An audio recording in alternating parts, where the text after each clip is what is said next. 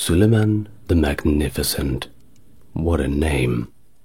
He ruled the Ottoman Empire from 1520 to 1566, and he's celebrated for significantly expanding its territory and instituting major reforms, earning him the moniker the Lawgiver. His reign, often regarded as the Golden Age of the Ottoman Empire, saw notable military conquests in the Middle East, North Africa, and Europe, including the Siege of Vienna.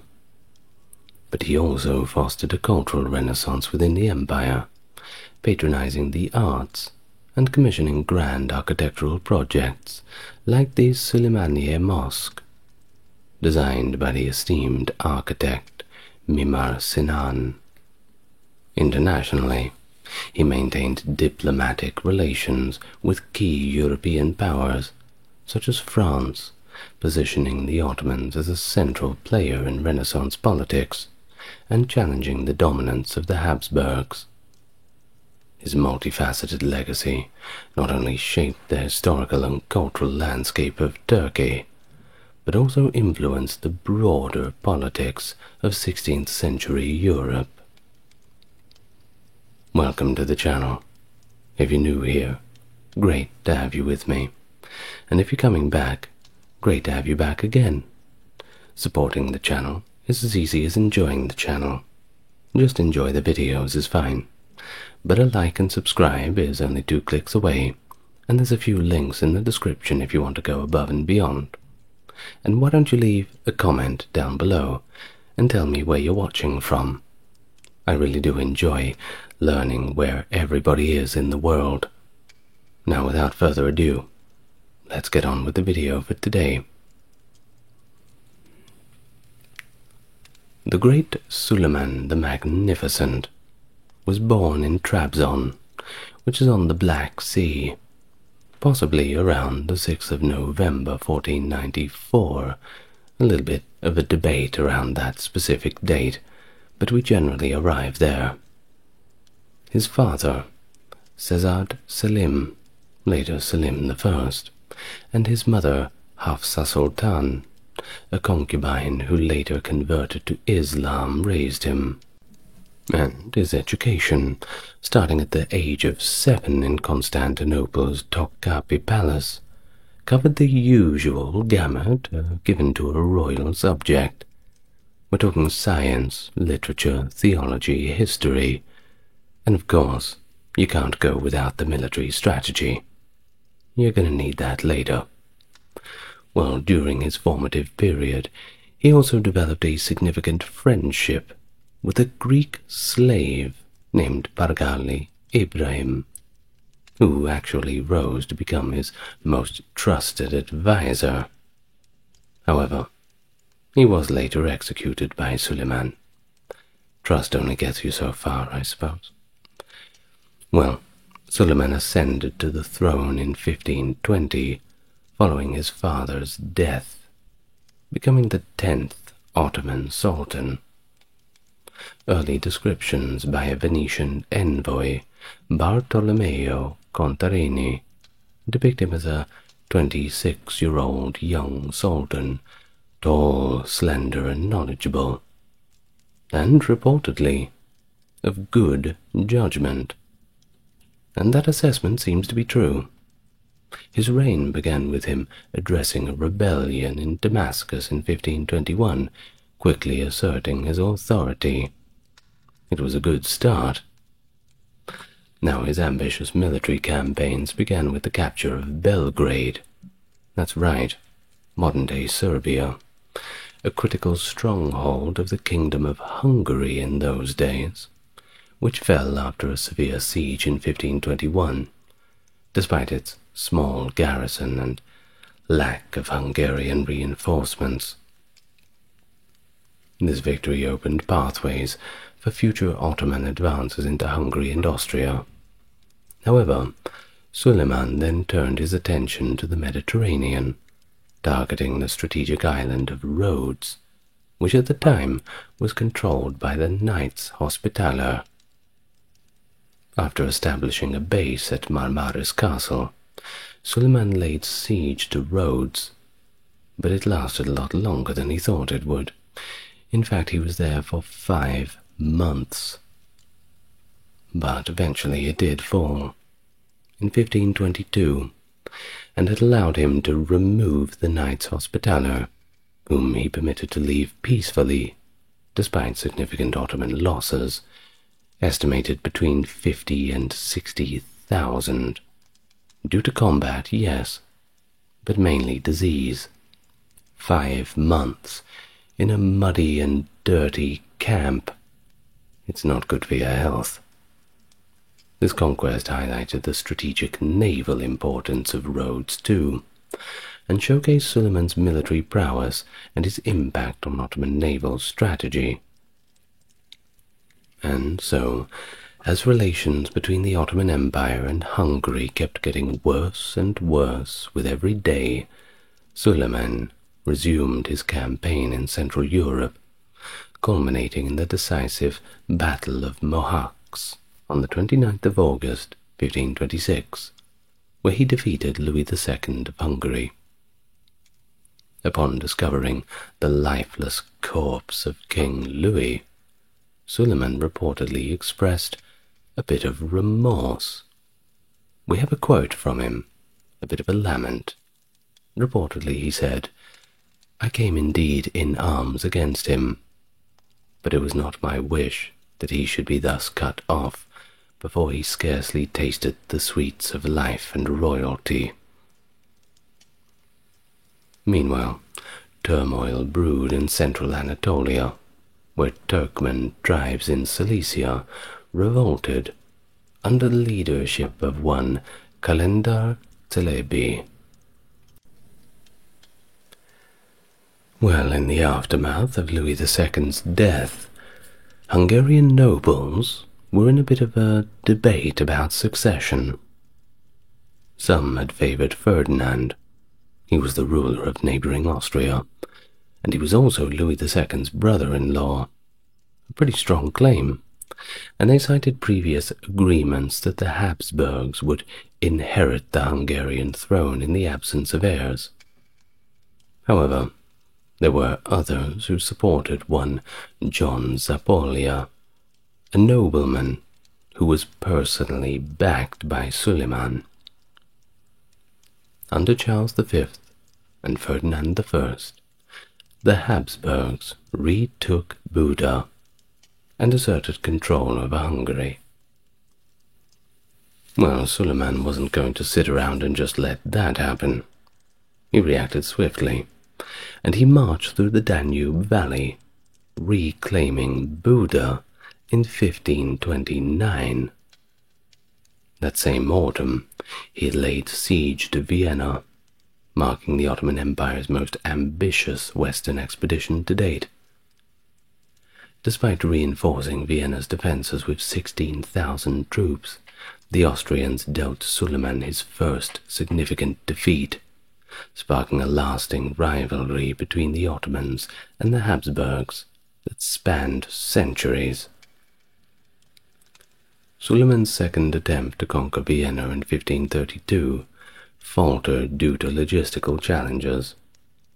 The Ottoman forces were delayed by the siege of Guns and ultimately failed to reach Vienna.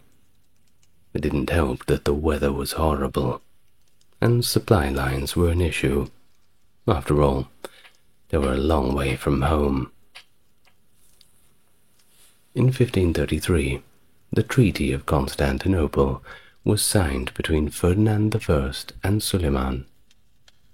Acknowledging Ottoman suzerainty, Ferdinand agreed to pay an annual tribute and recognized Suleiman as his, and I quote, father and suzerain. The treaty also elevated the Ottoman Grand Vizier to a position of equal rank to Ferdinand, solidifying a complex relationship marked by mutual recognition and strategic diplomacy. Well, we move on to the 1540s, where after 7 years of pretty easy sailing, I suppose we could say. Renewed conflict in Hungary provided Suleiman with an opportunity to seek vengeance for his earlier setback at Vienna. As they say, it's never too late to take revenge. Well, in 1541, the Habsburgs attempted to besiege Buda, but they were repelled. Subsequently, the Ottomans launched two successful campaigns, in 1541 and a few years later in 44, capturing several Habsburg fortresses in Hungary. These victories forced Ferdinand and Charles to negotiate a humbling 5-year treaty with Suleiman.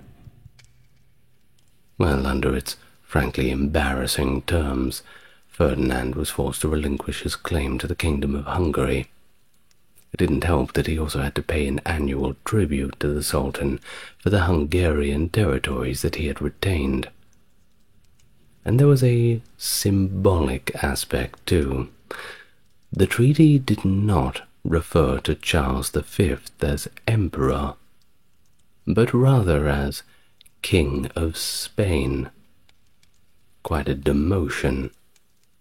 It prompted Suleiman to assert his own claim as the rightful Caesar of the lands, sticking to tradition, I suppose.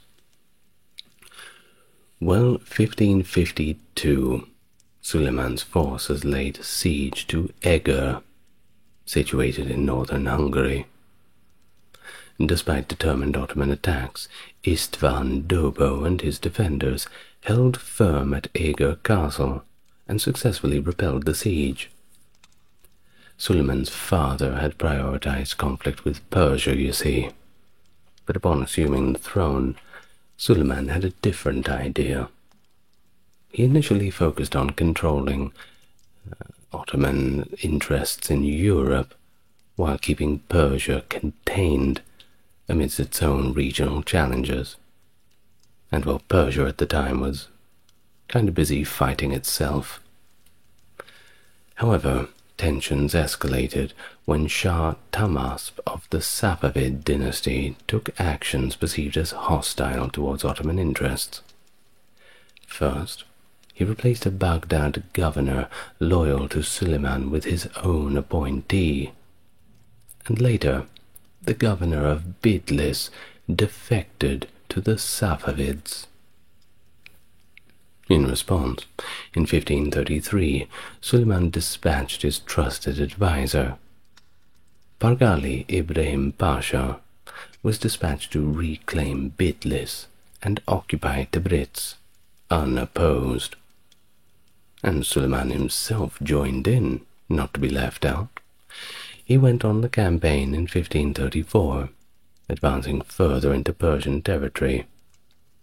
However, Shah Tahmasp avoided direct confrontation, opting instead for guerrilla tactics that harassed the advancing Ottoman forces through harsh terrain, reigniting memories of those baggage train troubles they had with those supply lines of earlier campaigns in Europe.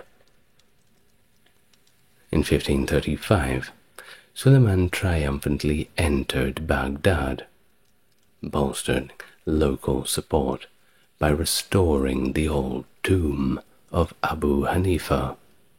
He was the founder of the Hanafi school of Islamic law, which the Ottomans followed, and a lot of the locals wanted that tomb to come back. Bit of an institution.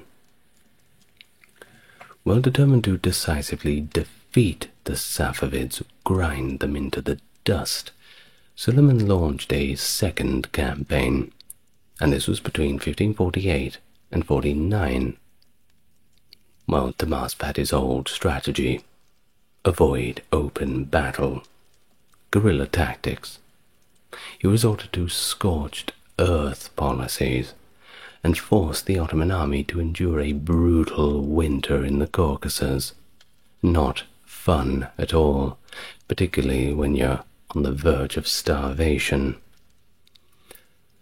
But Suleiman's campaign did yield temporary gains in Tabriz, the Urmia region, and also western Azerbaijan, along with establishing Ottoman control in Van province and securing forts in modern-day Georgia. In 1553, Suleiman launched his third and final campaign against Shah Tahmasp. Well, at the start, the Ottomans had lost a few territories in Erzurum to the Shah's forces.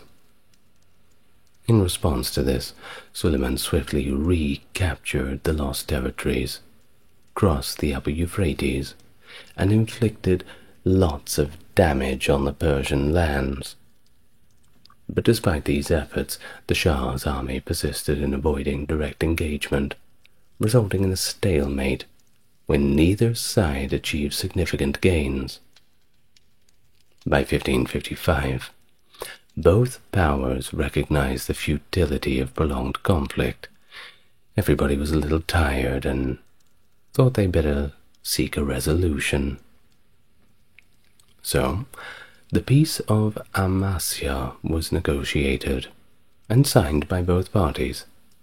It established clear boundaries between the Ottoman Empire and the Safavid dynasty.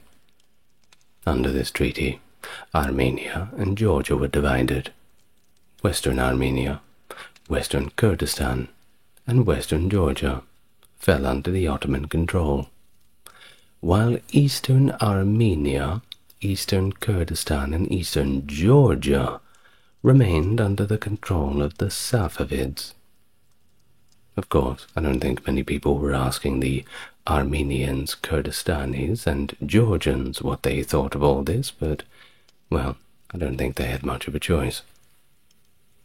Now, in terms of strategy, the Ottoman Empire gained substantial territories, including most of Iraq, including Baghdad, thereby securing access to the Persian Gulf, so it was a pretty good deal. The Safavids retained Tabriz as their capital, and they also maintained their northwestern territories in the Caucasus, including Dagestan and Azerbaijan, and they stood prior to the conflicts. Now, since 1518, Ottoman naval vessels had been actively navigating the Indian Ocean under the leadership of admirals like Seti Ali Reis and Hadim Suleiman Pasha. These voyages extended to key Mughal ports, such as Tata, Surat, and Janjira, where exchanges between the Ottoman Empire and the Mughal Emperor Akbar the Great were documented through several official documents. In efforts to challenge Portuguese dominance and restore trade with the Mughal Empire, Suleiman personally led several naval campaigns. In 1538, Ottoman forces captured Aden in Yemen, strategically positioning themselves to launch raids against Portuguese holdings along the western coast of the Mughal Empire. Despite an initial setback at the siege of Diu later that year, the Ottomans regrouped at Aden, fortifying the city with a formidable array of 100 artillery pieces. Under Suleiman Pasha's command, they expanded their control, and they eventually seized Sana'a and consolidated their authority over the region of Yemen. Now, through effective control of the Red Sea, Suleiman contested Portuguese dominance over the trade routes and maintained a robust commercial tie with the Mughal Empire throughout most of the 16th century. Between 1526 and 43, he strategically deployed over 900 Turkish soldiers to support the Somali Adal Sultanate under the rule of Ahmad ibn Ibrahim al-Ghazi during their campaign to conquer the region known as Abyssinia. This alliance marked a significant Ottoman involvement in the Horn of Africa, bolstering their influence in a region far, far away. Proper international politics. Well, following the First Ajuran-Portuguese War, the Ottoman Empire absorbed the weakened Adal Sultanate into its domain in 1559. This expansion not only extended the Ottoman rule in Somalia, but it also enhanced their position in the Indian Ocean. It challenged Portuguese dominance alongside their ally, the Ajuran Empire, which, well, you probably haven't heard of it for a reason. It didn't last very long. The epithet of empire is, well, that's a debatable one. Well, in 1564, Suleiman received an embassy from Aceh, a powerful sultanate located on Sumatra. That's the main island in modern Indonesia, though correct me if I'm wrong if Java is larger. Now, the Achenese sought Ottoman support against the Portuguese, prompting Suleiman to launch an expedition to Aceh. Now, this military intervention proved crucial, as Ottoman forces provided substantial aid to the Indonesians against their resistance to the Portuguese encroachment. They didn't want to end up like Goa did. Watch my video on the Goa Inquisition if you want to know about that horrible turn of events.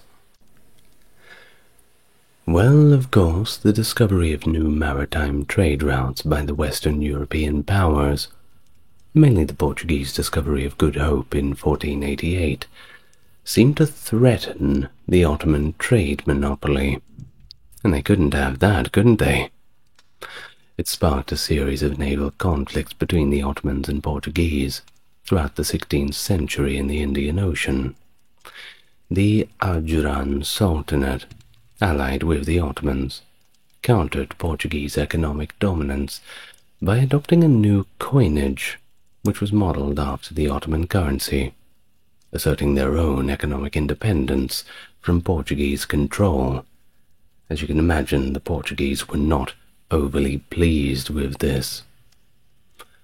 Well, having solidified his territorial gains on land, Suleiman faced troubling news of the loss of the fortress of Koroni in Morea, that's the modern-day Peloponnese in Greece, to Charles V's admiral Andrea Doria. The presence of Spanish forces in the eastern Mediterranean also raised concerns for Suleiman, signaling Charles V's ambition to challenge the Ottoman dominance in the region, and this town was not big enough for the both of them. To counter this threat and restore Ottoman naval supremacy in the Mediterranean, Suleiman appointed the renowned naval commander Khayr ad-Din, who was known to the Europeans as Barbarossa. So they made him the new admiral-in-chief. He was tasked with rebuilding and strengthening the Ottoman fleet to confront the growing Spanish influence.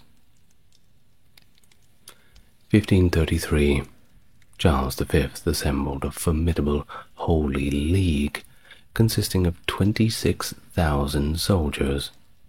This was comprised of Spaniards, Germans, Italians, and quite a few members of the Knights of St. John, and had achieved a decisive victory against the Ottomans at Tunis, that's in Tunisia, northern Africa. This defeat, coupled with ongoing conflicts, including a war against Venice the following year, prompted Suleiman to entertain alliances proposed by Francis I of France against Charles V. These diplomatic maneuvers were aimed at countering Charles's expanding influence and also consolidating the Ottoman defences. A win-win.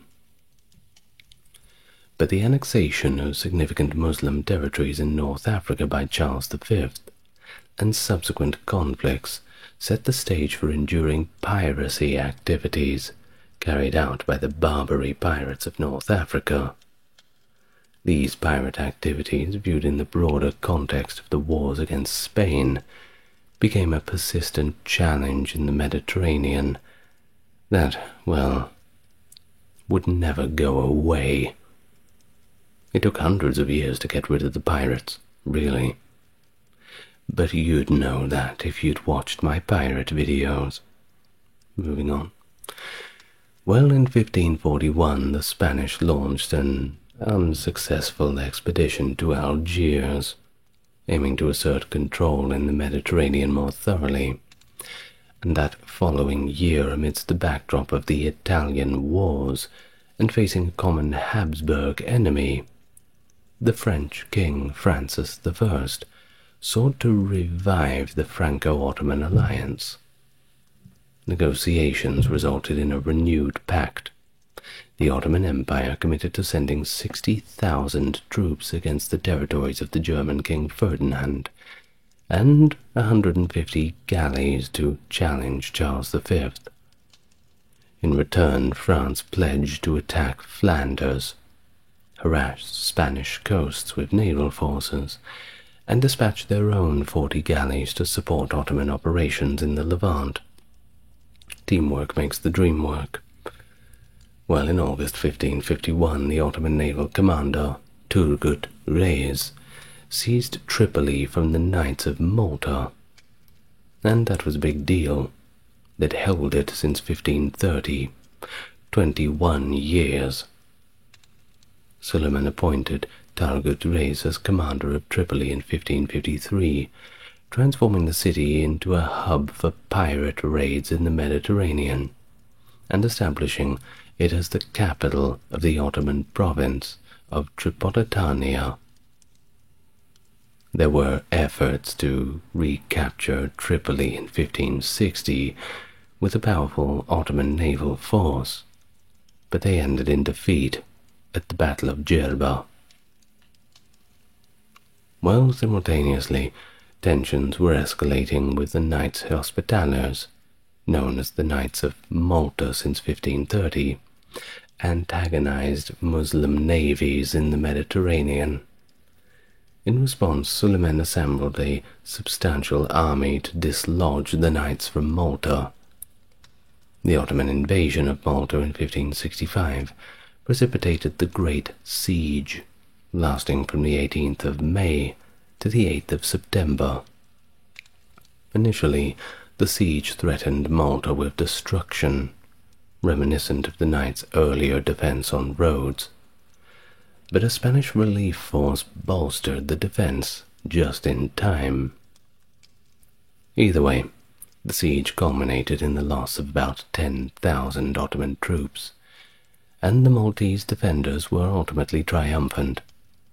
And that was a pivotal moment depicted vividly in the frescoes of Matteo Perez de Allico in the Hall of St. Michael and St. George. Now, Sultan Suleiman, who was now known as the Magnificent in the West, and Kanuni, or the lawgiver among his own subjects, governed strictly within the framework of Islamic law, the Sharia, which he could not alter, as it was considered divine. Can't change what God tells you to do. That's the rules. However, Suleiman wielded authority over the Qanuns, a distinct set of laws covering criminal justice, land ownership and taxation, which were entirely within his own personal jurisdiction. To streamline legal practices, he compiled and consolidated judgments from his 9 predecessors, creating a unified legal code known as the Kanun Osmani, or the Ottoman laws. This legal framework, crafted within the guidance of his Grand Mufti, Ebu Sud, endured for more than 3 centuries, adapting to the empire's evolving needs, while also respecting the goalposts of Islamic principles that they had to operate between. And his reign also marked significant protections for Jewish subjects. A bit surprising, isn't it? Well, in response to the advice of his trusted advisor, the Spanish Jew Moses Hamon, Suleiman issued a firman condemning blood libel against Jews, safeguarding them from false accusations. Furthermore, Suleiman reformed criminal and police laws, reducing severe penalties and introducing fines for specific offenses. Economically, he implemented diverse taxes on goods, imports and exports, and trade profits to sustain the empire's finances. All very successful reforms. Dare I say, magnificent? Perhaps so.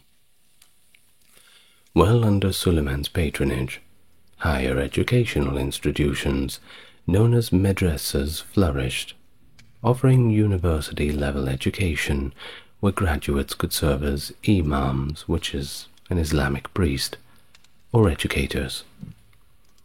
These centers of learning were very important parts of the mosque complexes, alongside libraries, baths, soup kitchens, residences, and hospitals too. All, of course, contributing to the overall public welfare and educational situation throughout the Ottoman Empire. Now, at this time, the empire also experienced a flourishing of cultural and artistic achievements, marking a golden age. At the heart of this cultural renaissance was the El-i-Khiref, or Community of Craftsmen, an extensive network of artistic societies, headquartered at the Topkapi Palace in Constantinople. This institution oversaw the work of hundreds of artists and craftsmen, who, after completing their apprenticeships, could advance in rank and even receive salaries paid in quarterly installments. Quarterly is a bit too much, though, isn't it? It's too long between drinks, I think. Well, I suppose none of them were drinking, but you know what I mean. Monthly is okay. You go with monthly. Well, payroll records from early as 1526 revealed the scale of Suleiman's patronage. It listed 40 societies with 600 members. Well, the community of the craftsmen, of course, attracted the most skilled from across the empire and beyond, including the Islamic world and recently annexed European territories. And it was a diversity that led to a rich fusion of Turkish, Arabic, and European artistic traditions. They had a wide range of artisans, bookbinders, furriers, painters, jewelers, and goldsmiths, really a sight to be seen. And while earlier rulers had drawn heavily from Persian cultural influences, evidenced by Suleiman's father, Selim I, who composed poetry in Persian, Suleiman's patronage was quite a distinct shift. His support helped the Ottoman Empire forge its own unique artistic identity. They didn't have to piggyback on other people's identities from previous times. No, they were their own people. They had their own culture. It was different to the Persians. It was different to the other kingdoms around them. It was something special, by them and for everyone. And Suleiman himself wasn't just watching from the sidelines. No, he was an accomplished poet, writing in both Persian and Turkish, under the name Muhibi, which also means lover. How romantic. Some of his verses actually became Turkish proverbs, such as the well-known saying, translated to English, "Everybody aims at the same meaning," but there are many versions of the story. There's something to that. Well, upon the death of his young son Mehmed in 1543, Suleiman composed a poignant chronogram to mark the year. Peerless among princes, my Sultan Mehmed. This chronogram uses Arabic Abjad numerals totaling 955, which corresponds to the Islamic calendar year 1543. The literary work under Solomon's rule was enriched by notable figures such as Fuzuli and Baqi. The literary historian Elias John Wilkinson Gibb remarked that at no time, even in Turkey, was greater encouragement given to poetry than at the time during the reign of Suleiman. Now, there is the most celebrated verse of Suleiman, which reflects his perspective on wealth and power, and he wrote this from the pen of Suleiman himself.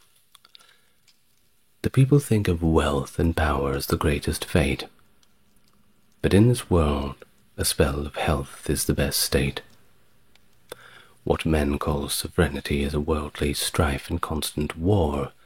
Worship of God is the highest throne, the happiest of all estates.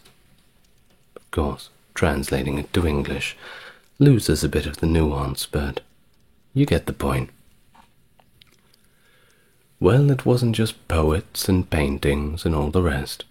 He was also renowned for his extensive patronage of monumental architecture, and not just in Constantinople, all over the empire. His ambition was to transform Constantinople into a prominent center of Islamic civilization.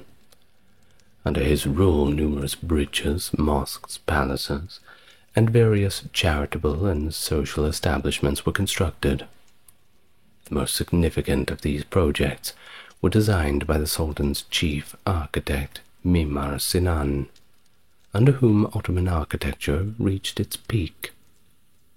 Sinan was responsible for over 300 monuments throughout the empire, including his two most celebrated works, the Süleymaniye Mosque in Istanbul and the Selimiye Mosque in Edirne, the latter built during the reign of Suleiman's son, Selim II. In addition to his architectural legacy, Suleiman had a passion for gardens and horticulture. His sheikh cultivated a white tulip in one of the gardens, which caught the interest of court nobles, and this led to a wider cultivation of tulips, with images of the flower appearing in rugs and ceramics. Suleiman is credited with prompting large-scale cultivations of the plant, and it is believed that tulips spread throughout Europe partly due to the gifts exchanged by diplomats visiting his court. Suleiman fell deeply in love with Hurrem Sultan, a harem girl from Ruthenia, then part of Poland. Western diplomats, noting the palace gossip about her, referred to her as Roxelana, alluding to her Ruthenian origins.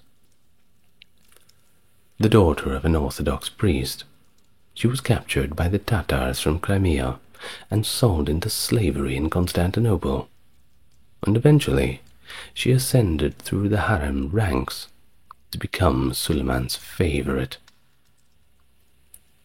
Hurrem, who was also once a concubine, became Suleiman's legal wife, which shocked both palace observers and the city's residents. Obvious reasons. He also broke tradition by allowing Hurrem to stay with him at the court for the rest of her life, contrary to the norm where imperial heirs and their concubines were sent to govern distant provinces and rarely returned unless their progeny succeeded to the throne. Well, we have something quite sweet now. He composed a poem for this Hurrem, and it goes like this. Throne of my lovely niche, my wealth, my love, my moonlight, my most sincere friend, my confidant, my very existence, my Sultan, my one and only love, the most beautiful among the beautiful. My springtime, my merry-faced love, my daytime, my sweetheart, laughing leaf, my plants, my sweet, my rose, the only one who does not distress me in this room, my Istanbul, my Karaman, the earth of my Anatolia, my Badakhshan, my Baghdad and Khorasan, my woman of the beautiful hair, my love of the slanted brow, my love of the eyes full of misery, I'll sing your praises always. I, lover of the tormented heart, Muhibi of the eyes full of tears, I am happy. That was from Sultan Suleiman, under his pen name Muhibi, for his darling Hurrem. Now, for a moment, let's talk about Pargali Ibrahim Pasha. Before his downfall, he was inseparable friends, and, well, rumor has it, the relationship between him and Suleiman may have been saucier than first anticipated. But that's just speculation. Well, he is referred to by his chroniclers as both the favorite and also the executed. And, well, historians suggest that Suleiman is remembered for his passion for two of his slaves, for his beloved Ibrahim, when the Sultan was a hot-blooded youth, for his beloved Hurrem, when he was mature. Well, originally Ibrahim was a Christian from Parga, that's a place in Epirus, but he was captured during the Ottoman-Venetian War of 1499 to 1503, and subsequently he was gifted to Suleiman as a slave, possibly in 1514. Well, he was converted to Islam, and Suleiman appointed him as the royal falconer, promoted later on to the first officer of the royal bedchamber. There are reports, in fact 87 of them, that report that the two actually slept together in the same bed, which is of course more than a little haram. Suleiman also constructed a lavish palace for Ibrahim on the ancient Hippodrome. That was Istanbul's main forum outside of the Hagia Sophia and the main palace, Topkapi Palace, that is. Well, despite his brand new residence, Ibrahim sometimes paid little late-night visits with Suleiman I at the palace, and the Sultan occasionally went over to his place, reportedly not returning until the morning. Well, during his 13 years as Grand Vizier, Ibrahim's rapid rise and incredible wealth made him more than a few enemies at court. You don't earn that money for nothing. But from those reports that we just mentioned, perhaps he was working pretty hard for it. Well, Suleiman's suspicion of Ibrahim began to grow after a quarrel between him and the finance secretary. Well, of course, the conflict ended when Ibrahim convinced Suleiman to effectively lead the poor fellow to the gallows. And Ibrahim also supported Mustafa as the successor, which was clashing with the Hurrem Sultan, who wanted her sons to inherit the throne. Now that ought to get you a few enemies. And ultimately he fell from grace with both Hurrem and Suleiman. Suleiman consulted his Qadi, who recommended that, well, it was just easier to execute Ibrahim. He then ordered assassins to wait until Ibrahim was asleep and go in and strangle him to death. Not a good way to go. Technically going in your sleep, but I'm sure you would have woken up during that horrible ordeal. Well, Sultan Suleiman's two known consorts, Mahidevran and Hurrem, bore him 6 sons, and 4 of them survived past 1550s, that being Cihangir, Bayezid, Mustafa, and Selim. Among these, the oldest one, Mustafa, who was Mahidevran's son, not Hurrem's. Although Hurrem is often implicated in the intrigues surrounding the nomination of a successor, there isn't any concrete evidence that link her directly to the plots. And despite being Suleiman's wife, Hurrem held no official role publicly. But she did exercise significant political influence. That's got to count for something. Either way, the Ottoman Empire did not have a formal mechanism for designating a successor until the reign of Ahmed I, and therefore successions typically would involve the deaths of rival princes to prevent civil unrest and rebellions.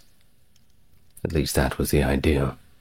There was plenty of civil unrest and rebellions to just pepper that lovely Ottoman history. Well, by 1552, as the campaigns against Persia began, Rustem was appointed as commander-in-chief, and the intrigue against Mustafa began to intensify. Rustem was concerned, you see, with Mustafa's potential claim to the throne, and he sent one of Suleiman's most trusted men to report to the soldiers, since the Sultan was not there to lead them, believed it was time for a younger prince to take control. He also spread rumors that Mustafa was amenable to such a claim. Upon returning from his Persian campaign the following summer, Suleiman called Mustafa to his tent. When Mustafa entered, Suleiman's eunuchs immediately attacked him, and after a prolonged struggle, the poor old Mustafa was strangled with a bowstring. Cihangir is said to have died of grief a few months later, after hearing about the horrible fate of Mustafa. Following Mustafa's death, Selim and Bayezid, the only 2 remaining brothers, were assigned to commands in different parts of the Ottoman Empire. But civil war erupted between the 2 as each sought their own dominance. Selim, with the support of his father's army, and quite a formidable one at that, defeated Bayezid at the Battle of Konya in 1559. Bayezid and his 4 sons ran away to the Safavid Shah for refuge, and after diplomatic negotiations, Suleiman demanded that Bayezid either be extradited or killed. In exchange for a substantial sum of treasure, the Shah permitted a Turkish executioner to strangle Bayezid and his sons in 1561, and this cleared the way for Selim's succession to the throne 5 years later. Geez, he really likes strangling people, doesn't he? They should have called him Suleiman the Strangler. Well, maybe the Magnificent sounds a little bit better. Well, on the 6th of September, 1566, Suleiman, who had embarked on a military campaign to Hungary, passed away before the conclusion of the siege at Szigetvar. He passed away at the age of 71. His Grand Vizier chose to keep the Sultan's death a bit of a secret during the retreat, to ensure a smooth succession of Selim II to the throne. And you don't want to cause any panic while you're out there on campaign, surely. Following his death, his body was transported back to Istanbul for burial. His body, heart, liver, and several other organs were interred in Turbek, a site near Szigetvar. This burial site eventually became a rather revered location, and they made a grand mausoleum, which gained a reputation as a holy and significant pilgrimage site. Got to stop there on the way to Mecca for sure. Within a decade of its establishment, a mosque and a Sufi hospice were erected in the vicinity, and the site was maintained by a garrison of several dozen men, protecting and preserving its sanctity forever. Over 30 years after his death, Sultan Suleiman was depicted as a military prodigy by the English playwright William Shakespeare in The Merchant of Venice. In Act 2, Scene 1, the Prince of Morocco boasts of his military prowess by claiming that he defeated Suleiman in 3 battles. And to finish up, we have an inscription from 1537 on the citadel of Bender, Moldova. I am God's slave and sultan of this world. By the grace of God, I am head of Muhammad's community. God's might and Muhammad's miracles are my companions. I am Suleiman, in whose name the hutbah is read in Mecca and Medina. In Baghdad I am the Shah, in Byzantine realms the Caesar, and in Egypt the Sultan, who sends his fleets to the seas of Europe, the Maghreb and India. I am the Sultan who took the crown and throne of Hungary, and granted them to a humble slave. The voivode Petru raised his head in revolt, but my horse's hoofs ground him into dust, and I conquered the land of Moldavia. Quite a stunning self-assessment, don't you think? Well, he's not really lying. The Wars of the Roses, a series of dynastic conflicts in England between the houses of Lancaster and York, both branches of the royal Plantagenet family. A war that unfolded between the years of 1455 and 1487. The name, the War of the Roses, comes from the emblems associated with the 2 rival houses, being the red rose for Lancaster and the white rose for York. The struggle was ignited by both political and economic issues, leadership disputes, and the quest for control over the throne of England, peaking with battles like Towton, which was among the bloodiest fought on English soil.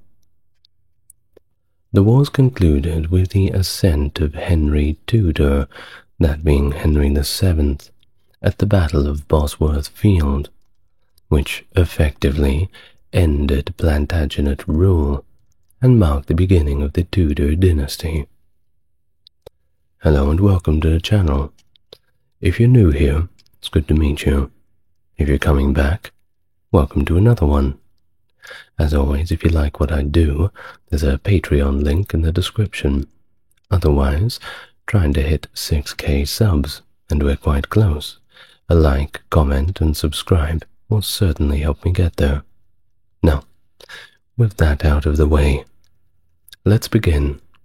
First, a deep breath. Make yourself comfortable. Let's start from the very beginning. The House of Plantagenet, originating from Anjou in France, ruled England from 1154 until 1485, concluding with the War of the Roses and the ascent of the Tudor dynasty under Henry VII. This period marked a significant transformation in England's governance and national identity, propelled by conflicts with the French, Scots, Welsh, and Irish, and of course the formalization of English as the primary language. The Plantagenet reign saw the establishment of legal and feudal reforms, most notably the Magna Carta, I'm sure you're familiar with, which balanced the power of the monarchy with defined obligations to the realm. These reforms contributed to the emergence of a rather complex justice system and a budding sense of English nationhood. Now, during the 15th century, the Plantagenets endured defeats in the 100 Years' War, and of course faced mounting internal strife, marked by the widespread revolts and the rise of powerful noble factions. The internal discord culminated in our very topic for today, this War of the Roses, which pitted the two houses, Lancaster and York, against one another. Well, the subsequent Tudor period after this brought about a more centralized royal authority, sidestepping many of the challenges that had plagued the late Plantagenet rulers. So, speaking of these issues, we arrive to an issue itself, being Edward III. One of the notable Plantagenet kings. He had several sons who played significant roles in the nobility and the historical narrative of England. His creation of dukedoms for his sons introduced a new class of nobility that held substantial political and military power that was independent of the crown. This move laid the groundwork for what would become known as bastard feudalism, where nobles maintained private armies and could exert significant influence or opposition to the monarch. The term bastard feudalism, coined in the late 19th century, describes the evolution from traditional feudal levies to a system where nobles maintained loyalty through personal retainers rather than through feudal obligations. It was this shift that allowed nobles like John of Gaunt and later figures such as Richard of York and Warwick the Kingmaker to amass significant military and political power, challenging the authority of monarchs like Richard II and Henry VI. The House of Lancaster's claim to the throne was primarily through the aforementioned John of Gaunt, deriving legitimacy from a preference for the male line of succession. In contrast, the House of York's claim was rooted in descent from both the male and female lines, tying back to Lionel, Duke of Clarence. This divergence in claims fueled the rivalries and conflicts that characterized the Wars of the Roses, illustrating the complexity of lineage, feudal loyalty, and power in late medieval England. So, effectively to sum up, the creation of these dukedoms, while giving a little bit of people a bit of how can we put it, putting their mind at ease, giving them a little bit of power and sending them on their way to a different part of the country, it came back to bite them, as they all thought that they were the ones to take the throne. And, well, disputes in these sorts of matters begin a lot more wars than religions do, in my opinion. Just like when a relative dies and there's an argument over the will. It's pretty much the same thing on a larger scale. Now, the question of succession following the death of Edward III in 1377 significantly contributed to the conflicts. Edward III was preceded by his eldest sons, that being Edward the Black Prince and Lionel of Antwerp, creating uncertainty over who was truly the rightful heir. Edward's grandson, Richard II ascended to the throne as a child amidst this uncertainty, leading to a reign marked by regency and unrest.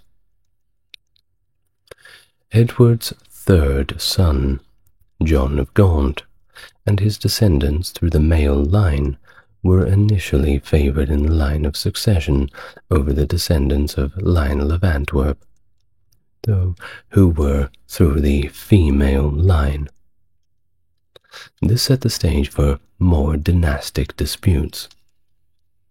Now Richard II, his rule began under the influence of regencies dominated by his uncles, particularly John of Gaunt.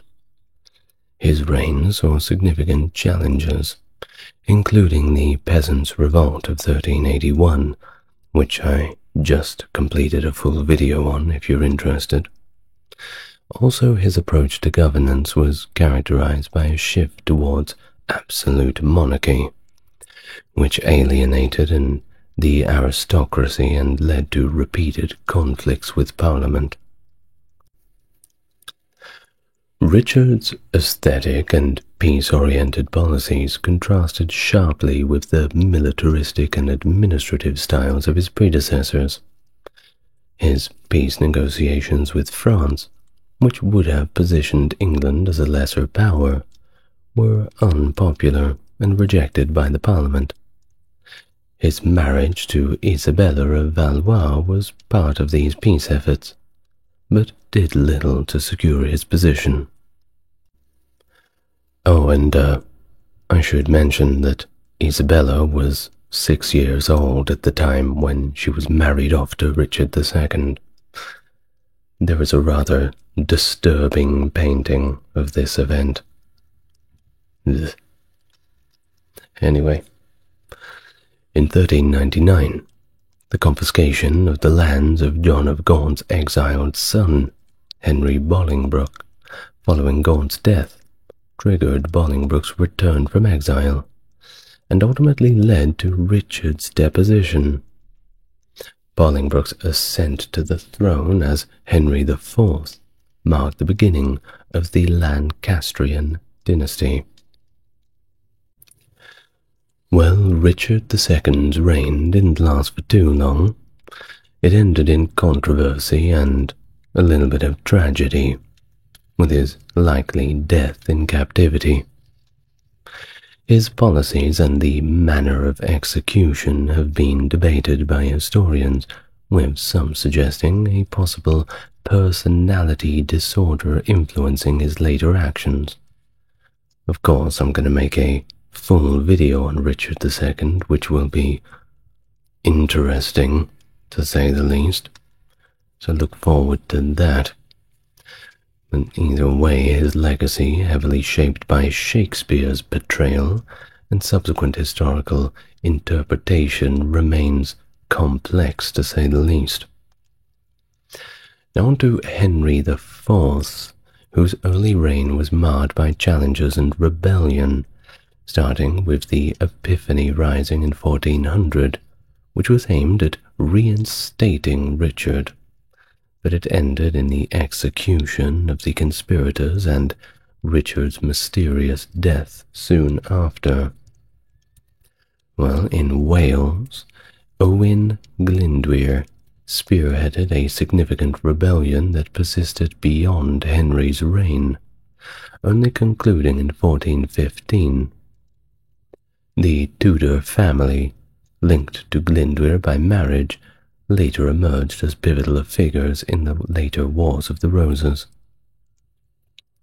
Now the House of Percy, dissatisfied with Henry's governance, staged multiple uprisings, notably at Shrewsbury in 1403 and Bramham Moor in 1408, both of which were quelled, resulting in the leaders' deaths. Henry IV's death in 1413 brought his son Henry V to the throne, who sought to stabilize his rule through military endeavors, notably in France. This Henry V leveraged French support for Glyndwr as a pretext for the 1415 invasion of France, culminating in the significant victory at Agincourt and the subsequent campaigns that solidified the Lancastrian claim to the French throne. The Treaty of Troyes in 1420 marked a high point, designating Henry as the heir to the French throne through his marriage to Catherine of Valois. Domestically, the failed Southampton plot in 1415 aimed to replace Henry V with Edmund Mortimer, but it was thwarted by Mortimer's loyalty.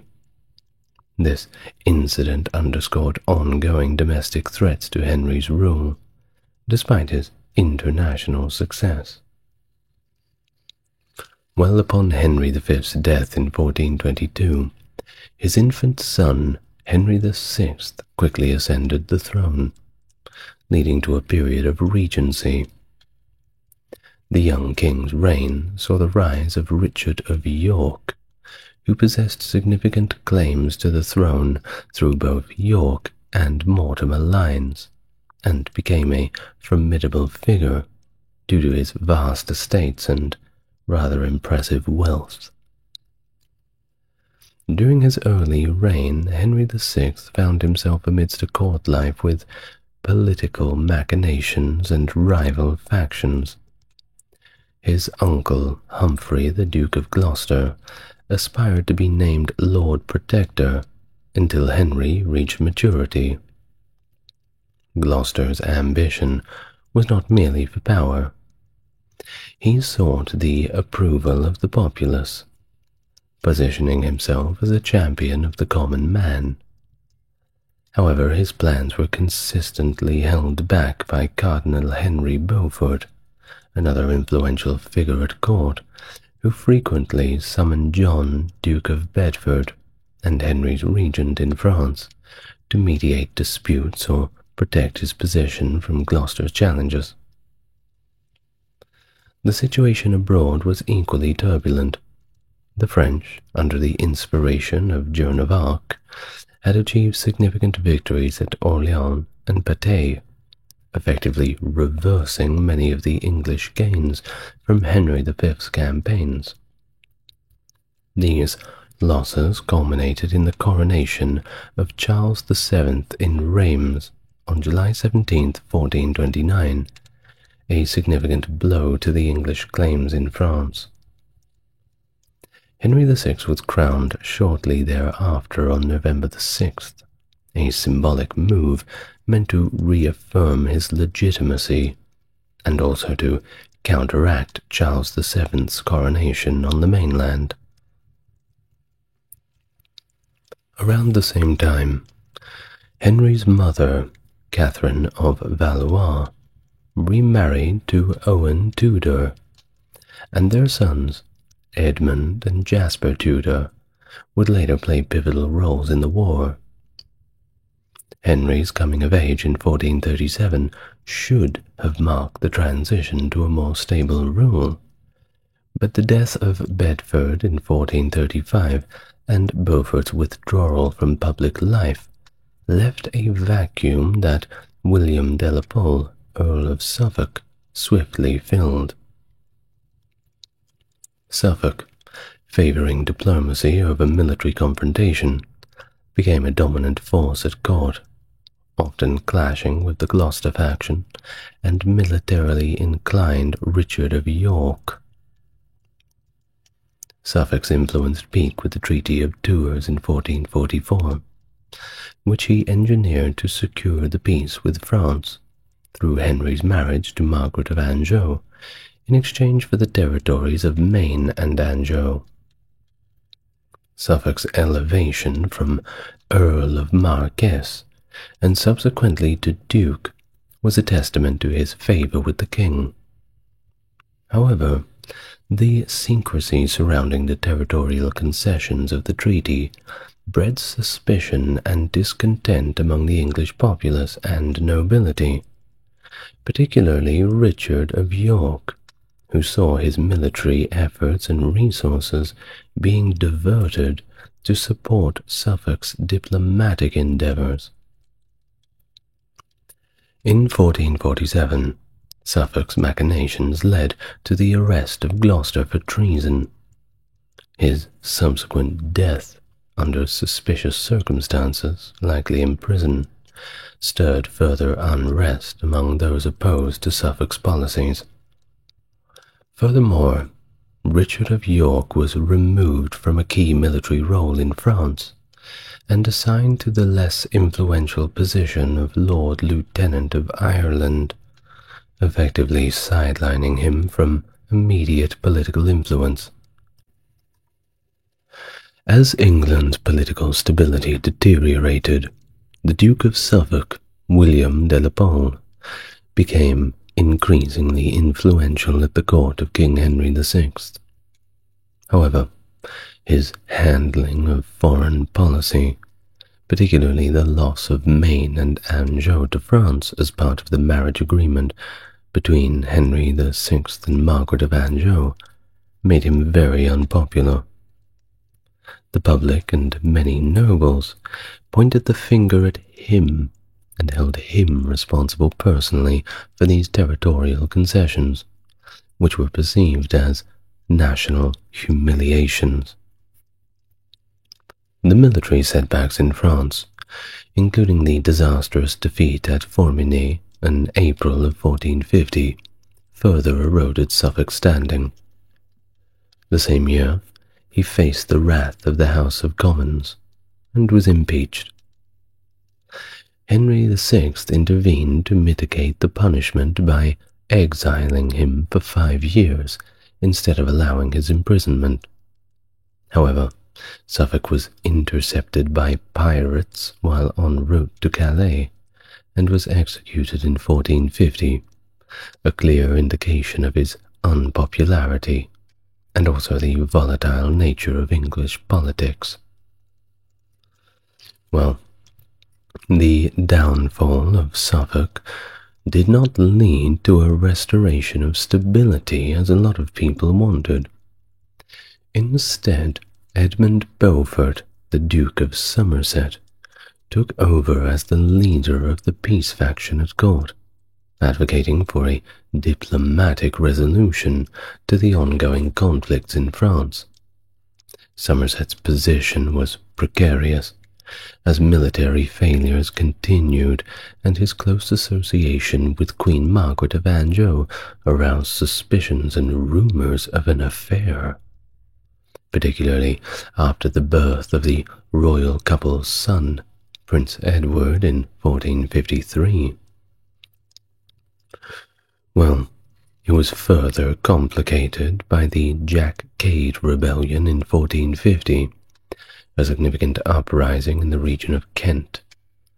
The rebels, led by the rebellion's namesake, Jack Cade, issued the Complaint of the Poor Commons of Kent, accusing the government of corruption and mismanagement.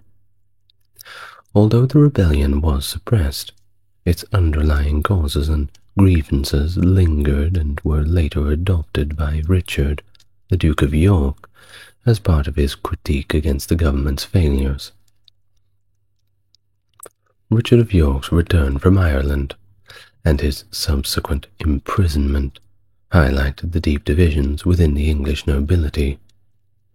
These tensions were exacerbated by Henry's apparent mental health issues, which led to periods of incapacity and ineffective leadership.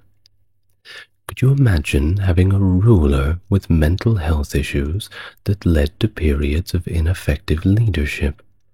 How could they let that happen? Well, this instability culminated in the First Battle of St. Albans in 1455, a direct confrontation between the Yorkists and the Royalist forces led by Somerset. And this, 23 minutes into the video indeed, marks the beginning of the Wars of the Roses. Yes, it was quite a wind-up to that, I know, but it's important to set the background. Well, Henry VI's recovery from his mental breakdown in 1455 temporarily shifted the balance of power back to his loyalists, leading to the release and the restoration of Somerset and the exile of Richard of York. However, the political and military situation remained as volatile as before, with ongoing feuds, such as those between the Nevilles and the Percys, further complicating the governance of the country. In the intricate weave of the 15th century politics, the Yorkist leaders, Richard Neville, the Earl of Warwick, and Richard, the Duke of York, managed to capture Henry VI during this aforementioned Battle of St. Albans, setting a decisive course for a new war. This victory not only secured Henry VI as a pawn in their political maneuverings, but also led to significant casualties among their Lancastrian adversaries, including the influential Edmund Beaufort, 2nd Duke of Somerset, and Henry Percy, the 2nd Earl of Northumberland. The death of these key figures allowed York to be reinstated as the Lord Protector, signifying a temporary Yorkist ascendancy in English politics. Warwick's command over the strategically vital port of Calais further fortified the Yorkist position. This control provided him not only with a military stronghold, but also with the ability to conduct naval raids, which, while contentious, underscored his naval skill and only served to add to his reputation. Despite Queen Margaret of Anjou's attempts to curb his influence, Warwick's successful anti-piracy measures and his unauthorized naval attacks against Castilian and Hanseatic forces underscored his defiance of royal authority, which actually enhanced his stature greatly within Yorkist circles. However, there was a shift in 1456, when Henry VI resumed his personal rule, diminishing York and Warwick's influence. This period of relative stability was short-lived, as the ongoing feud between the Neville and Percy families flared up again. The situation was further complicated by Warwick's provocative actions in 1458, which included attacks on foreign fleets, leading to his and York's summons to London to answer for their actions. Fearing imprisonment, or perhaps worse, they consolidated their forces and prepared for a conflict. The tension culminated in the Battle of Blore Heath in 1459, where Yorkist forces, under the command of the Earl of Salisbury, secured a victory against a larger Lancastrian force. This victory was pivotal, reaffirming Yorkist military capabilities despite the growing Lancastrian opposition, which had been actively recruiting and arming under Queen Margaret's direction. The Yorkist leaders' decision to flee to Calais in the face of a reinvigorated Lancastrian campaign led by Queen Margaret marked a strategic retreat, but it also set the stage for a significant Yorkist counteroffensive. The control of Calais played a crucial role in maintaining Yorkist strategic options, enabling them to gather resources and plan their return to England with a more strengthened military force. Now, by late 1460, Warwick, Salisbury, and Edward of March, later King Edward IV, had returned to England, quickly gathering support and capturing Henry VI at the Battle of Northampton. The victory provided the Yorkists with another opportunity to assert control over the government. The subsequent political maneuvering saw York making a bold claim to the throne, which, while initially shocking to the assembly, led to the Act of Accord. This agreement stipulated that York and his descendants would succeed Henry VI, a compromise that reflected the Yorkist leaders' consolidation of power, but also sowed the seeds for further conflict, as it was unacceptable to staunch Lancastrian supporters, and that included Queen Margaret. The death of Richard of York marked a pivotal moment in the Wars of the Roses, dramatically altering the Yorkist leadership and also their strategy. Queen Margaret, alongside the Lancastrian supporters such as Henry Holland, the 3rd Duke of Exeter, and Jasper Tudor, rallied troops in Wales and the West Country, securing additional military support from Scotland and France in exchange for territorial concessions, a testament to the international dimension of the conflict. Richard of York's decision to leave the safety of Sandal Castle and engage the Lancastrians was the event that directly led to his death, and significant Yorkist losses at the Battle of Wakefield on 30th of September 1460. This defeat not only resulted in York's death, but also the capture and execution of his allies, including his son, the Earl of Rutland, and the influential Earl of Salisbury. The events necessitated a rapid reorganization of Yorkist leadership under Edward, the Earl of March, Richard of York's son, who inherited not only the dukedom of York, but also his father's claim to the English throne, and he felt just as strongly about the latter. Now, in early 1461, Edward decisively defeated the Lancastrian forces at Mortimer's Cross, leveraging celestial phenomena to boost troop morale and adopting the sun in splendor as his heraldic symbol.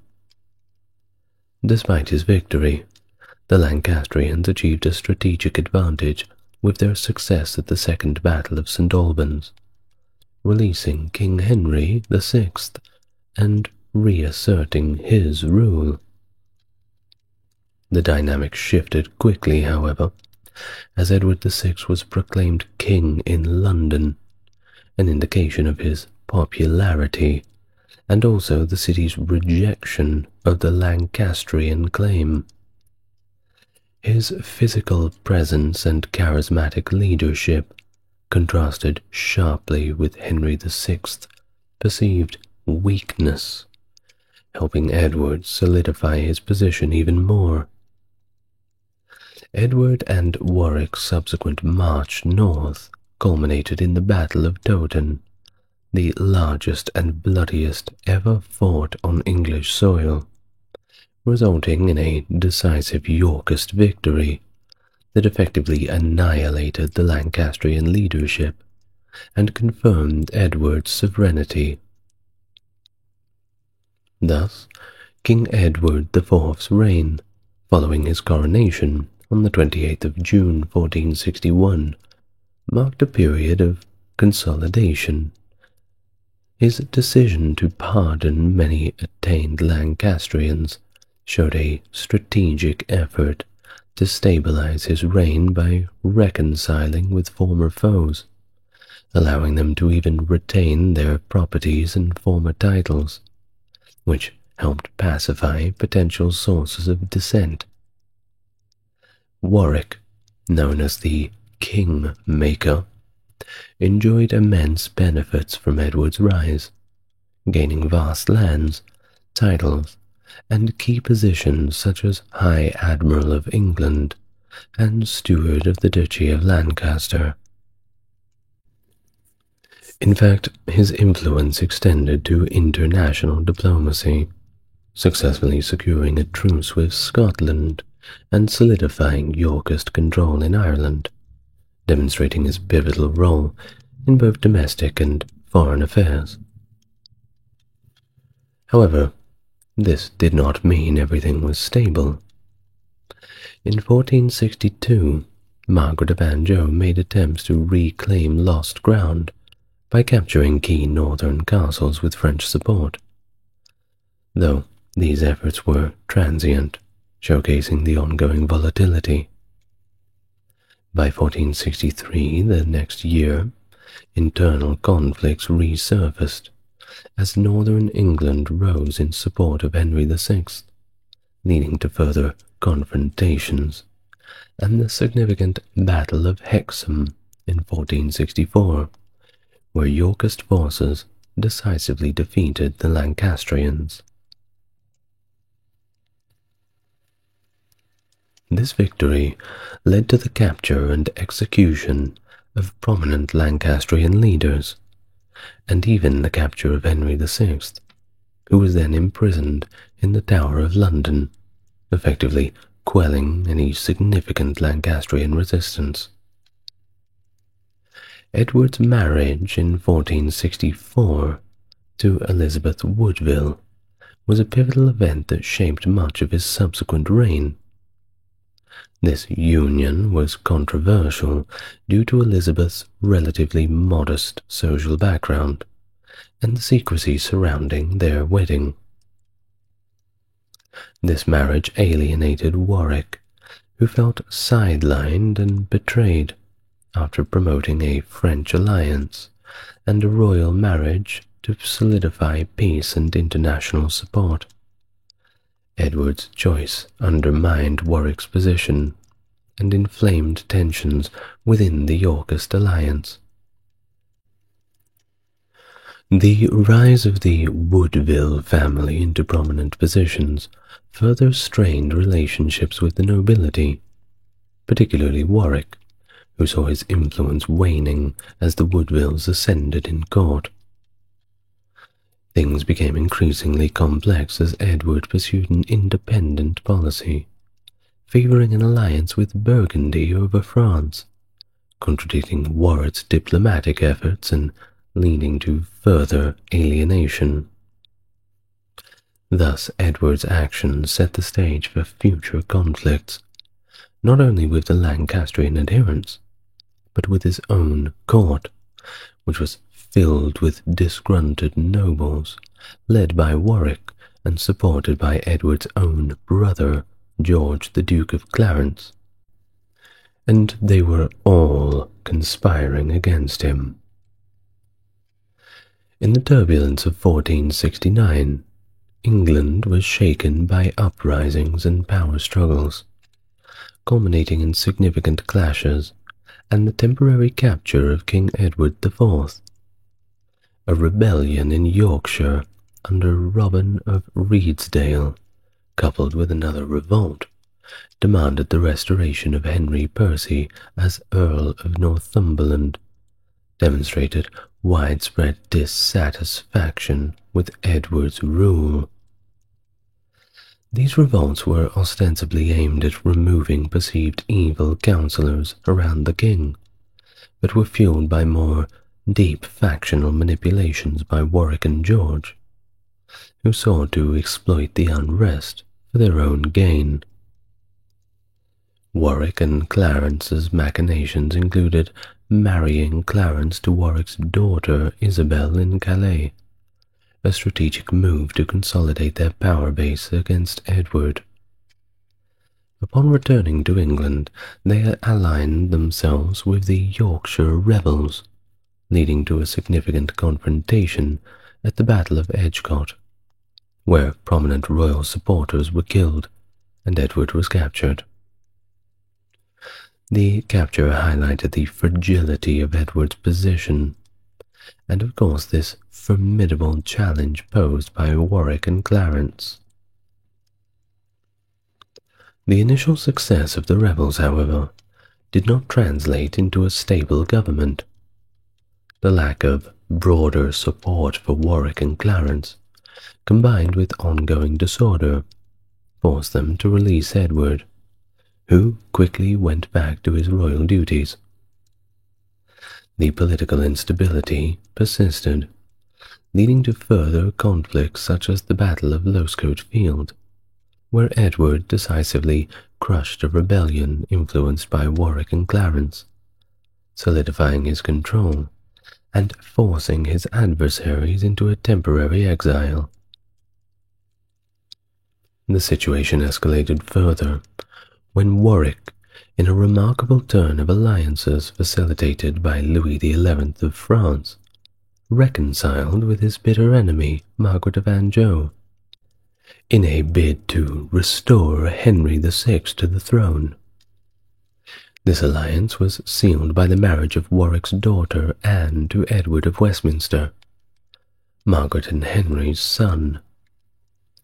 In September 1470, using a two-pronged invasion strategy and exploiting internal royal conflicts, Warwick successfully deposed Edward, leading to a brief reinstallation of Henry VI, a period that was known as the re-adeption of Henry. However, the restored Lancastrian regime was short-lived. Internal divisions, the lack of solid support, and external pressures quickly undermined Warwick's control. Edward, with substantial support from Burgundy, returned to England in 1471, gathering forces rapidly and gaining crucial allies, including the defection of Clarence back to his side. The climactic battle at Barnet in April 1471 saw the end of Warwick, and marked a decisive turn in the Wars of the Roses in the favour of Edward IV. The battle was characterized by tragic miscommunication among the Lancastrian forces, and a fierce assault by Edward's troops capitalizing upon it, leading to Warwick's death and a crippling blow to the Lancastrian cause. Edward's return to power was solidified by his decisive victories and strategic political maneuvers, which included plenty of reconciliations and also retributions against his enemies. However, he did not last too long. The death of Edward IV in April 1483 marked the end of his influential reign, initiating a period of profound uncertainty and instability in England. Edward's decision to appoint his brother Richard, the Duke of Gloucester, as Lord Protector for his young son Edward V set the stage for significant power struggles.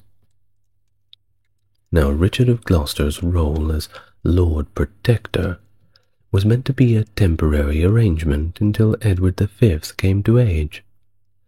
However, things shifted as Richard took steps to consolidate power around himself. Who could have seen that coming? Within a short period, Richard moved to isolate his young nephews and arrest their loyal supporters.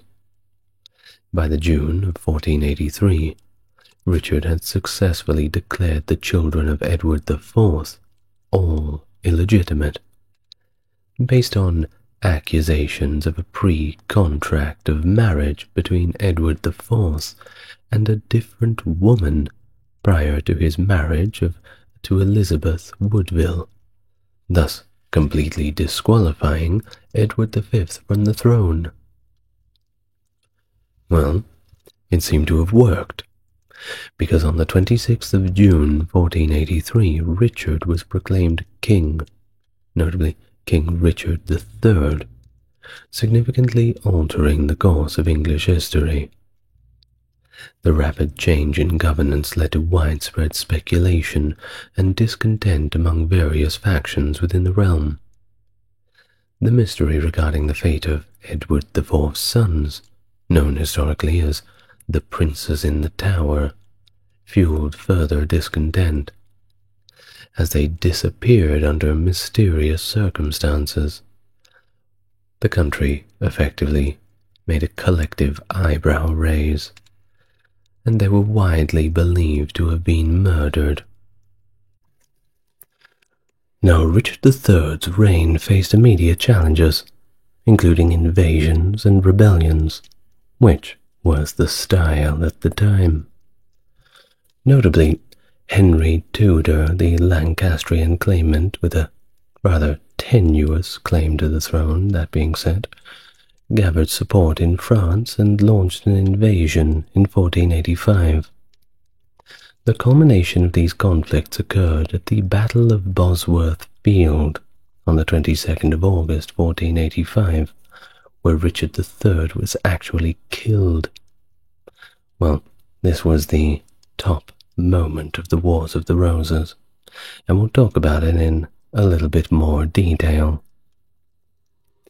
Now, Henry VII worked to consolidate his power and heal the divisions caused by decades of civil war.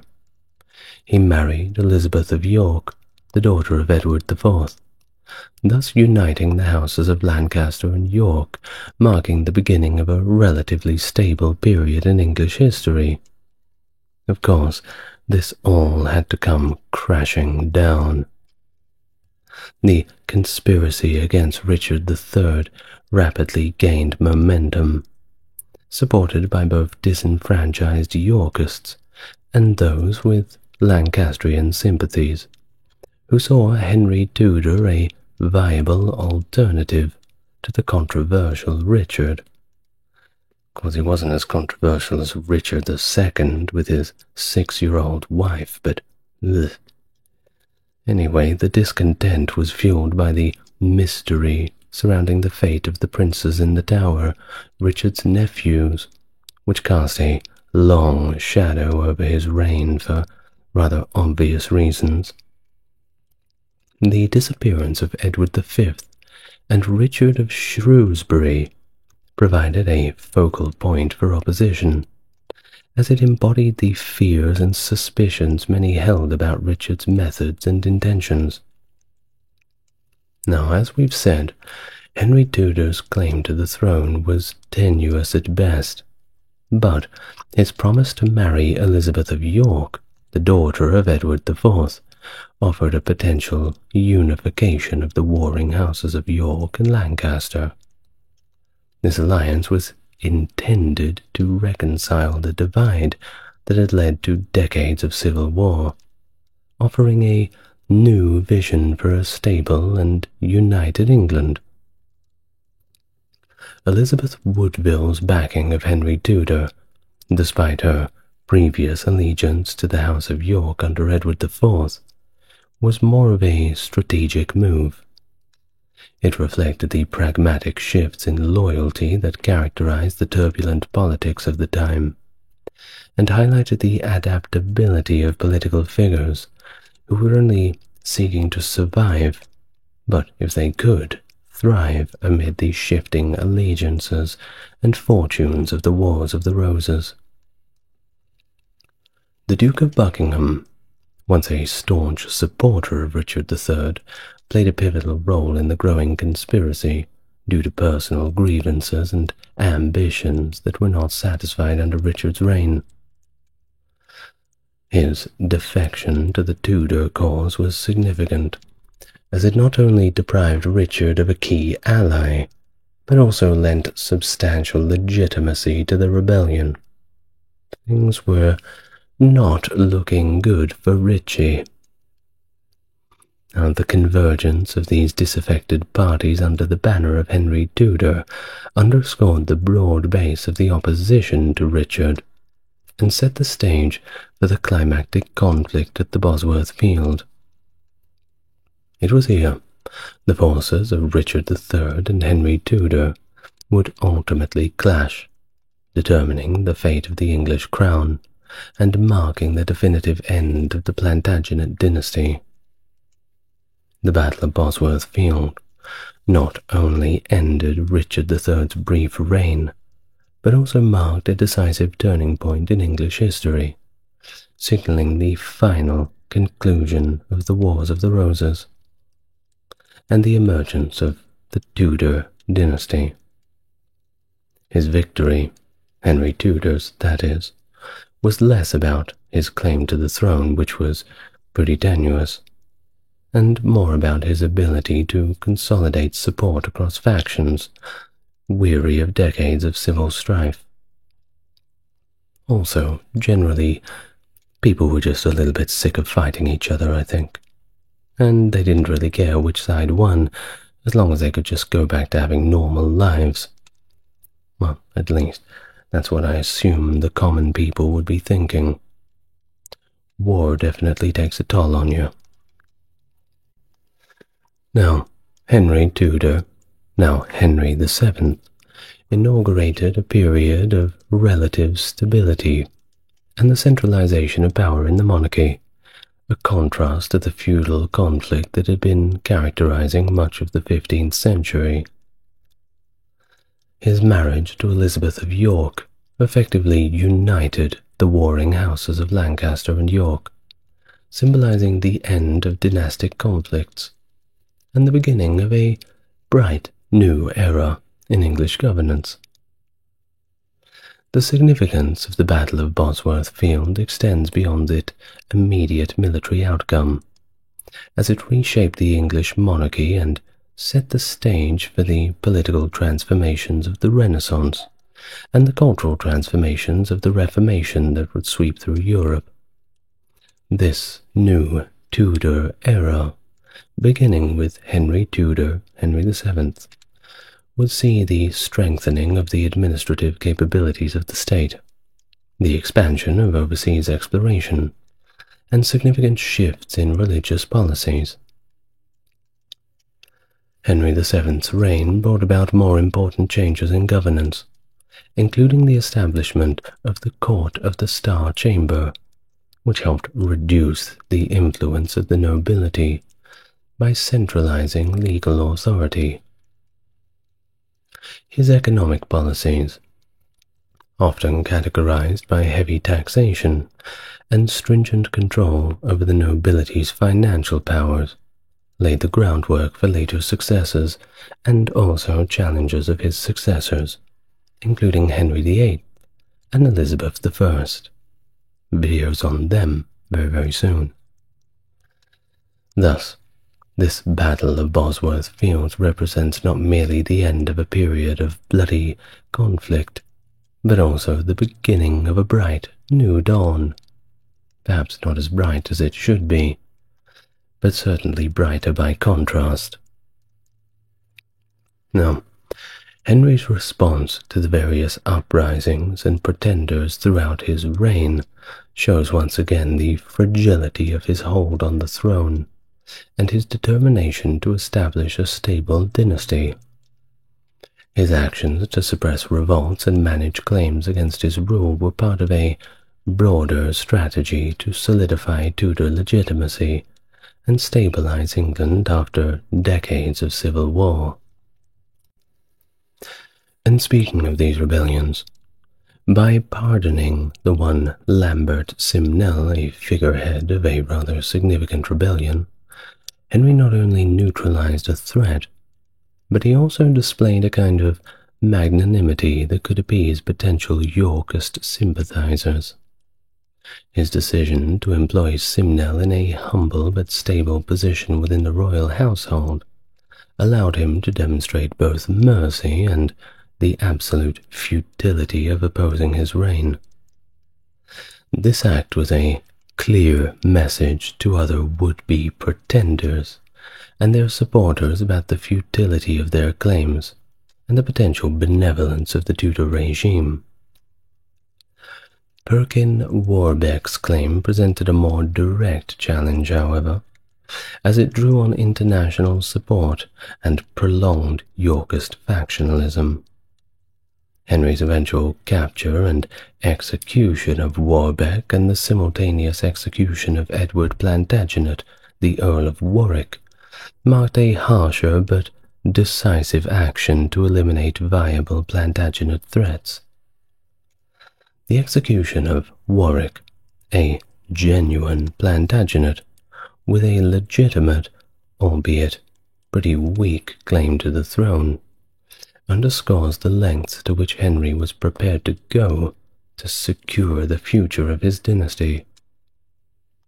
This act extinguished the direct male Plantagenet line, sending a stark warning to anybody considering supporting claims against the Tudors. Moreover, Henry's strategic marriages for his children, notably the marriage of his eldest son, Arthur, to Catherine of Aragon, and the betrothal of his daughter Margaret to James IV of Scotland, were part of this diplomatic strategy to forge alliances and legitimize his dynasty through European recognition.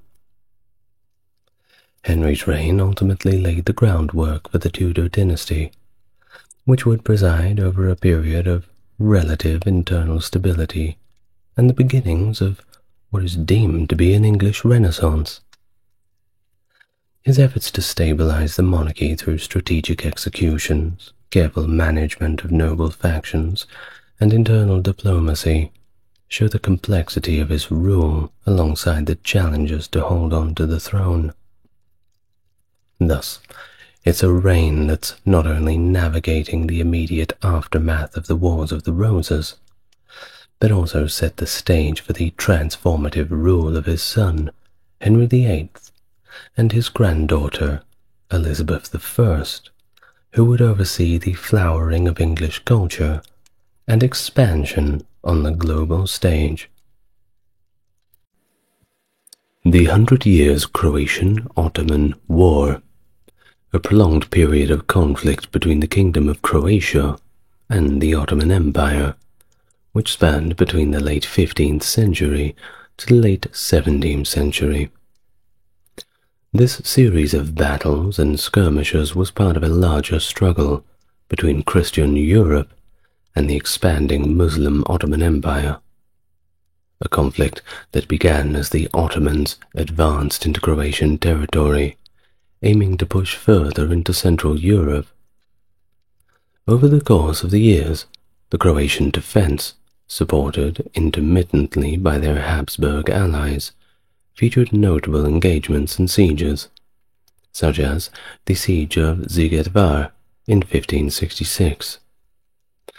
The war demonstrated the resilience and bravery of the Croatian forces, and left a lasting impact, deeply influencing Croatian national identity and heritage. Hello and welcome to the channel. Is it your first time here? If it is, welcome. And if you're coming back, good to see you again. As always, if you like what I do and want to support the channel, Patreon link is in the description. Otherwise, help me reach my goal of 10,000 subscribers, which I've hopefully met by the time you're viewing this video, but in case I haven't, subscribe to the channel, like, comment, all that good stuff. Now, without further ado, I'd like you to get yourself relaxed, take a very deep breath, and we may begin.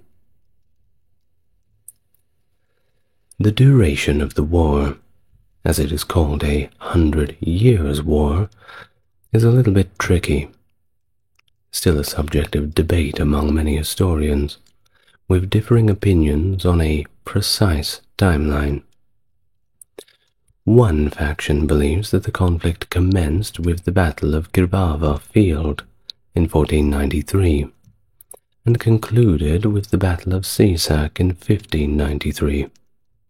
Another set of scholars posits that the war spanned the latter half of the 15th century through the entirety of the 16th. There is a third group, however, that asserts that the war ended with the Peace of Zitvatarok in 1606. Well, either way, by the conclusion of this conflict, Croatia had been severely diminished, with its territory reduced to a mere 16,800 square kilometers, a state described as remnants of the remnants. So you can see how destructive this conflict certainly was. Now, the significant human and territorial losses during this period led to its depiction as 2 centuries of Croatia in mourning, a lyric poem penned by Pavel Ritter Vitosevic in 1703. Well, it shows that this era certainly left a huge mark on the Croatian people, deeply felt and vividly recounted through poignant literary expressions. Well, let's look at how everything developed. From the very beginning, establishing a stronghold in Gallipoli around the mid-14th century, the Ottoman Empire began its expansive journey into Europe, subsequently encircling the Byzantine capital of Constantinople and extending itself into the Bulgarian Empire. The Ottomans marked a significant milestone in 1361 by seizing Adrianople, declaring it as their new capital. The latter part of the 14th century saw the Ottomans overpower Moravian Serbia after the pivotal Battle of Kosovo in 1389, and by 1396 they had completely subdued Bulgaria. This expansion continued as the Serbian despotate became a vassal to the Ottomans, setting the stage for further incursions into the Western territories, including the Kingdom of Bosnia and the kingdoms of Croatia and Hungary, which had been united under a personal union since the year 1102. Croatia, during this period, was administered by a royal dignitary known as a ban, while the medieval kingdom of Slavonia was governed independently and did not share the royal title. Regardless, the era was of course fraught with conflict and a good amount of dynastic struggle, particularly under the reign of Sigismund, who led a crusade against the Ottomans at Nicopolis in 1396, but he was defeated. Sigismund's rule also saw the weakening of regional control, as Venice capitalized on these conflicts to seize control over Dalmatia between 1409 and 1420. Things were not looking good in the Balkans, and they certainly were not about to improve. The subsequent fall of Constantinople in 1453 further emboldened the Ottomans, allowing them to concentrate more forces in the area. Sultan Mehmed II swiftly conquered Bosnia in 1463, including the execution of its last king, Stefan Tomasevic, and expanded the Ottoman raids into neighboring Croatia and Venetian Dalmatia. Despite these incursions, the Croatian ban, Pavel Spirancic, successfully defended the Sana and Una river valleys during the summer of 1463. However, the Ottomans continued their campaigns, leading to Spirancic's capture and death later that year.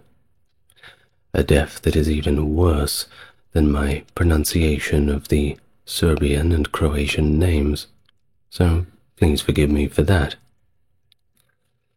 Well, in response, King Matthias Corvinus bided his time until the bulk of Ottoman forces had departed the area.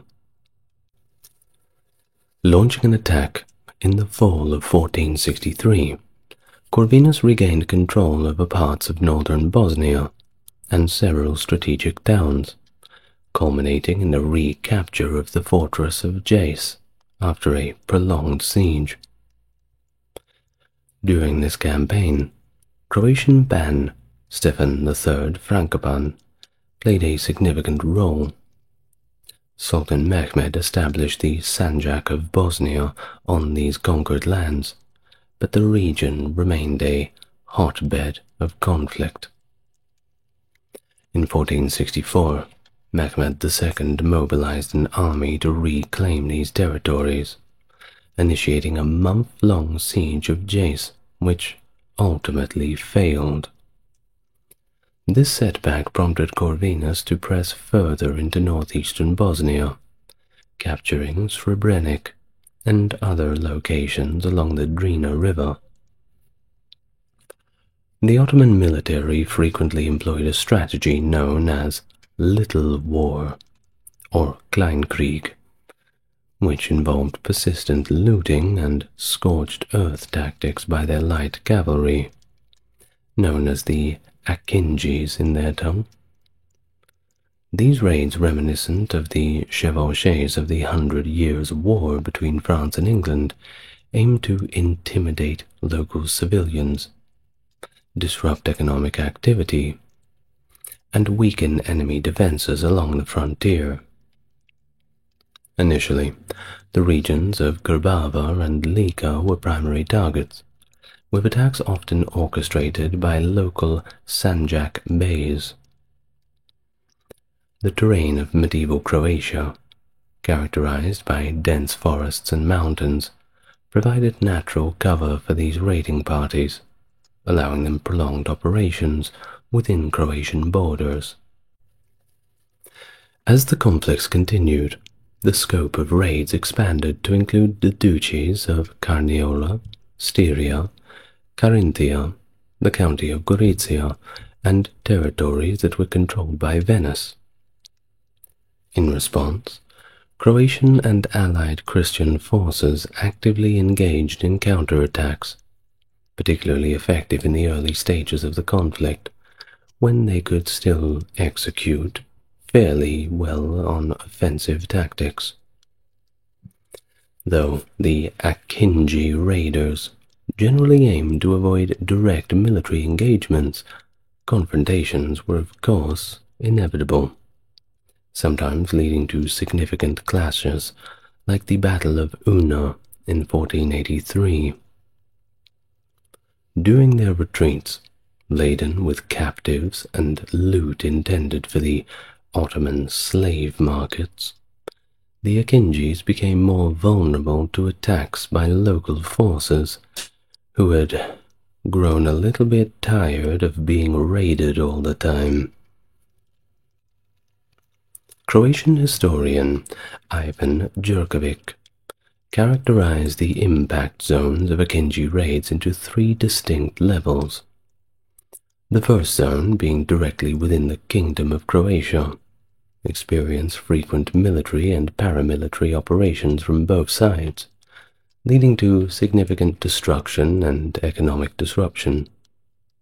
This zone extended up to 50 kilometers into Croatian territory, encompassing border areas and what would later become known as the military frontier.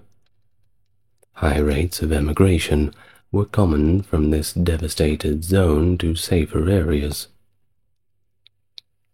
The second zone, while occasionally subjected to raids, remained under Croatian control, with a somewhat functional economic system.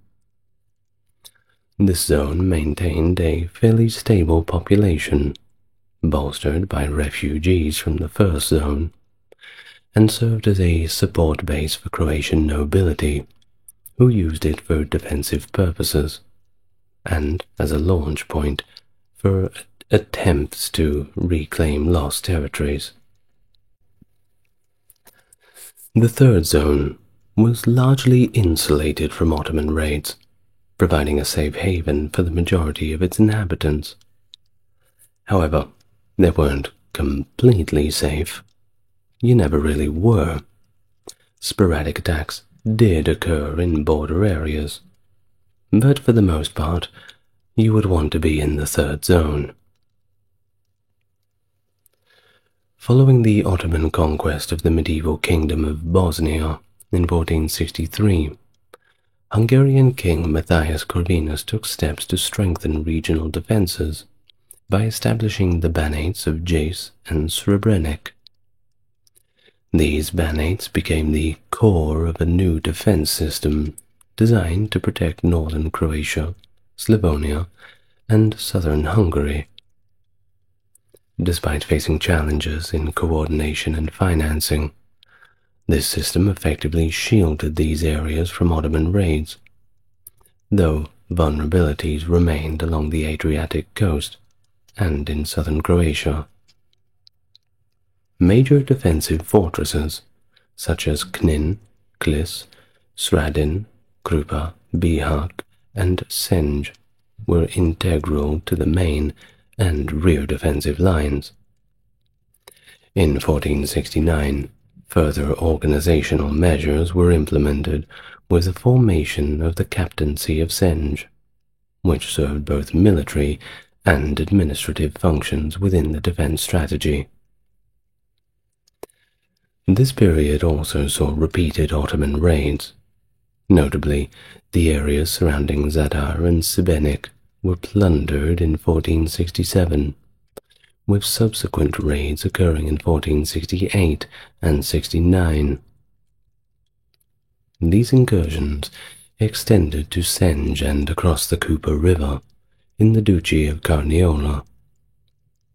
In June 1469, a particularly devastating raid on southern Croatia resulted in the capture of several thousand people.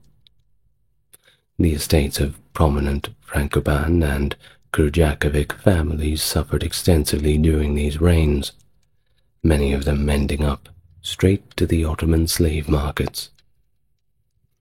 Additionally, the centralization efforts by Corvinus impacted the Frankopans by stripping them of Senj and other holdings. Simultaneously, the Ottomans continued to expand their reach, capturing Mostar by 1466 and establishing the Sanjak of Herzegovina on 1470.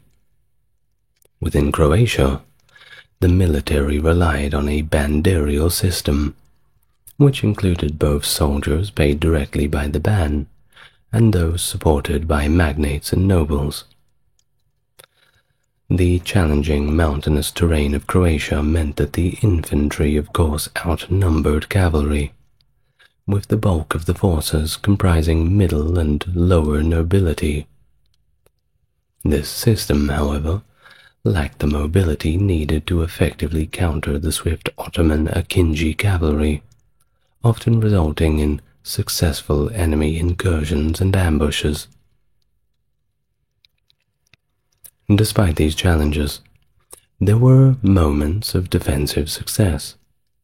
For instance, in 1475 and 78, Croatian forces under the Zrinski family successfully ambushed Ottoman troops returning from raids in the Una Valley, inflicting significant losses. In an effort to enhance military organization and response, the officers of the Ban of Croatia and the Ban of Slavonia were merged in 1476, fostering political integration and streamlining command structures.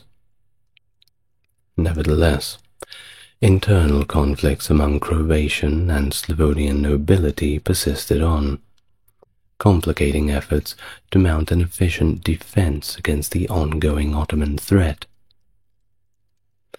Under the rule of Sultan Bayezid II, Ottoman incursions into Croatian territories persisted, albeit with less intensities compared to the 1470s. In 1482, the Ottomans completed their conquest of the realm previously ruled by Stefan Vuček-Kosača by capturing Herceg Novi. The following year, Croatian forces led by Ban Matthias Gereb achieved a significant victory against an Ottoman raiding party in the Battle of Una near Novigrad.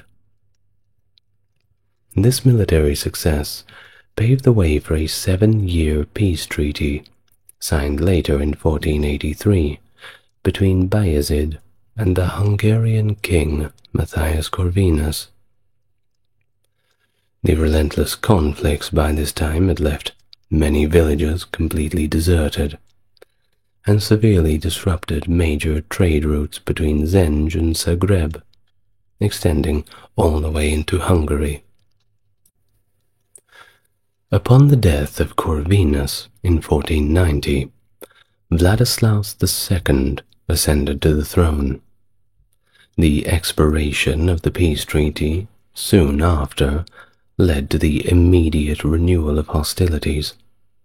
Thus, in 1491, the Croatian forces once again demonstrated their prowess by defeating an Ottoman raiding group returning from Carniola in the Battle of Virpile Gorge in Lika, forcing the Ottomans to suspend their attacks for an entire year.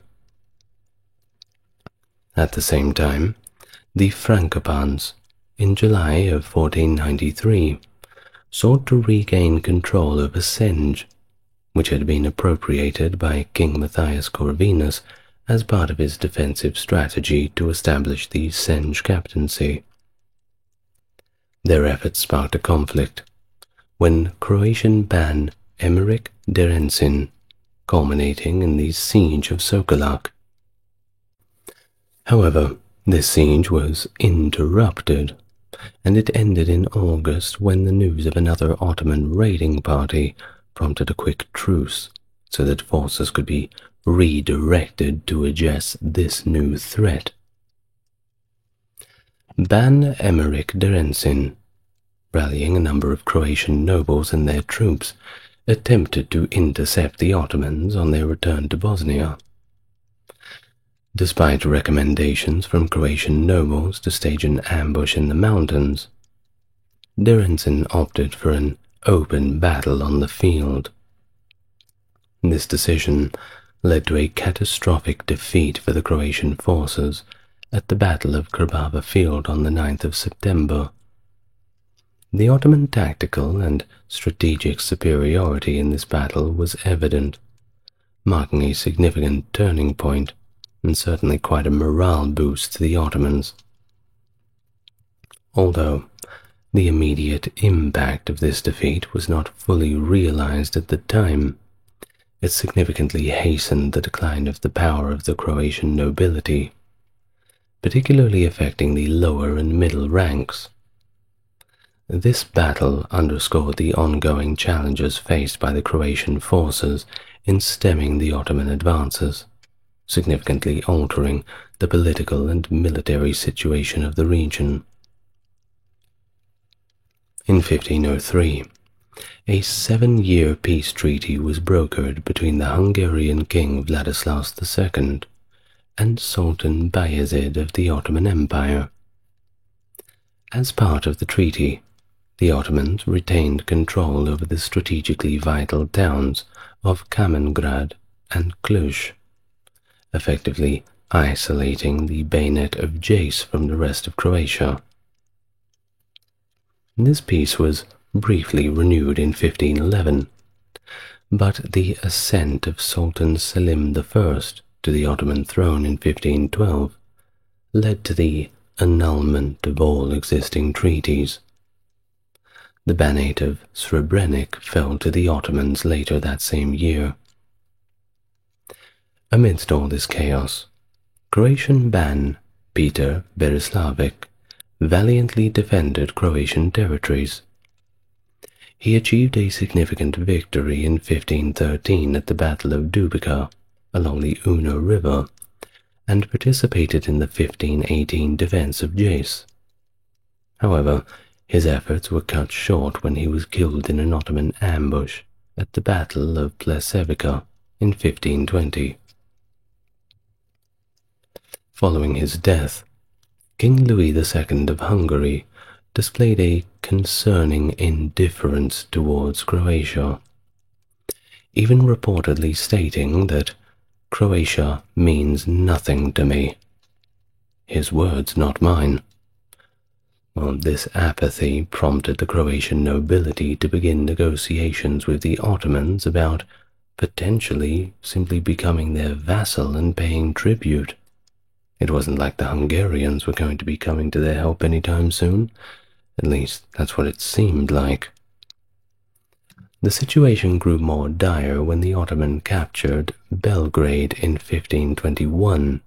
That's the capital of modern-day Serbia, by the way. In response, King Louis appointed Ivan Karlovic as the new Ban of Croatia. Karlovic, who had previously served as a Venetian condottiero, utilized Venetian funds to defend Croatian territories, which indirectly protected Venetian interests as well. I mean, they were merchants, right?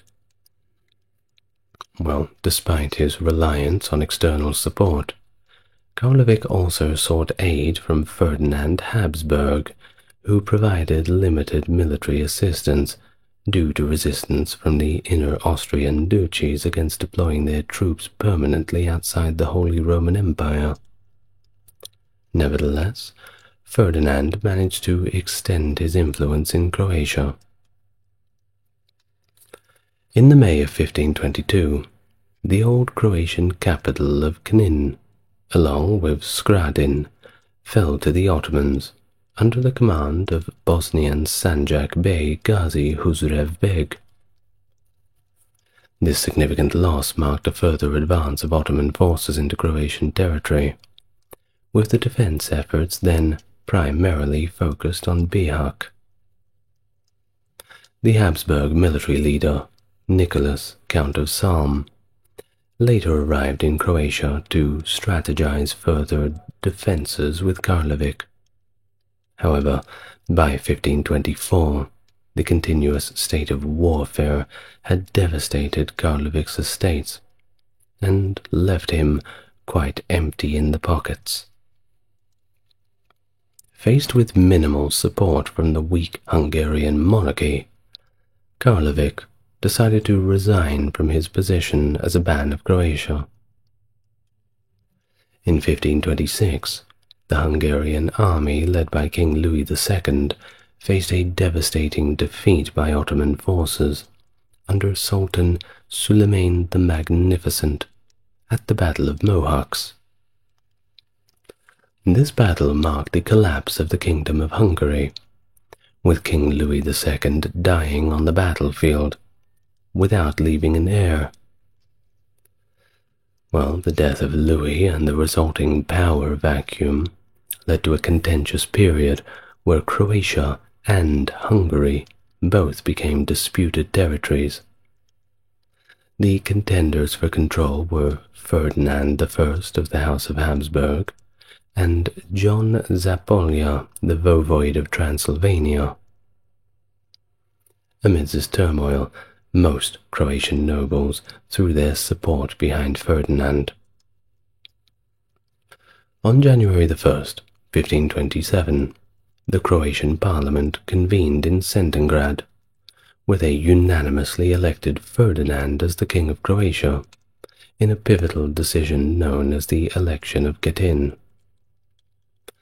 While Ferdinand pledged to provide financial and military support to the Croatian nobility who elected him, he soon found himself somewhat unable to fulfill these commitments adequately. A little bit overstretched in the budget, it seems. Well, the Croatian nobility were quite persistent, and urged him to invest in the reconstruction of fortifications along the borders facing the Ottoman Empire, and also to deploy troops to defend these areas. They argued that by securing Croatia, Ferdinand would also be safeguarding the Holy Roman Empire from further Ottoman incursions. Makes sense, doesn't it? Well, however, the Croatian nobles also hinted at the possibility of shifting alliances, suggesting that they might allow Ottoman forces to simply pass through Croatia to attack the Holy Roman Empire if their needs were not met. Well, despite these pressing demands, Ferdinand was initially preoccupied with his civil conflict against Zapolya, which constrained his ability to assist Croatia. Only limited help could be offered to the Croatian frontier until his dispute with Zapolya was resolved. During the interregnum, and civil war between Ferdinand Habsburg and John Zapolya over the Hungarian crown, the Ottomans decided to capitalize on this instability to expand their control within Croatia. They successfully captured key forts such as Obravac, Udbina, Komik, and effectively dominated the entire Grbava county. This strategic foothold enabled further advances into the neighboring regions of Lika. By April of 1529, Ivan Karlovic, the Ban of Croatia, reported in his correspondences that the Ottoman cavalry had overrun both Grbava and Lika, using these areas as bases for future incursions into both Croatia and Carniola. Thus, the following years saw a series of significant losses for Croatia, as key towns fell to the Ottomans. Jace in 1528, Požega in 1536, Klis in 1537, and both Nadin and Vrana in 1538. These conquests pushed the Croatian-Ottoman border to a new line, stretching roughly from Požega to Bihać, over Velebit, down to Zermanja and the Cetina rivers.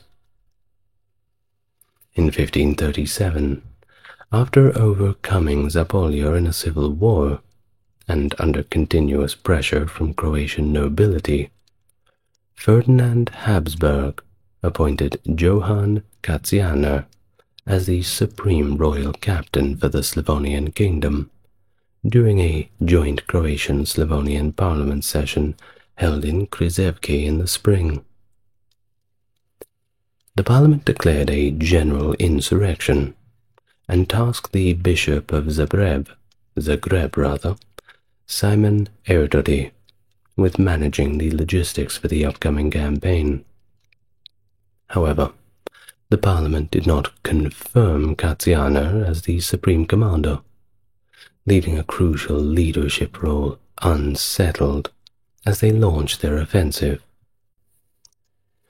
An army of 24,000 men was assembled near Koprivnica and set off for Slavonia with the primary goal of recapturing the town of Osijek. As the Habsburg forces reached Virovitica, internal conflicts among commanders began to flare up, and the troops faced a dire shortage of food. As we all know, you're not yourself when you're hungry. Additionally, autumn rains brought disease, significantly weakening the army. With the Osijek garrison reinforced by Mehmed, and thus too strong to besiege, Katianer ordered a full retreat. However, his forces were intercepted by the Ottomans near Gorjani. In a catastrophic turn of events and terrible luck, the top commanders, Katianer and Bishop Erdődy, fled the night before a decisive battle. The remainder of Katianer's army was then annihilated by the Ottomans in the Battle of Gorjani on October the 9th, 1537, marking yet another grievous setback for the Croatian defense forces. The disastrous outcome of Katianer's campaign marked another pivotal moment for the Habsburg monarchy and Croatian-Slavonian nobility, leading to a strategic shift towards the creation of a defensive buffer zone. This zone was based on a system of fortifications along the borderlands, which required significant upgrades to meet contemporary Renaissance standards. Additionally, the desperate military forces confronting the Ottomans needed to be unified under a single command structure to prevent discord among commanders, and a systematic, permanent financing mechanism had to be established. This strategic realignment resulted in the creation of the military frontier, a series of smaller capitancies that collectively formed a defensive line. In the area adjacent to Ottoman Slavonia, the Slavonian frontier was established, which connected the Croatian frontier centered around the newly founded town of Karlovac from 1579. The Carinthian, Carniolan, and Styrian nobilities contributed to financing the military frontier to prevent the Ottomans from advancing into their territories. But due to financial strains, Croatian nobility often transferred control of their forts to Styrian and Carniolan counterparts. One particular section of this frontier, financed by the Ban of Croatia, and stretching between Bovic and Brixevina, was known as Ban's frontier, later referred to as Banovina or Banija. Unlike other parts of the military frontier, the defense of Ban's frontier was the responsibility of Croatia itself. While the defense strategy also included the deployment of regular garrisons in fort along the military frontier, complemented by smaller, square-shaped wooden palisades with defensive towers at each corner. These structures were designed to protect local villagers during the Ottoman incursions.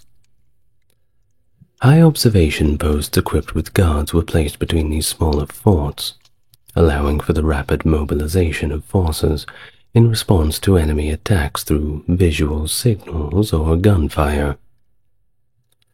In response to Catiano's downfall, King Ferdinand deployed 3,000 to 4,000 Spanish mercenaries to Slavonia in January of 1539 to man the fortifications, with Nikola Jurisic appointed as the supreme royal captain.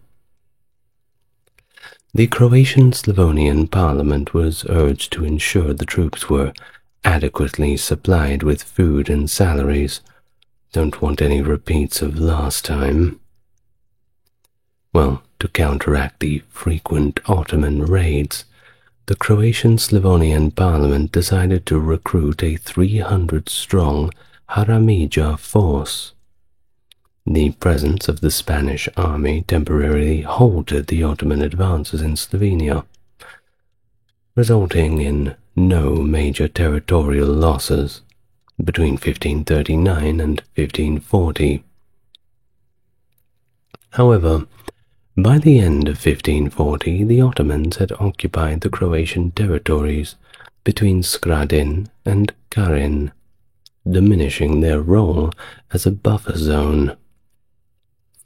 The situation worsened in 1573 as the Dalmatian hinterland, largely under Venetian control, continued to shrink due to further Ottoman conquests.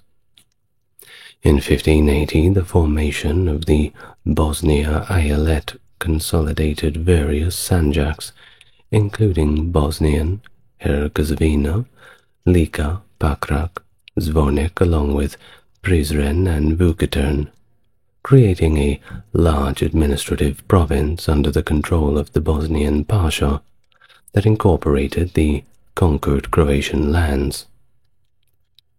In 1590, the Ottoman Empire signed a peace treaty with the Safavid Persian Empire, setting the stage for a period of relative calm. However, the internal divisions within the Ottoman leadership affected their foreign policy decisions. While Sultan Murad III preferred peace, maintaining an 8-year truce with the Habsburgs signed in 1591, his Grand Vizier, Kocha Sinan Pasha, advocated for continued aggression along the empire's western borders.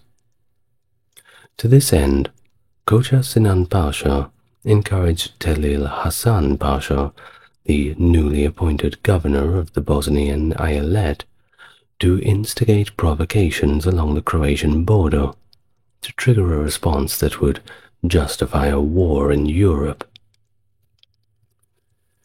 In the spring of the same year, the Ottomans began military preparations by constructing pontoon bridges over the Sava River near Gradiška and amassing troops in Banja Luka.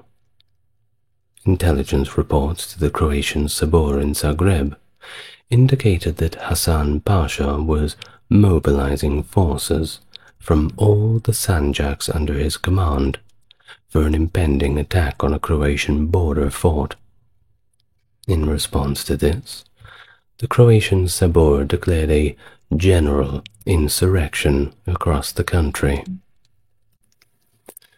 By the August of 1591, Hasan Pasha's forces, estimated to be between 16 and 35,000 strong, crossed the Sava River and advanced towards the fort of Sisak, initiating the First Battle of Sisak.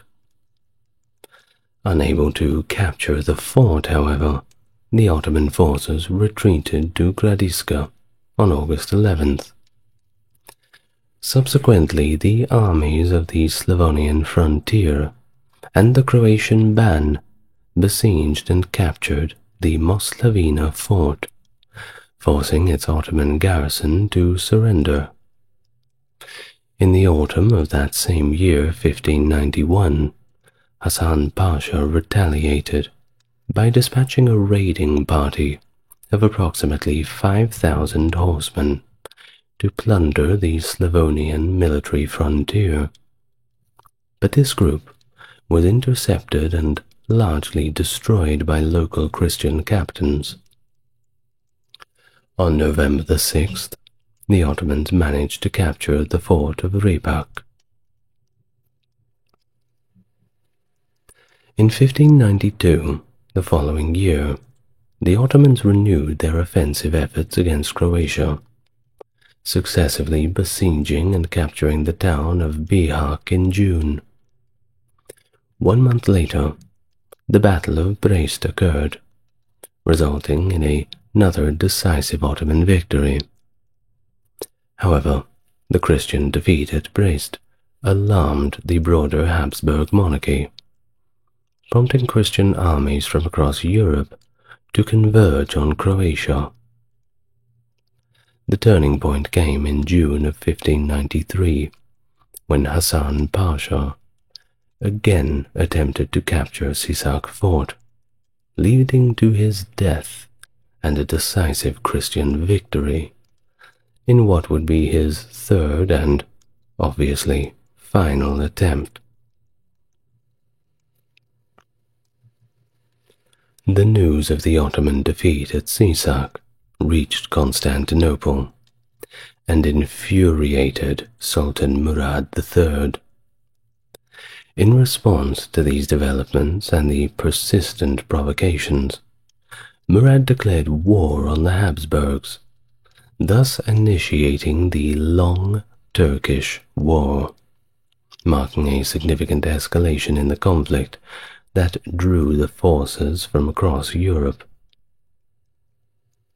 Following their defeat and the death of Talil Hasan Pasha near Sisak in June, the Ottomans quickly regrouped, raising a new army in Rumelia.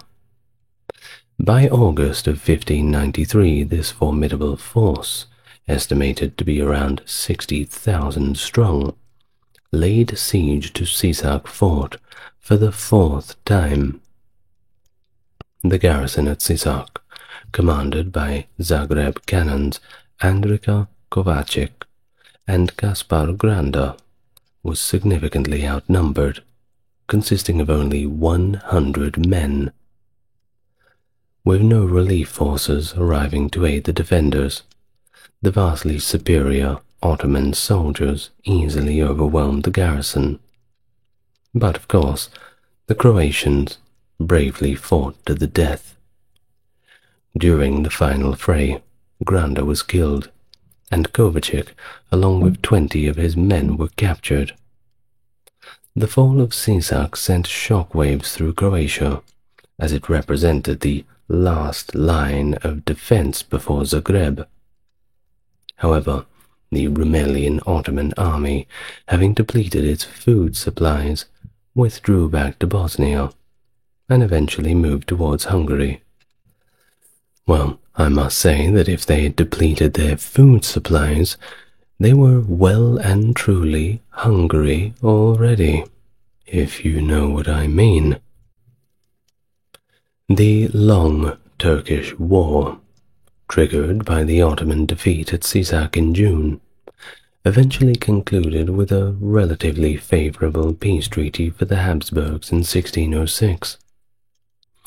According to Croatian historian and Turkologist Nenad Moakanin, the failure of Hasan Pasha's offensive and his death was the real turning point, and it ushered a period of relative stability along the Croatian-Ottoman border during the 17th century. The Ottoman Empire, grappling with internal challenges such as mutinies, inflation, and a crisis in the Timar system, saw a reduction in its offensive capabilities.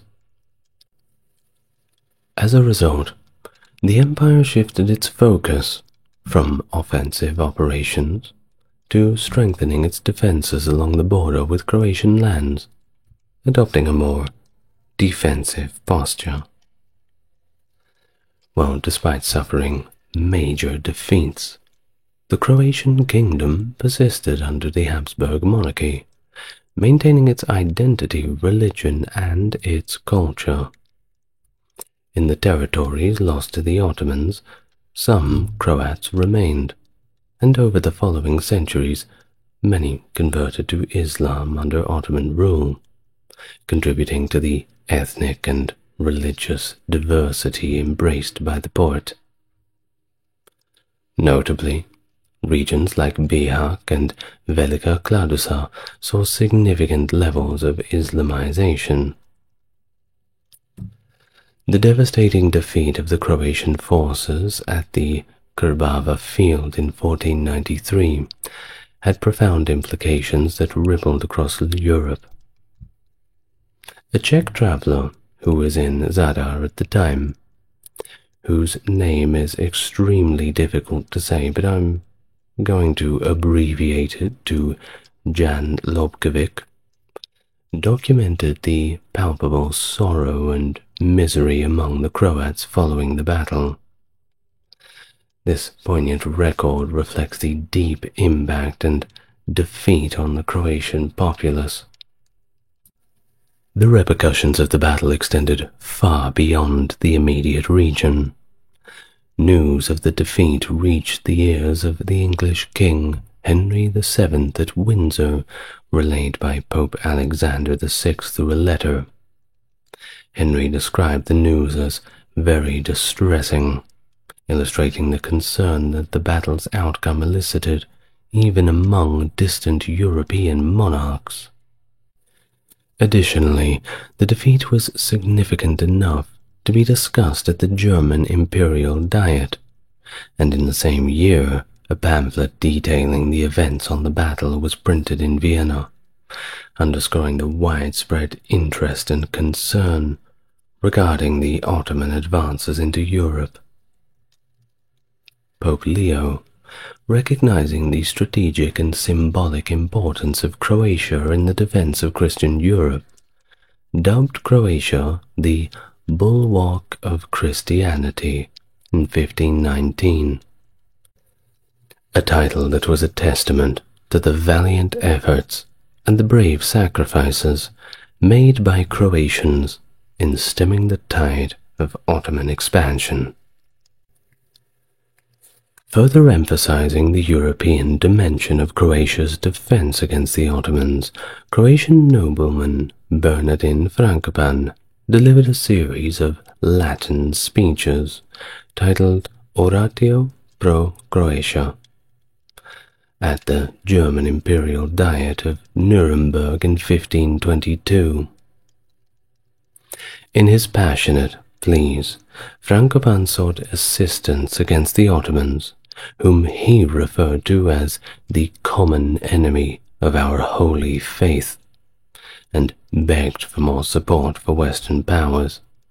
It was just unfortunate that they didn't really get it. Centuries later, the valor displayed during the Third Battle of Sisak in 1593 was recognized and lauded by Pope Clement VIII, who commended both Andreas von Eresburg and Croatian Ban Erdodi for their roles in the battle. In a further gesture of recognition, the Spanish king Philip II honored Erdodi by naming him a Knight of the Order of San Salvador and sending him a golden pearled chain adorned with the coat of arms of the order.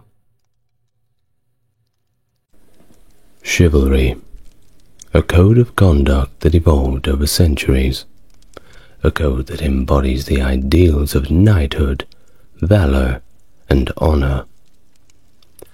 Originating in medieval Europe, chivalry encompassed a complex set of virtues, but also obligations that shaped the behavior of knights on and off the battlefield. While it's often romanticized in literature and legend, the historical development and practical implications of chivalry reveal somewhat of a nuanced and dynamic system that adapted to the social and political trends of the Middle Ages. Hello and welcome to the channel. If you're new here, it's good to meet you. And if you're coming back, it's great to have you again. If you'd like to support the channel, as always, check out the Patreon. Otherwise, a like, comment, and subscribe certainly goes a long way. Now, without further ado, let's talk about the Code of Chivalry. First of all, what is that word, chivalry? Well, the term chivalry originates from the old French word chevalerie, which literally translates to horse soldiery. Originally, it referred to a specific subsection of horse-mounted warriors, as indicated by the French word for a horse, cheval. However, over time, it became associated with the ideals and values of knighthood. In its earliest use, the French word chevalier meant a man of aristocratic standing, possibly of noble lineage, who possessed the capability, when needed, to equip himself with a war horse and the weapons of a heavy cavalryman, and who has also undergone certain rituals that confer upon him this status. Hence, during the medieval period, the plural form of chivalry, which later transformed into the English word chivalry, originally referred to the collective body of heavy cavalry when assembled for a battle. But as time passed, the meaning of the term expanded to encompass a more broader sense. During the Middle Ages, chevalier evolved from its original concrete military definition to represent the ideal of Christian warrior ethos, which was popularized in the burgeoning Romance genre of the 12th century. Additionally, it became associated with the concept of courtly love, which was promoted in contemporary poetry and music, such as, for example, the Minnesang. Now, these evolving ideals of chivalry emphasized virtues such as bravery, loyalty, honor, and respect for women. The principles of chivalry are encapsulated in 3 separate medieval works, each offering their unique perspective on the concept. An anonymous poem, Ordine de Chevalerie, recounts the tale of Hugh II of Tiberias, who was captured by Saladin and released after agreeing to demonstrate the rituals of Christian knighthood. The poem sheds light on the rituals and customs associated with knighthood during the Crusades. The next one, Liber del Order de Cavalleria, authored by Raymond Lull from Majorca, delves into the subject of knighthood in general. Lull's work explores the various aspects of being a knight, likely influenced by the chivalric ideals prevalent during his time. And finally, Geoffrey de Charnay's Livre de Chevalerie examines the qualities and attributes expected of knights, with a particular emphasis on prowess and martial skill. Charnay's work provides insight into the ideals and values upheld by knights during the late medieval period. Interestingly, none of these authors were aware of each other's works, yet their writings collectively contribute to a broader understanding of the concept of chivalry. And while each text approaches the concept from a different angle, they collectively depict chivalry as a way of life integrating military service, nobility, and of course, religious observance. The development of the code of chivalry occurred during the late Middle Ages, evolving in the aftermath of the Crusades. Influenced by both the historical deeds of knights in the Holy Land and these romanticized ideals of courtly love, the code of chivalry became a guiding ethos for knights, emphasizing virtues such as loyalty and compassion to others. Léon Gautier, a pioneering French literary historian, compiled what he referred to as the medieval 10 Commandments of Chivalry in his book Chivalry, published originally in 1884. These commandments encapsulate the core values and principles expected of knights during the medieval period. They provide a very good insight into the ethical code that governed the conduct of knights and shaped their ideals of honor and nobility. So, these, outlined by Gautier, the 10 Commandments of Chivalry, are as follows, and I'll read them in no particular order. Thou shalt believe all that the Church teaches, and shalt observe all of its directions. This commandment emphasizes the importance of religious faith and obedience to the teachings of the Church. All knights were expected to uphold and defend the Christian faith with no exceptions, and their actions were mostly guided by religious principles. Thou shalt defend the Church. More or less the same. Knights were seen as champions of the Church system, and they were expected to come to the aid to safeguard the Church's interests, both on and off the battlefield, and in war and peace. The Church was effectively the boss. Thou shalt respect all weaknesses, and shalt constitute thyself the defender of them. Now this one sounds a little tricky.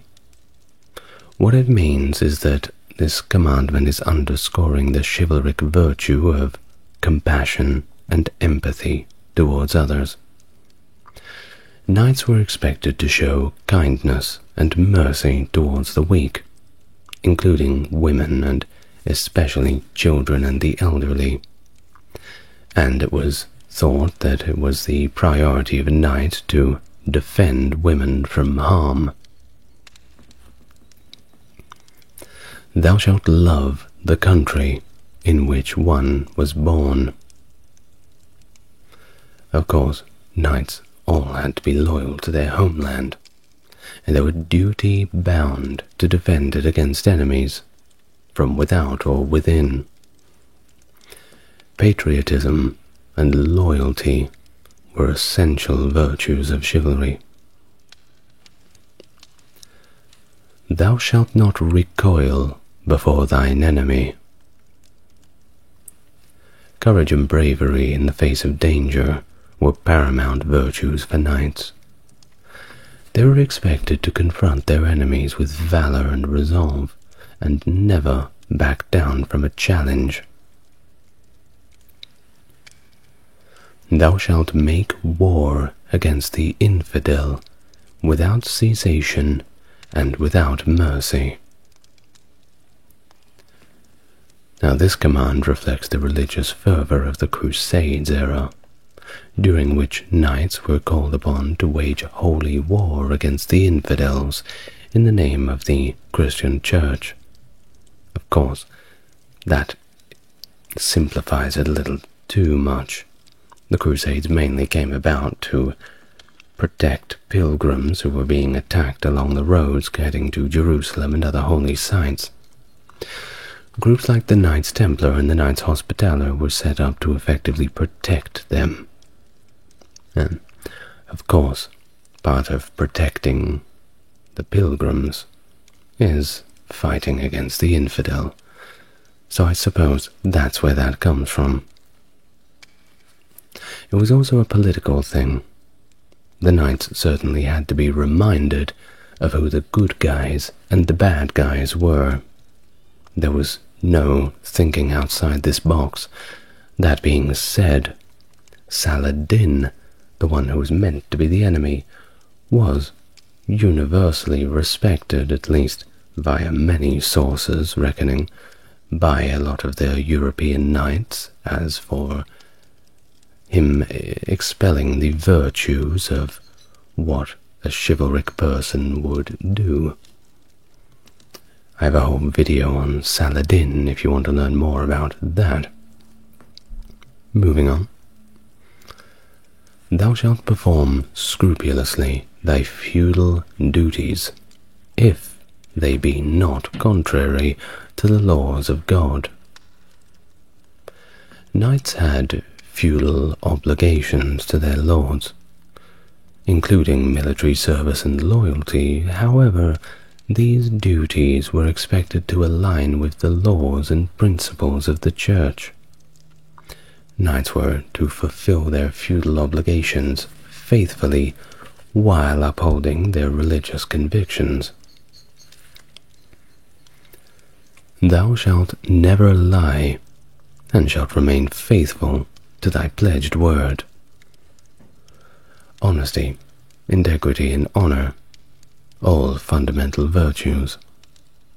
Knights were expected to uphold their word and act with honesty and integrity, not just in military matters, but in all of their dealings, both on and off the battlefield. Of course, this falls into line with observing the Christian ethics of not bearing false witness.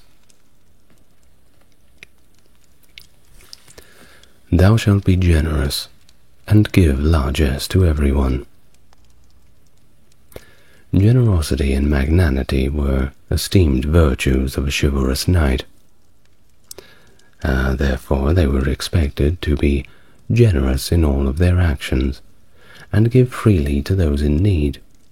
This includes their vassals, allies, and even outstretching a helping hand to the less fortunate. Thou shalt be everywhere, and always be the champion of the right and the good against injustice and evil. This commandment embodies the overarching duty of knights to uphold justice and righteousness. They were expected to stand up for what is right, and oppose injustice and evil wherever they encountered it, embodying the ideas of true chivalry. So, these 10 commandments, if we can say it like that, while certainly catalogued at a later date, they provide a moral and ethical framework for knights to follow, guiding their behavior both on and off the battlefield. They encapsulated the majority of the noble ideals and values, giving us a pretty good roadmap of what a knight should and should not be doing. Of course, not all knights were following this to the T, and there were a lot of knights who thought that these kind of restrictions were somewhat stifling. Historians have offered varying perspectives on chivalry, challenging the traditional view of it as purely a civilizing and stabilizing force in a rather chaotic Middle Age. Now, contrary to this portrayal, some scholars argued that the role of knights in maintaining public order was complex, but often somewhat problematic. Ugh, I hate that word.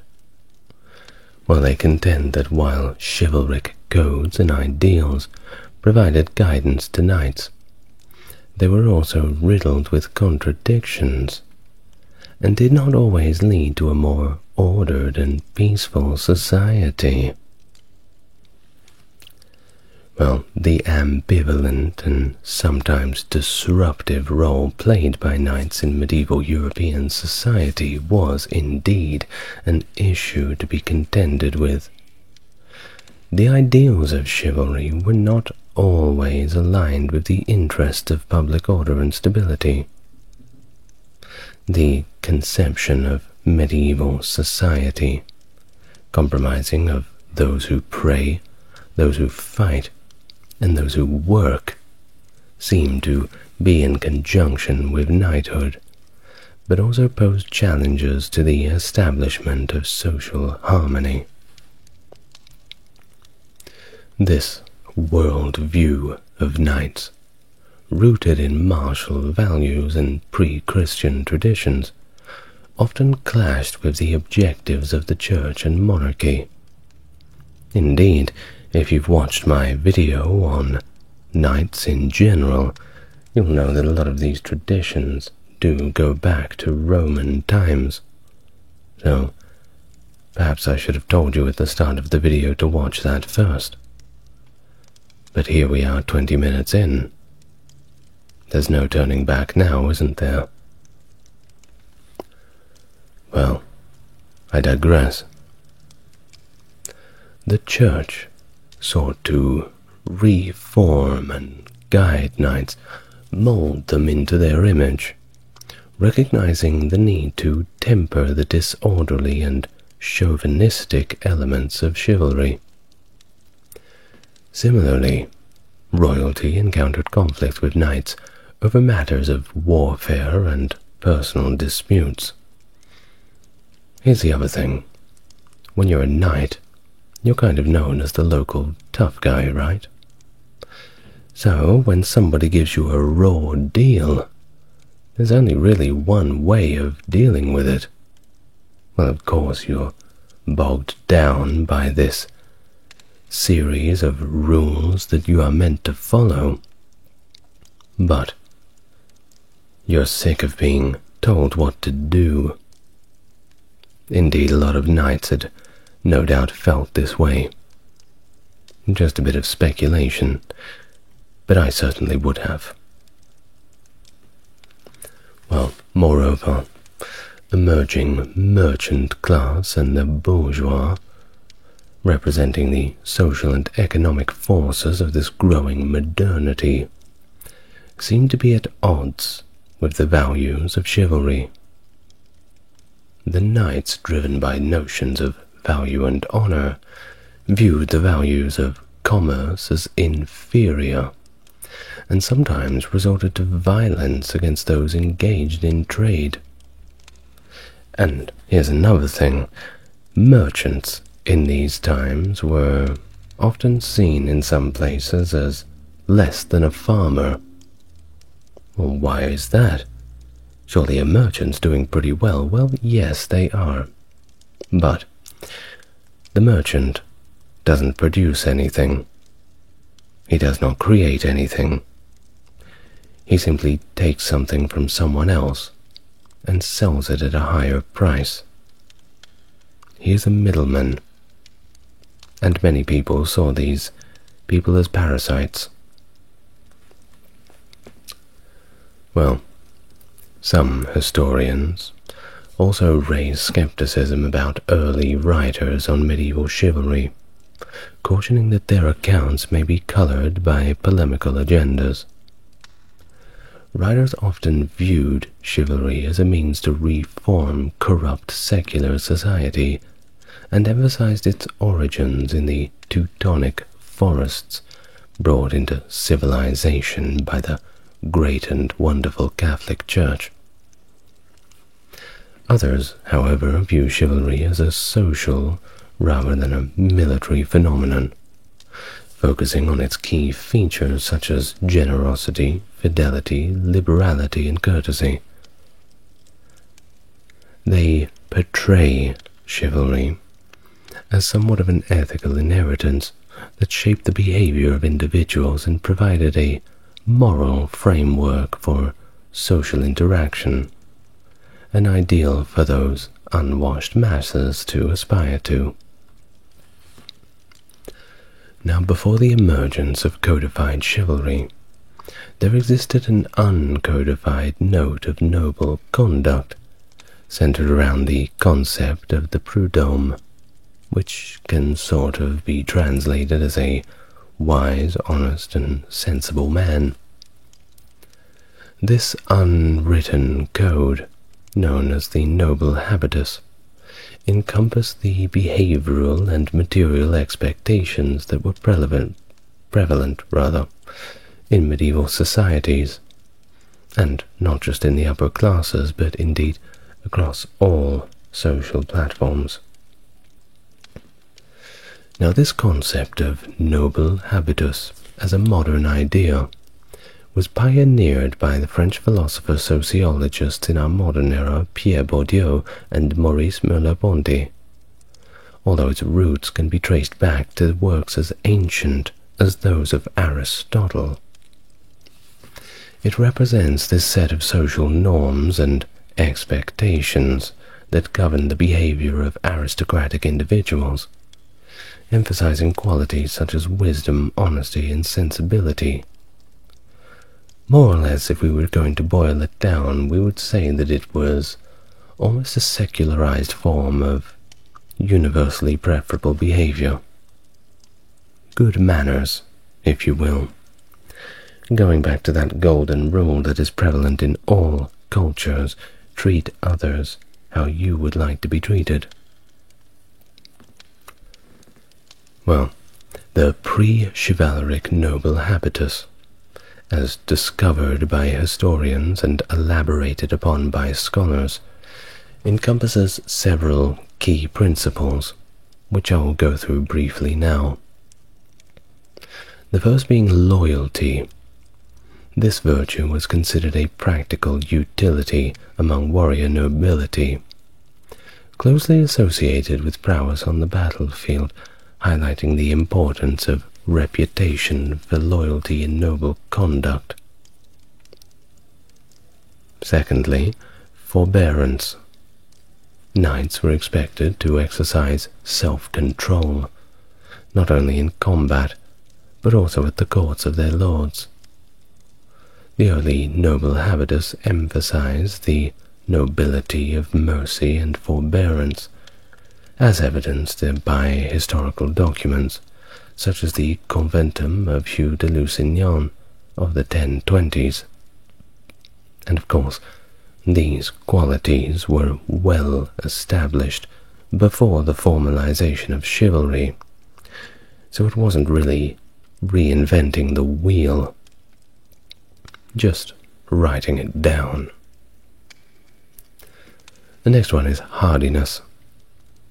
Physical resilience and prowess in warfare were essential components. Exceptional physical prowess on the battlefield often led to attaining noble knightly status. Indeed, usually you would have to be from a noble family to become a knight. Either your father was a knight or you were born of somewhat noble stock. However, if you were noticed by a commander or general on the battlefield for exemplifying extreme courage, or perhaps just managing to murder a lot of people in a very short amount of time, then you could perhaps get a glowing commendation and go up in the ranks, moving from peasant to slightly more well-dressed peasant. Now, largesse or liberality. Generosity was, of course, once again considered a very noble quality, with liberality representing one of the noble virtues.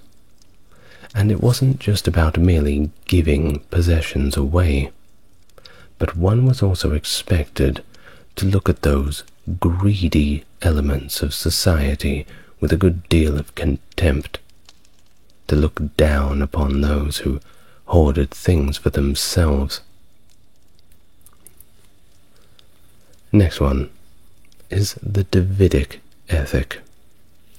Now, what is the Davidic ethic? Well, it's derived from biblical tradition.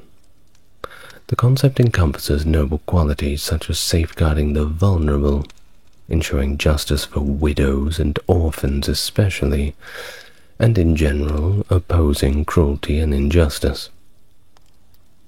The ideal warrior leader is portrayed as a guardian protector, committed to upholding ethical principles and demonstrating benevolence towards the weak.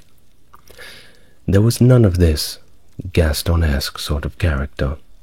Well, at least there wasn't meant to be. Knights were expected to always be humble. Which leads us to the last one, honor.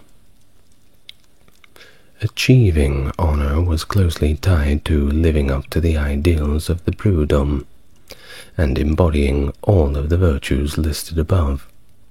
Not some of them, not most of them, but all of them. If you were a very great warrior, but you were cruel to your servants, or you looked down upon the poor, held your nose as you walked past the peasant working the field, then you were not considered a very good knight. If you slayed innocents, or lent people money at high interest, that's a big no-no in the Middle Ages, by the way. You get thrown down the well for usury. Well, that also means that you weren't a very good knight.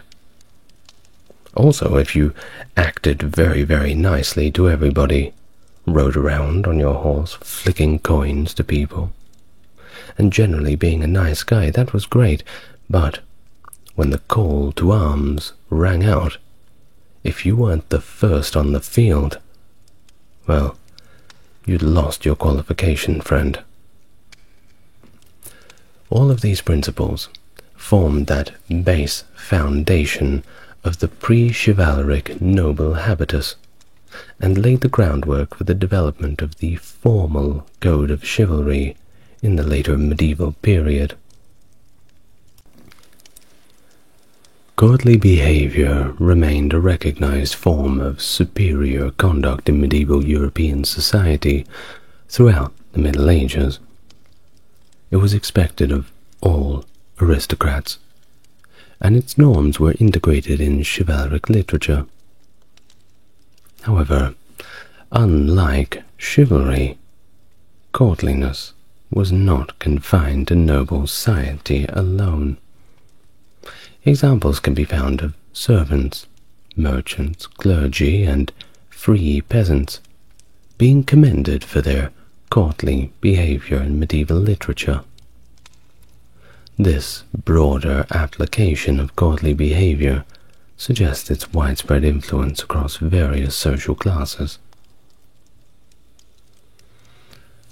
Now, the emergence of chivalry as a recognizable and prescriptive code of behavior can be tied to a more exclusive definition of nobility that emerged around the late 12th century. This had a significant impact on the professional horse warrior, the knight. Retained knights were prominent figures in the households of barons, counts, and princes, and were considered proper associates of their lords. As such, knights adopted the fashions and behaviors of their lords. Many knights were drawn from the younger sons of noble families, leading them to regard themselves as noble, albeit of lower status than their lords. The tipping point of the nobilizing of the knight is often located in the households of the sons of King Henry II of England, particularly his eldest son, Henry the Young, died in 1183. Died quite young, by the way. Young Henry lived a lavish lifestyle, focused on the great northern French tourneying society of the 1170s and 80s, funded by his father to distract him from meddling in his realms and to stake a claim to cultural superiority over other European princes. Now, despite criticism, and I mean widespread criticism, for his wasteful and hedonistic lifestyle, young Henry played a significant role in the development of chivalry as a noble code. The De Re Militari of Ralph Niger, circa 1187, the first known work to use the knight as a moral exemplar and definitive nobleman, was written by the young man's former chaplain, partly as a moral defense of the knightly lifestyle. Another reason for the coalescence of chivalry as a noble code in the late 12th century is suggested by an analysis of conduct literature. The courtly habitus underwent a crisis as its moral failures became evident to writers, particularly in the materialism that motivated courtly society. They're rich people. Come on. The Roman Diel's poet knight Raoul de Hodenc is seen as a critique of courtliness and its failures. Raoul's solution is to focus moral eminence on the figure of the knight, who is to be the avatar of a new moral nobility, set above all other males. A knight was expected to eschew materialism and embrace noble generosity. So, by this time, in medieval literature, chivalry's fairly depicted through 3 overlapping areas, each highlighting different duties and virtues. Duties to countrymen and fellow Christians. This encompasses virtues such as mercy, fairness, and protection of the weak and poor, and the loyalty of the knight to his lord. It involves, and rather emphasizes, being willing to sacrifice one's life for others, whether it be for a lord or for a poor individual. Certainly a knight is expected to run into a burning building to save the maiden. Next up, duties to God. Of course, knights are meant to be agents of the church, Christian warriors, protecting the innocent, defending the church and championing good against evil, all while prioritizing obedience to God above loyalty to one's feudal lord. Duties to women. Now this is perhaps the most recognizable aspect of chivalry. It includes the concept of courtly love. Knights are expected to serve a lady, placing her above all others, and to exhibit gentleness and graciousness towards all women. There's a reason why we call gentlemanly conduct in the modern era as chivalrous. And of course, any man worth his salt wants to be as much of a gentleman as possible. Right, guys?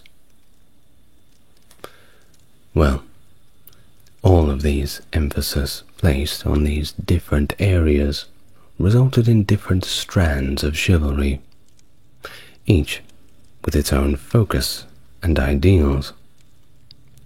The first up being warrior chivalry.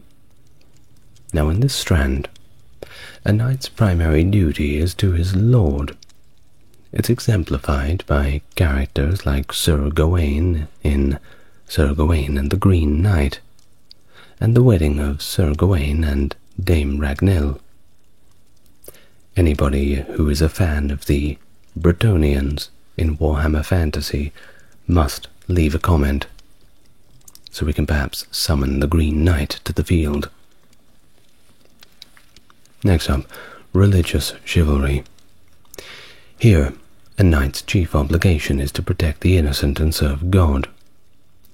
It conjures to mind figures such as Sir Percival and Sir Galahad of the Grail legends that certainly embody this form of chivalry to its core. And then there is, of course, the romantic ideal of the chivalrous, courtly love. It emphasizes a knight's unwavering devotion to his own lady, and by extension protecting the honor of all women. Think about it this way. If you have a beautiful young lady who is having trouble carrying her shopping to her car, and an old woman who's having the same trouble, a knight, at least in this sense, should be treating that situation with equal importance, not just running to the young, beautiful girl. Now, with the emergence of the knight's character and the chivalric ethos came several novel elements that reshaped medieval society.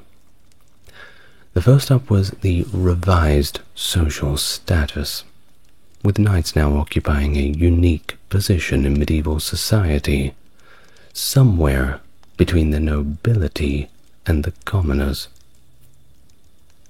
Not quite nobility just yet. While their adherence to chivalric codes and their role as protectors elevated their social standing and distinguished them from the other classes within feudal society. Of course, the next part was the innovation of military tactics. You see, chivalric codes introduced regulations that governed warfare, emphasizing principles such as loyalty to the overlord and adherence to rules of engagement, which was great when you were fighting other knights. But fighting enemies who had no idea what that was and would not fight fair, well, different tactics needed to be utilized. Next thing we had was fresh literary themes. Now, the ideals of chivalry inspired a rich vein of literature, including epic poems, romances, and the tales of knightly valor. These literary works often portrayed knights as paragons of virtue, embodying ideals such as courage, loyalty, honor, and mercy. And indeed, It was more or less based on a true story. For example, in the battlefield, knights were expected to never attack a defenseless opponent, and prioritize the capture of fellow nobles for ransom, while not causing them immediate harm. They were also expected to treat prisoners of war well. So, a lot of these ideas coming from the literary depictions of knights were indeed based on their real-world counterparts, albeit somewhat blown out of proportion. It's literature. There's always a dramatic license. Now, throughout the medieval period, martial exercise and military virtue remained integral components.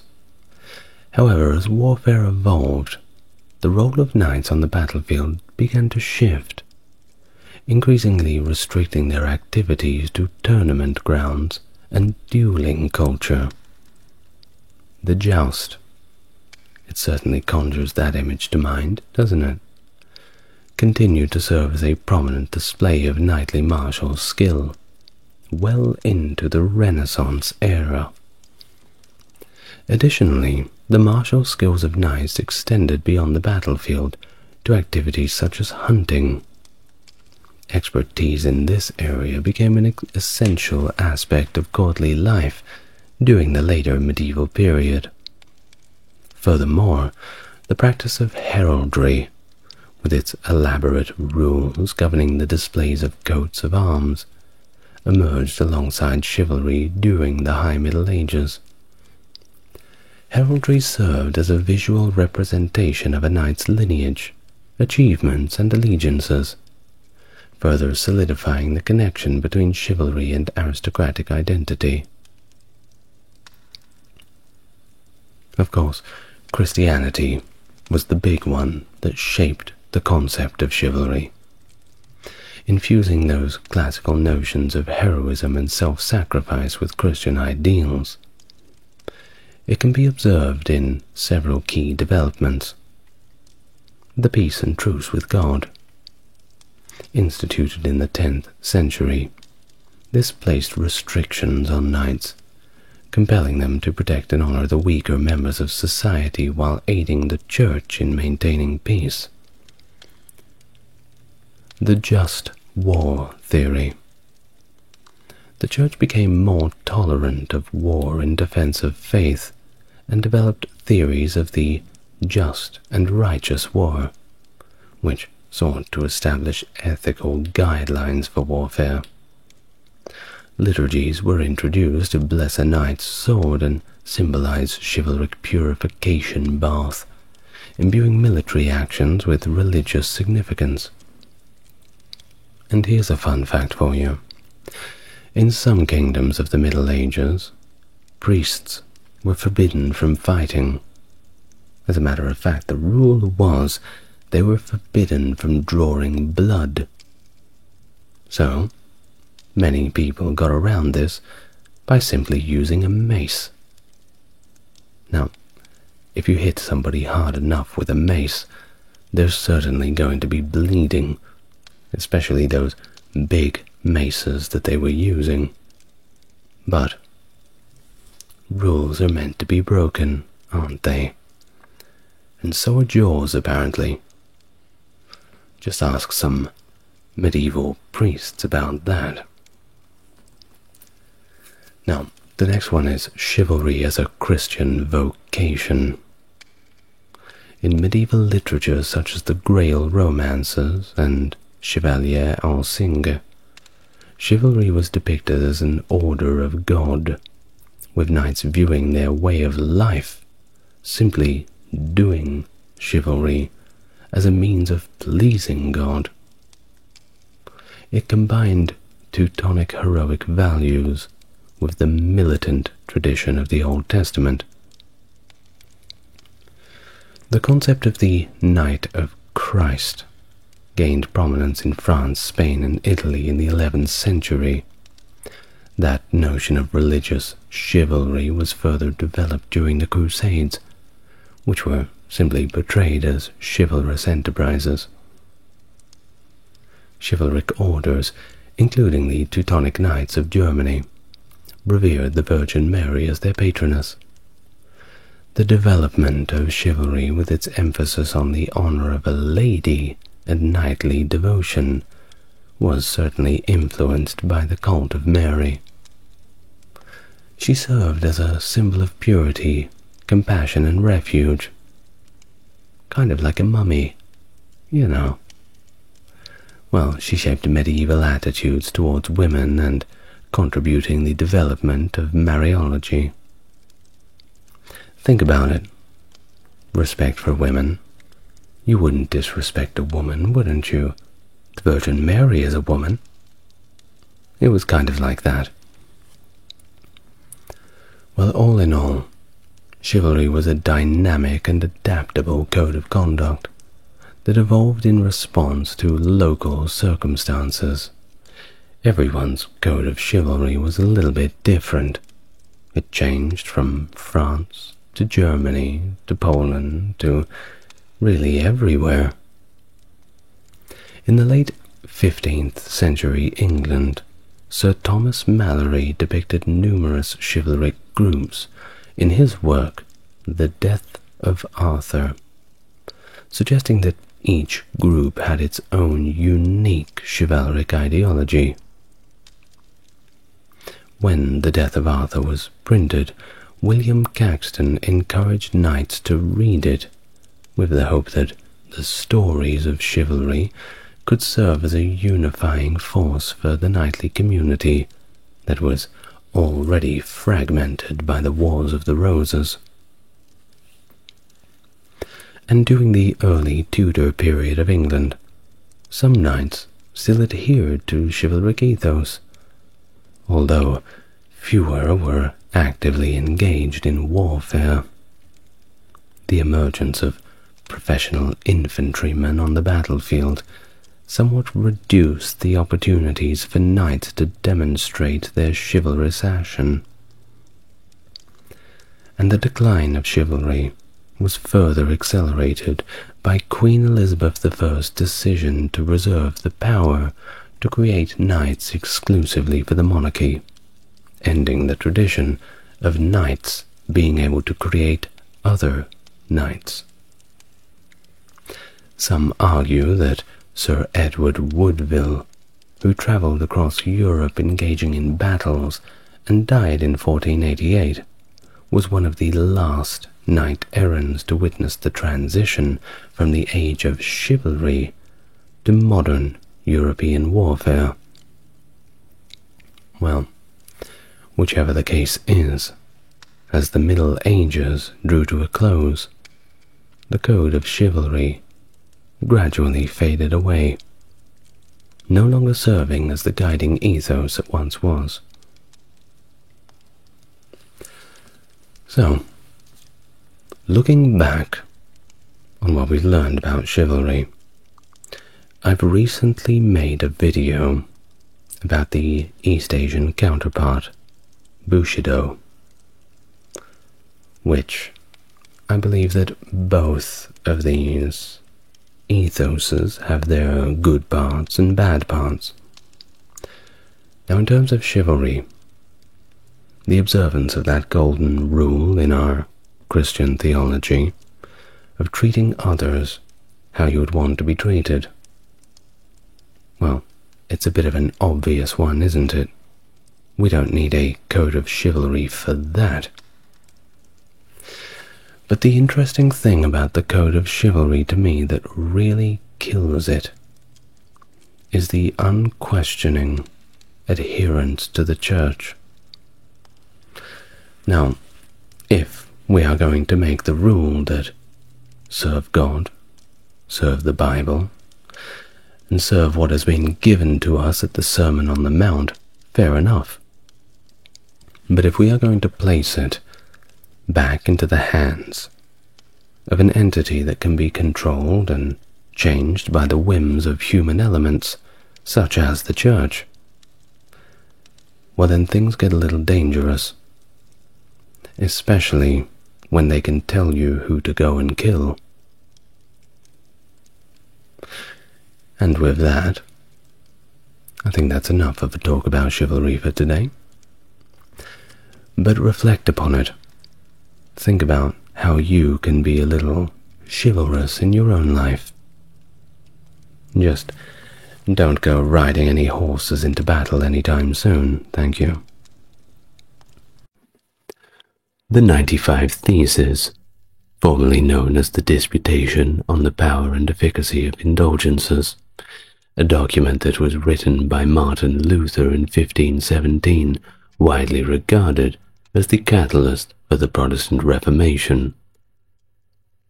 In this work, he critiqued the Church's manipulation of faith to profit financially, and argued that salvation was obtained through faith and divine grace, rather than the sale of indulgences. Of course, this sparked widespread debate and led to significant religious, political, and cultural upheavals across Europe, ultimately reshaping Christianity and altering the course of Western history. Hello and welcome to the channel. If it's your first time here, it's good to meet you. And if you're coming back, it's good to see you again. Perhaps you already know what you're in for. As always, if you'd like to support the channel, Patreon links in description, or help me achieve my subscriber goal of 15,000 by doing all the good stuff. Like, comment, subscribe. You'll certainly be on Santa's good list this year. Now, without further ado, please allow yourself to become relaxed. Take a deep breath, and we can begin. First, I will give a brief history on how the 95 Theses came about, a little bit about Martin Luther, and then later, towards the end of the video, I will read the document in its full length. Now, let's begin. Martin Luther, holding the position of Professor of Moral Theology and serving as a town preacher at the University of Wittenberg, authored the critical 95 Theses, challenging the Church's prevailing practices regarding indulgences.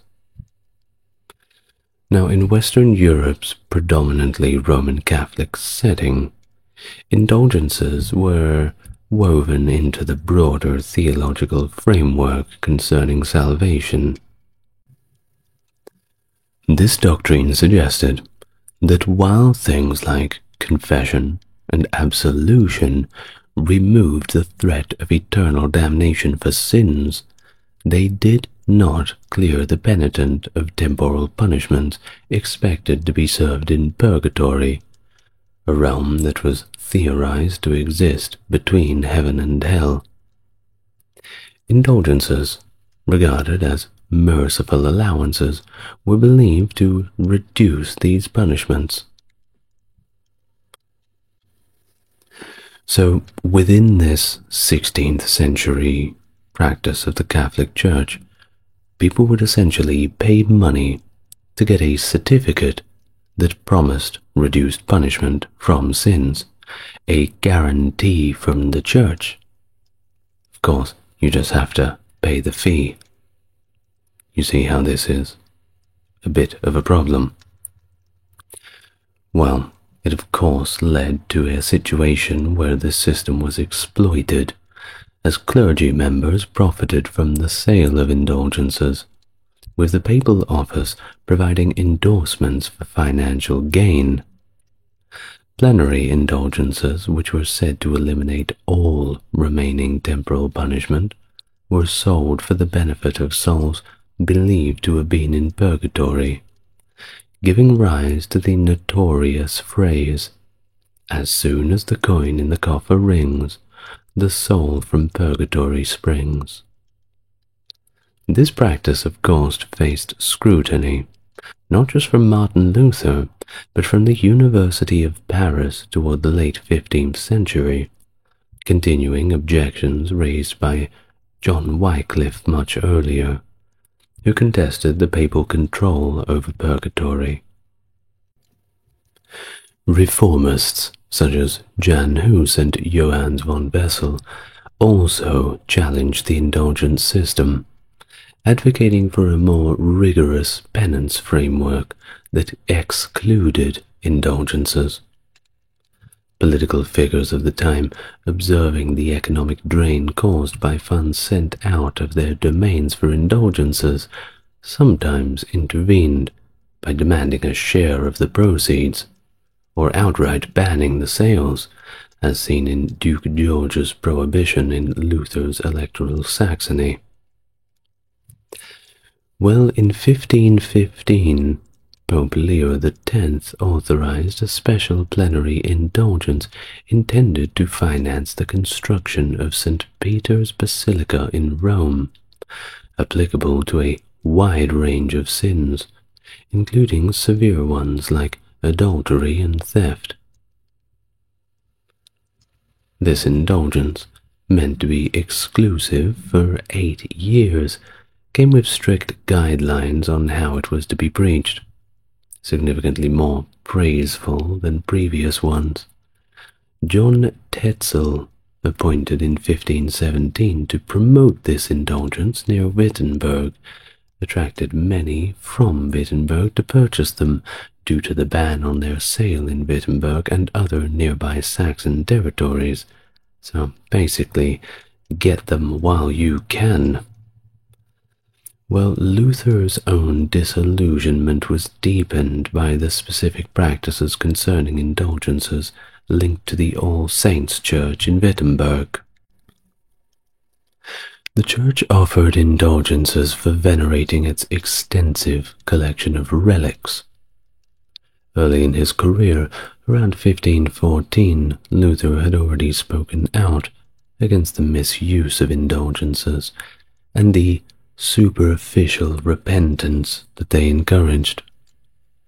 His concern escalated in 1517 when his parishioners, having bought Tetzel's indulgences, claimed that they simply no longer needed to repent for their sins. Well, after examining Tetzel's teachings, Luther dedicated significant effort to studying indulgences more critically, culminating in the multiple sermons that year advocating for genuine repentance over just purchasing the get-out-of-jail-free card. Luther's initial thesis states that Jesus Christ's directive to repent implies a lifelong commitment to repentance for believers. In his early thesis, Luther emphasized that repentance involves an internal battle with sin, contrasting with the sacramental confession system. Theses 5 through 7 articulate that the Pope, described by Luther as the Vicar of Christ on earth, only has the authority to absolve punishments imposed by himself or the Church's penance system, not the inherent guilt of sin. The Pope's role, he argues, is merely to proclaim God's forgiveness of sins. Between Theses 14 and 29, Luther questions established notions about purgatory, suggesting that the suffering experienced there is akin to the fear and despair of dying, as outlined in Theses 14 through 16. He later argues from Theses 17 to 24 that no definitive statements can be made regarding the spiritual conditions of souls in purgatory, and denies papal authority over these souls in Theses 25 and 6. Theses 27 to 29 criticize the notion that a payment can immediately free a soul from purgatory, which he views as fostering sinful greed, as baseless, since only God can forgive such punishments. He moves on in Theses 30 to 34 to address the misleading assurance given by indulgence preachers regarding absolution, and argues that since true repentance is uncertain, issuing a certificate of forgiveness is risky. He contends in Theses 35 and 6 that indulgences negate the necessity for repentance. Thus, he also reasons that genuinely penitent individuals, who would be the rightful beneficiaries of indulgences, already enjoy forgiveness of sins without them. In Theses 41 to 47, he criticizes indulgences for discouraging charitable acts, proposing instead that Christians be taught that the superior value of benevolence is better than purchasing indulgences, which he associates with divine disfavor and moral stagnation. He moves on to Theses 48 to 52 to depict a hypothetical scenario where the Pope would prefer the destruction of St. Peter's Basilica over its construction funded by the exploitation of the faithful. He also laments restrictions on preaching imposed during the indulgence period in Theses 53 to 55. 56 to 66 see Luther disputing the concept of the treasury of merits, foundational to the indulgence doctrine. He believes that it misleads the average Christian and obscures the true treasure of the Church, which is the gospel, described metaphorically as a net capturing the wealthy within its promise of salvation, unlike indulgences, which ensnare through greed. From Theses 67 to 80, Luther continues to critique the current indulgence preaching practices, which he had previously addressed in his letter to Archbishop Albert, noting that they promote greed rather than spiritual benefits. He notes that bishops are instructed to respect indulgence preachers, but also to protect their congregations from teachings that are contrary to the Pope's directives.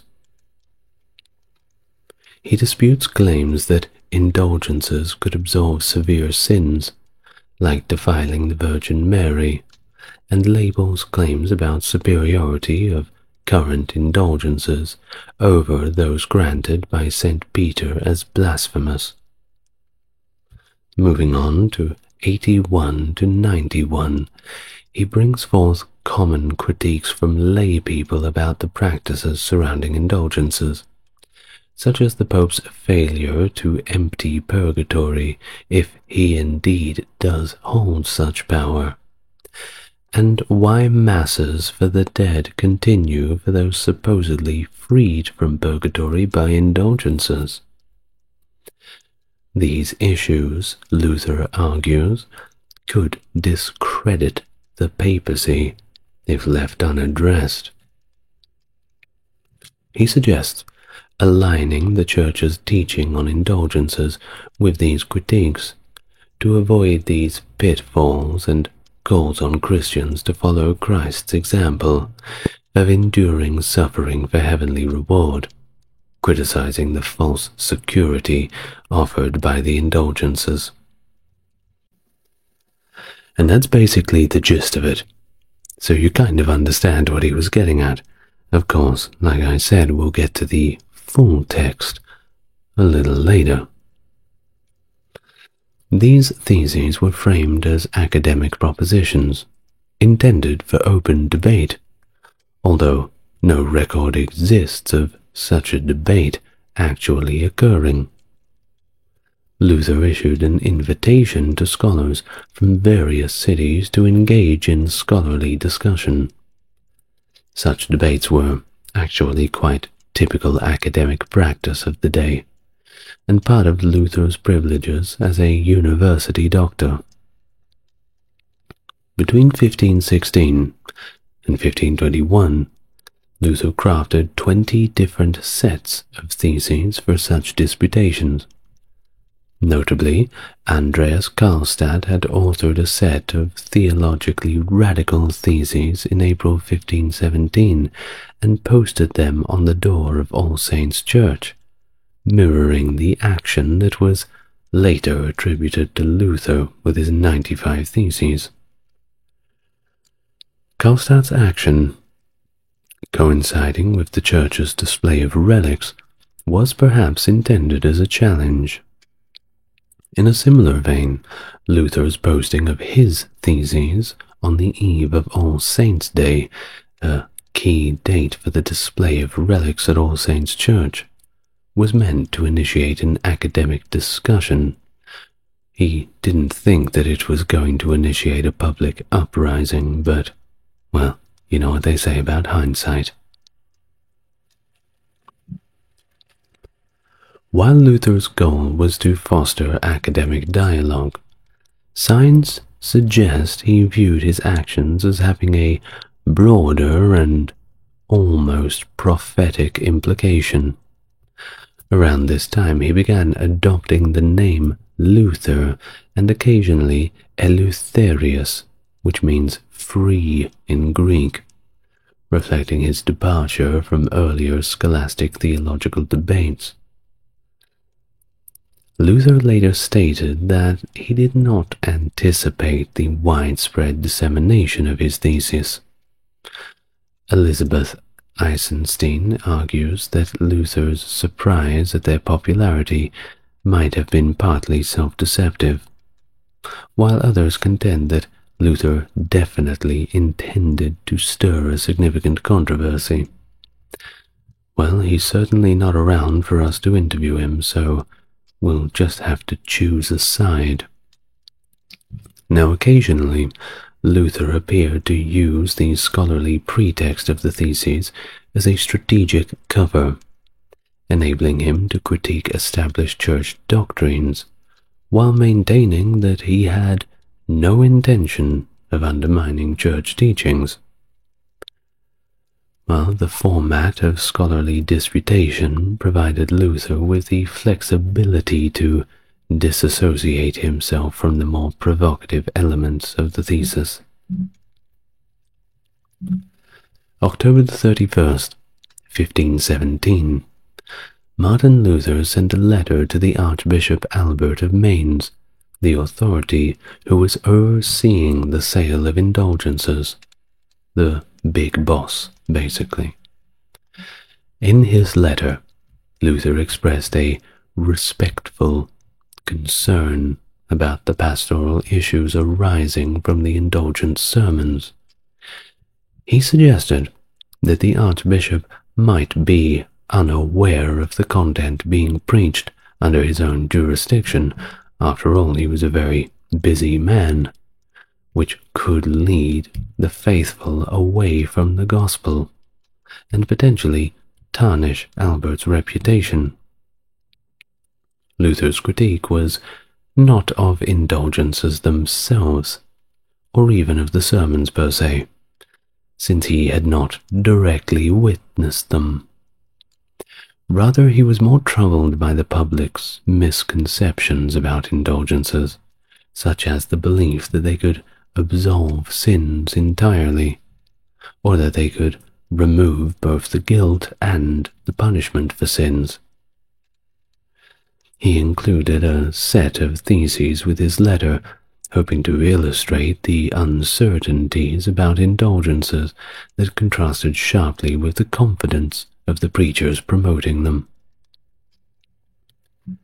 It was a standard practice to have theses printed and publicly displayed when proposing an academic disputation, although no copies from a Wittenberg print run of the 95 Theses have survived.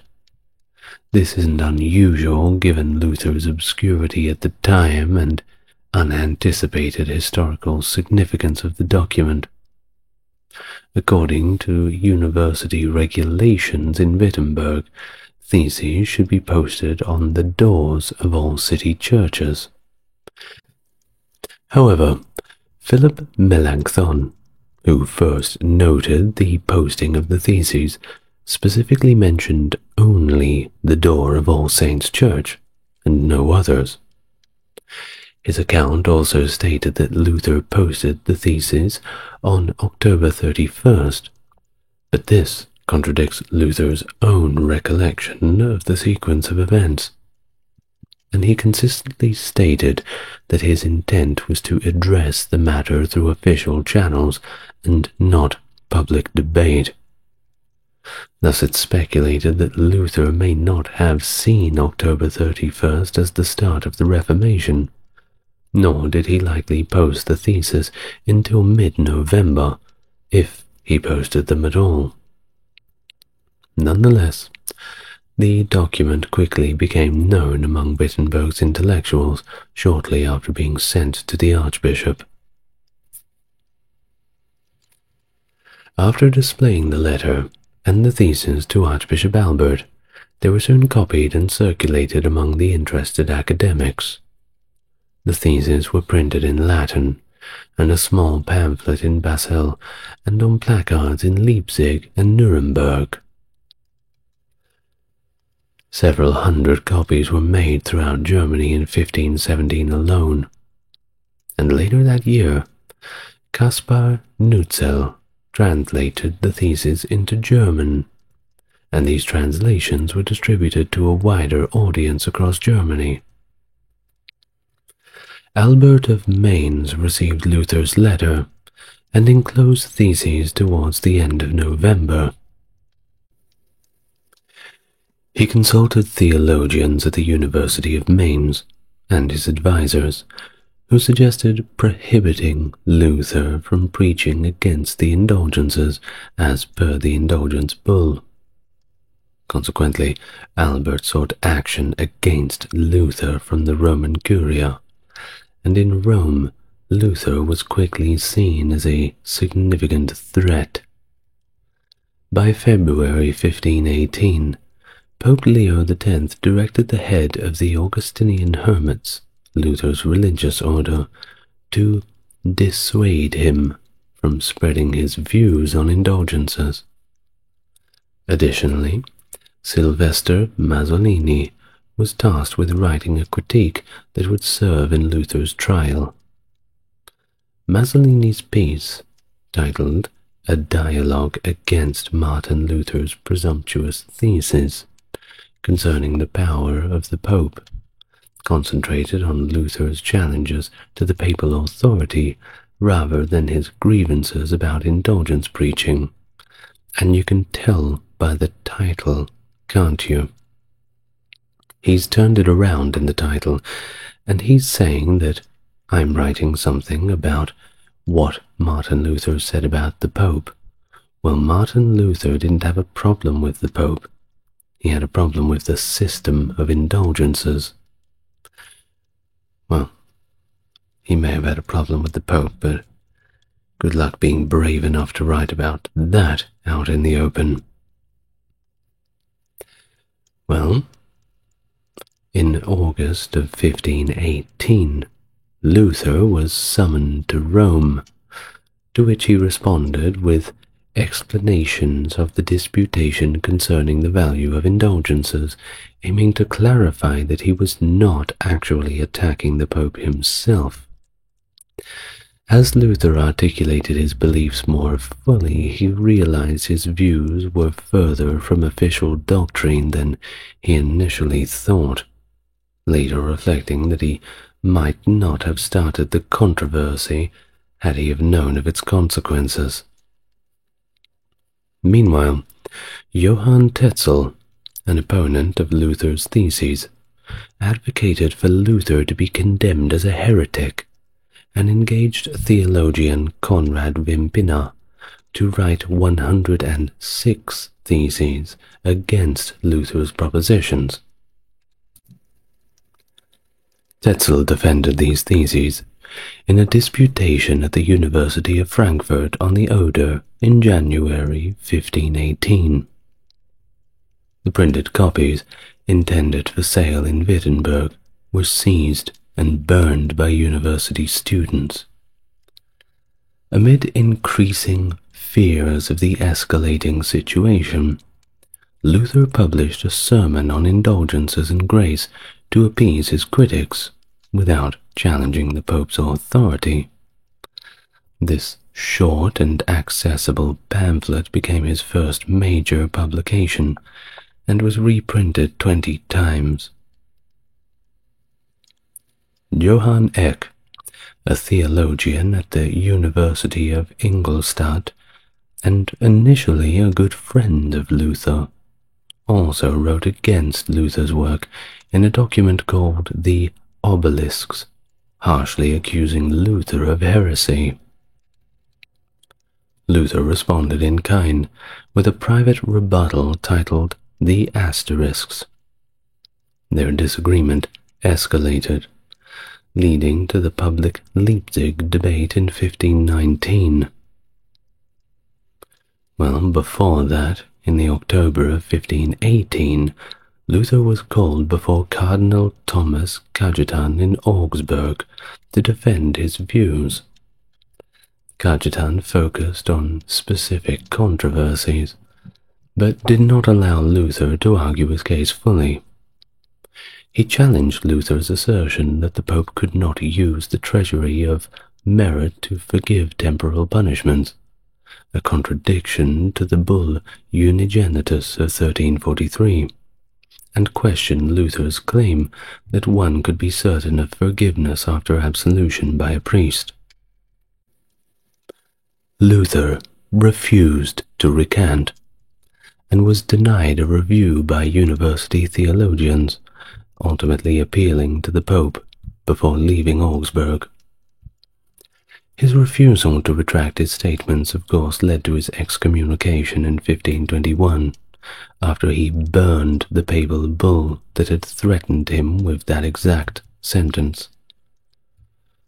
Now, the controversy over indulgences that Martin had sparked with his 95 Theses marked the beginning of the Reformation, the major schism in the Roman Catholic Church that brought about significant social and political change across Europe, and a great deal of riots and murders, but, you know, you win some, you lose some. Luther himself later reflected that the indulgence issue seemed minor compared to subsequent theological disputes, such as his conflict with Erasmus concerning free will. At the time he wrote the Theses, Luther considered himself a devout adherent to the Catholic faith, not foreseeing the Theses as a departure from orthodox doctrine.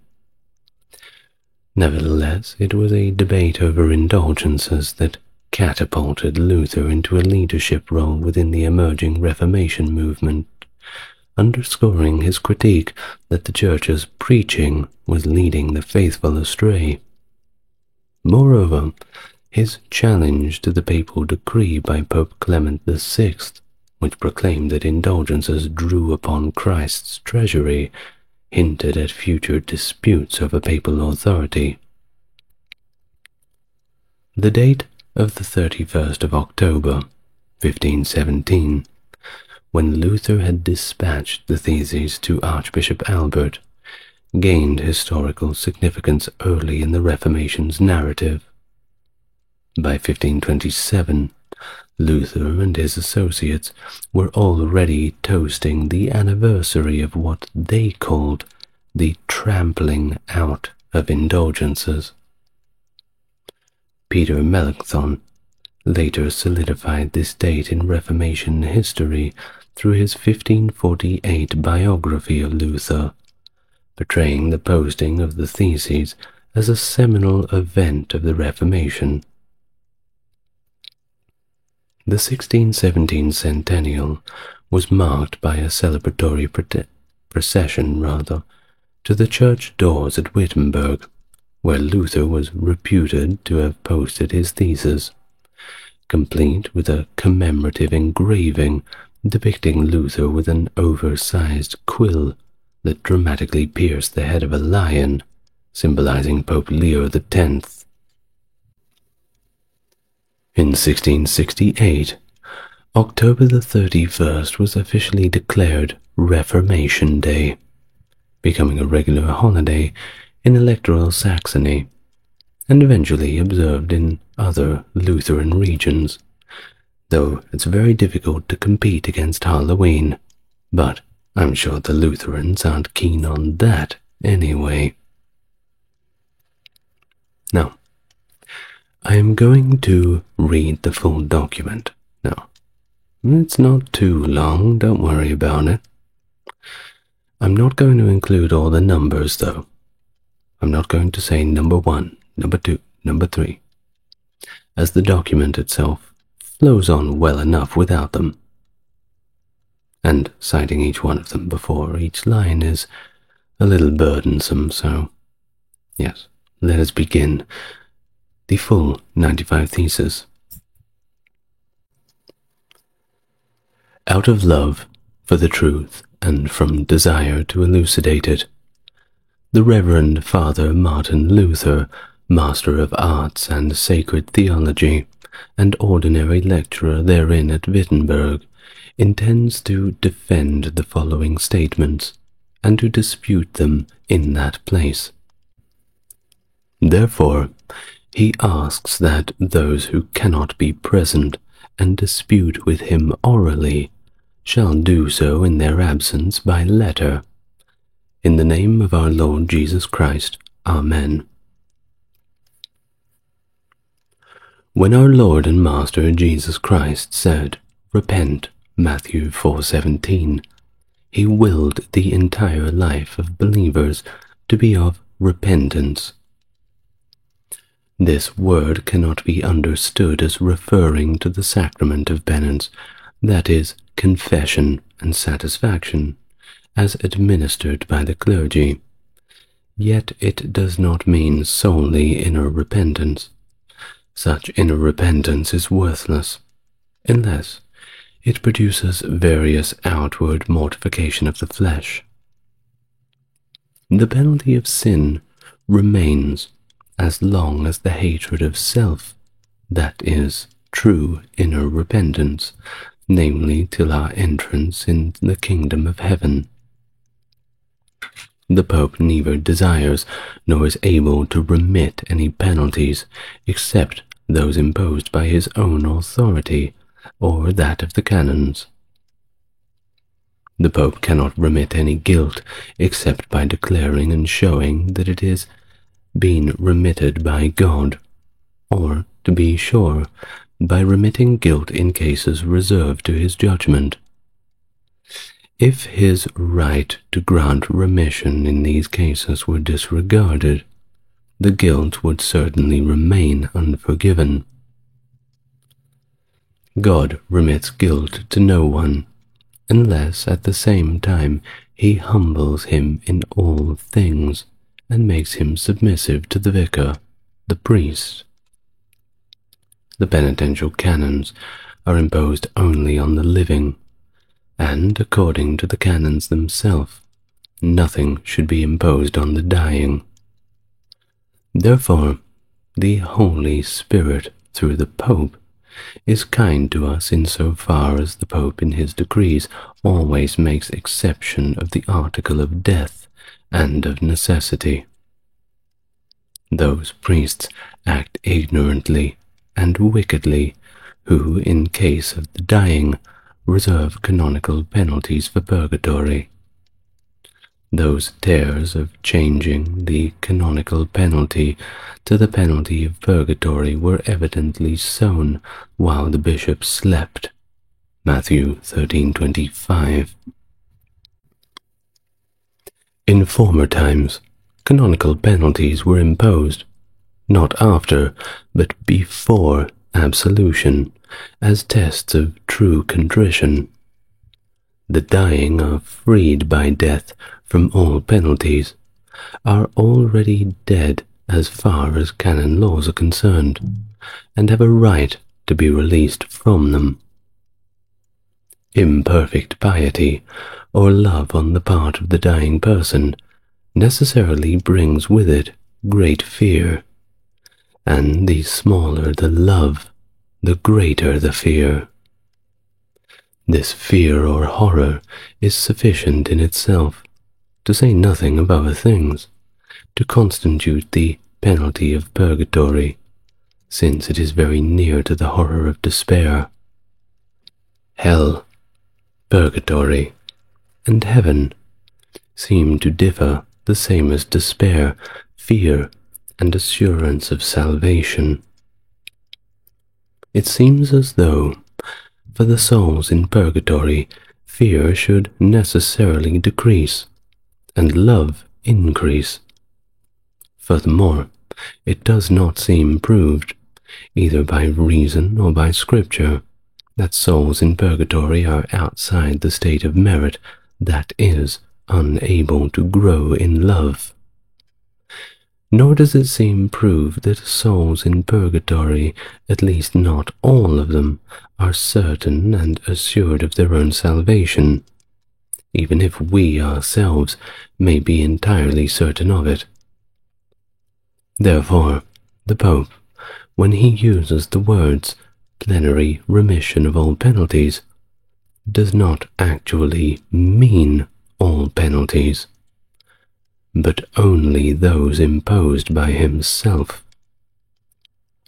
Thus, those indulgent preachers are in error who say that a man is absolved from every penalty and saved by papal indulgences. As a matter of fact, the Pope remits to souls in purgatory no penalty which, according to canon law, they should have paid in this life. If remission of all penalties whatsoever could be granted to anyone at all, certainly it would be granted only to the most perfect, that is, to the very few. For this reason, most people are necessarily deceived by that indiscriminate and high-sounding promise of release from penalty. That power which the Pope has in general over purgatory corresponds to the power which any bishop or curate has in a particular way in his own diocese and parish. The Pope does very well when he grants remission to souls in purgatory, not by the power of the keys, which he does not have, but by way of intercession of them.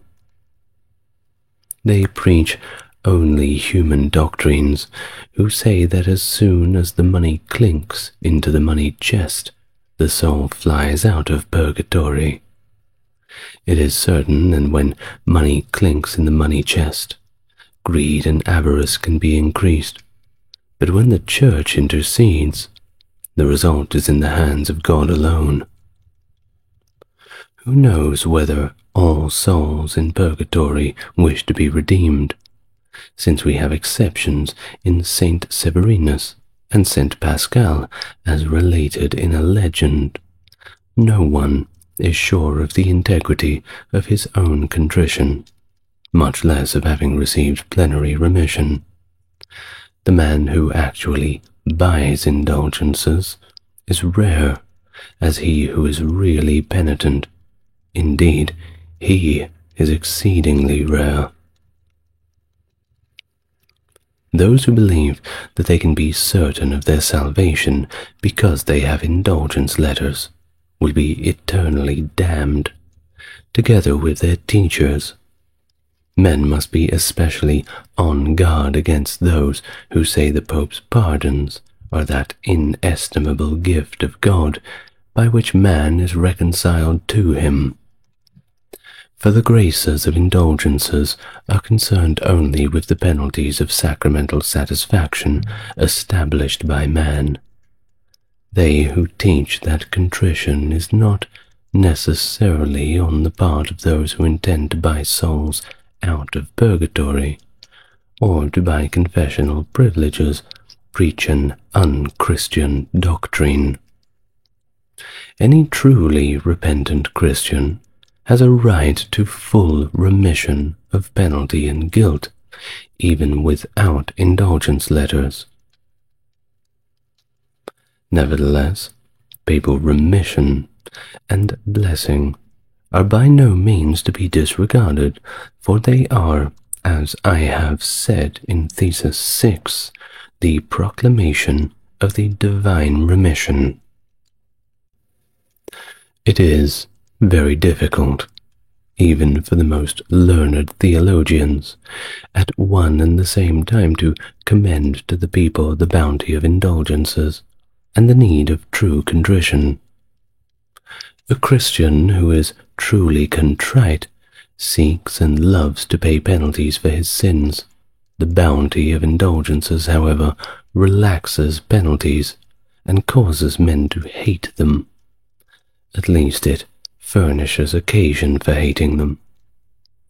Papal indulgences must be preached with caution, lest people erroneously think that they are preferable to other good works of love.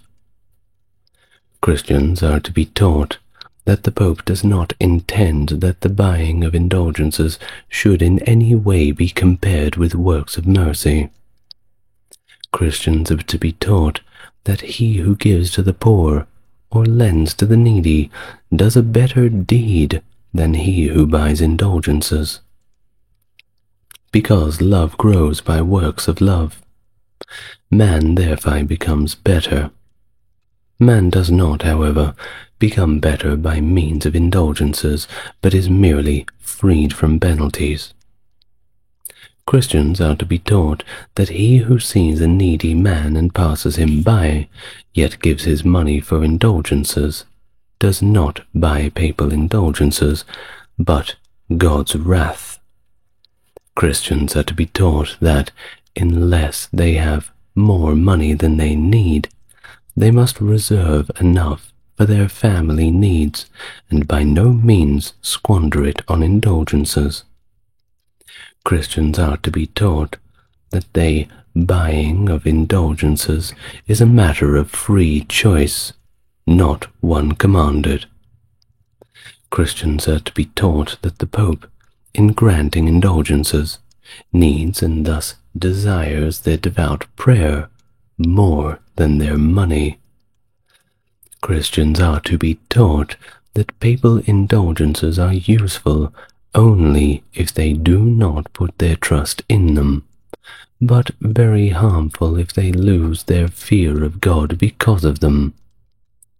Christians are to be taught that if the Pope knew the exactions of the indulgence preachers, he would rather that the Basilica of St. Peter were burned to ashes than built up with the skin, flesh, and bones of his sheep.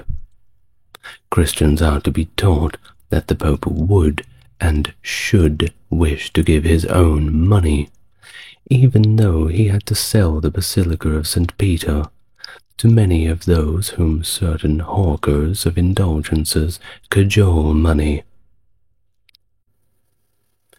It is vain to trust in salvation by indulgence letters, even though the indulgence commissary, or even the Pope, were to offer his soul as security. There are the enemies of Christ, and the Pope, who forbid altogether the preaching of the Word of God in some churches, in order that indulgences may be preached in others.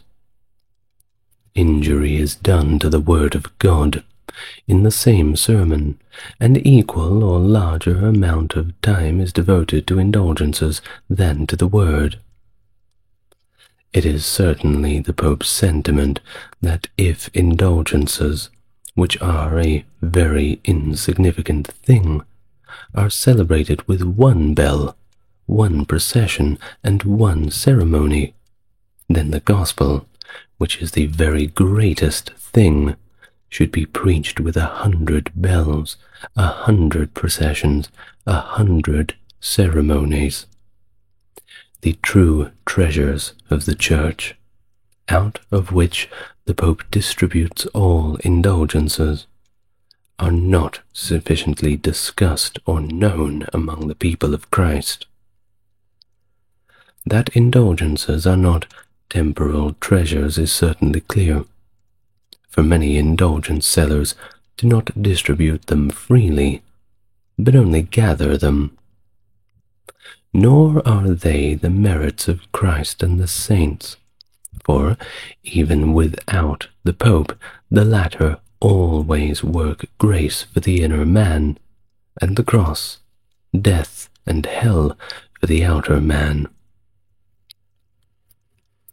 St. Lawrence said that the poor of the church were the treasures of the church, but he spoke according to the usage of the word in his own time. Without want of consideration, we say that the keys of the church, given by the merits of Christ, are that treasure. For it is clear that the Pope's power is of itself sufficient for the remission of penalties and cases reserved by himself. The true treasure of the Church is the most holy gospel of the glory and grace of God. But this treasure is naturally most odious, for it makes the first to be the last. On the other hand, the treasure of indulgences is naturally most acceptable, for it makes the last to be first. Therefore, the treasures of the gospel are nets with which one formerly fished for men of wealth. The treasures of indulgences are nets with which one now fishes for the wealth of men. The indulgences which the demagogues acclaim as the greatest graces are actually understood to be such only in so far as they promote gain. They are, nevertheless, in truth, the most insufficient graces when compared with the grace of God and the piety of the cross. Bishops and curates are bound to admit the commissaries of papal indulgences with all reverence, but they are much more bound to strain their eyes and ears, lest these men preach their own dreams instead of what the Pope has commissioned. Let him who speaks against the truth concerning papal indulgences be anathema and accursed. But let him who guards against the lust and license of the indulgence preachers be blessed. Just as the Pope justly thunders against those who by any means whatever contrive harm to the sale of indulgences, much more does he intend to thunder against those who use indulgences as a pretext to contrive harm to holy love and truth. To consider papal indulgences so great that they could absolve a man even if he had done the impossible and had violated the Mother of God is madness.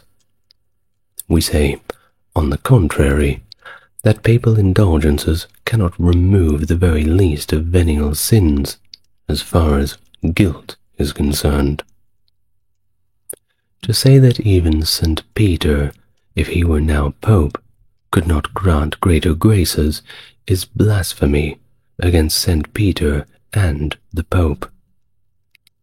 We say, on the contrary, that even the present Pope, or any Pope whatsoever, has greater graces at his disposal, that is, the gospel, spiritual powers, gifts of healing, etc., as it is written, 1 Corinthians 12:28. To say that the cross emblazoned with the papal coat of arms and set up by the indulgence preachers is equal in worth to the cross of Christ is blasphemy. The bishops, curates, and theologians who permit such talk to be spread among the people will have to answer for this. This unbridled preaching of indulgences makes it difficult even for the learned men to rescue the reverence which is due the Pope from slander or from shrewd questions of the laity, such as, why does not the Pope empty purgatory for the sake of holy love, and the dire need of the souls that are there if he redeems an infinite number of souls for the sake of miserable money with which to build a church? The former reason would be more just. The latter is most trivial. Again, why are funeral and anniversary masses for the dead continued? And why does he not return or permit the withdrawal of the endowments funded for them, since it is wrong to pray for the redeemed. Again, what is this new piety of God and the Pope that for a consideration of money they permit a man who is impious and their enemy to buy out of purgatory the pious soul of a friend of God, and do not rather better use of the need of that of pious and the beloved soul, free it for pure love's sake? Again, why are the penitential canons, long since abrogated and dead, in actual fact and through disuse, now satisfied by the granting of indulgences as though they were still alive and in force? Again, why does not the Pope, whose wealth is today greater than the wealth of the richest Crassus, build this one basilica of St. Peter with his own money, rather than the money of poor believers? Again, what does the Pope remit or grant to those who by perfect contrition already have a right to full remission and blessings?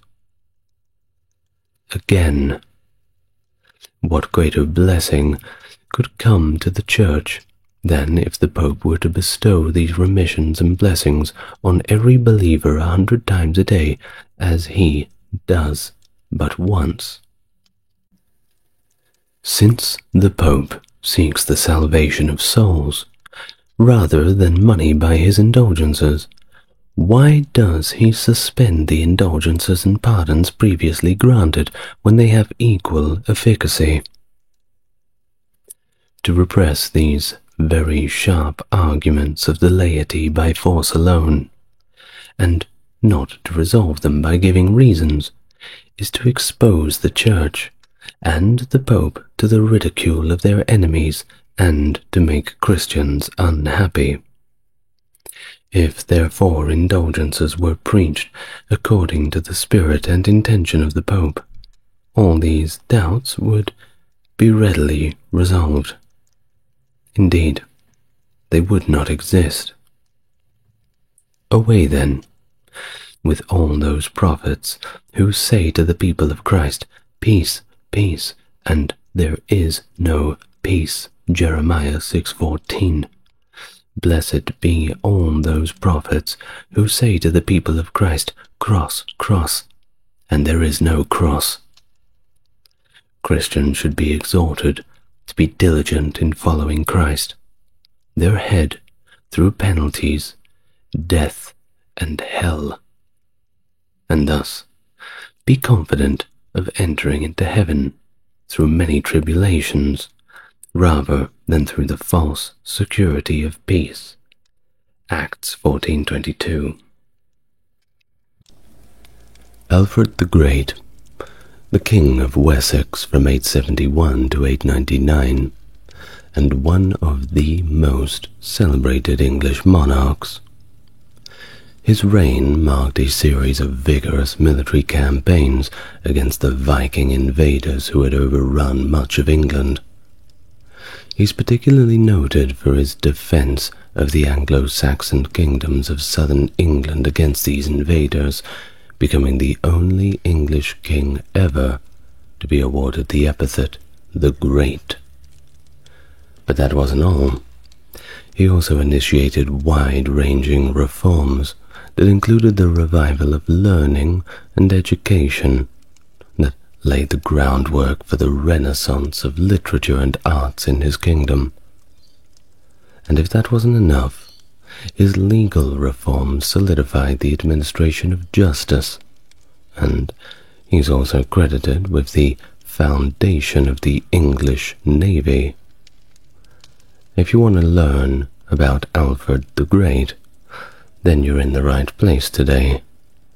Hello and welcome to the channel. If you're new here, it's good to meet you. If you're coming back, it's great to have you back here again. As always, if you like what I do and would like to support the channel and keep me going, Link to the Patreon is in the description.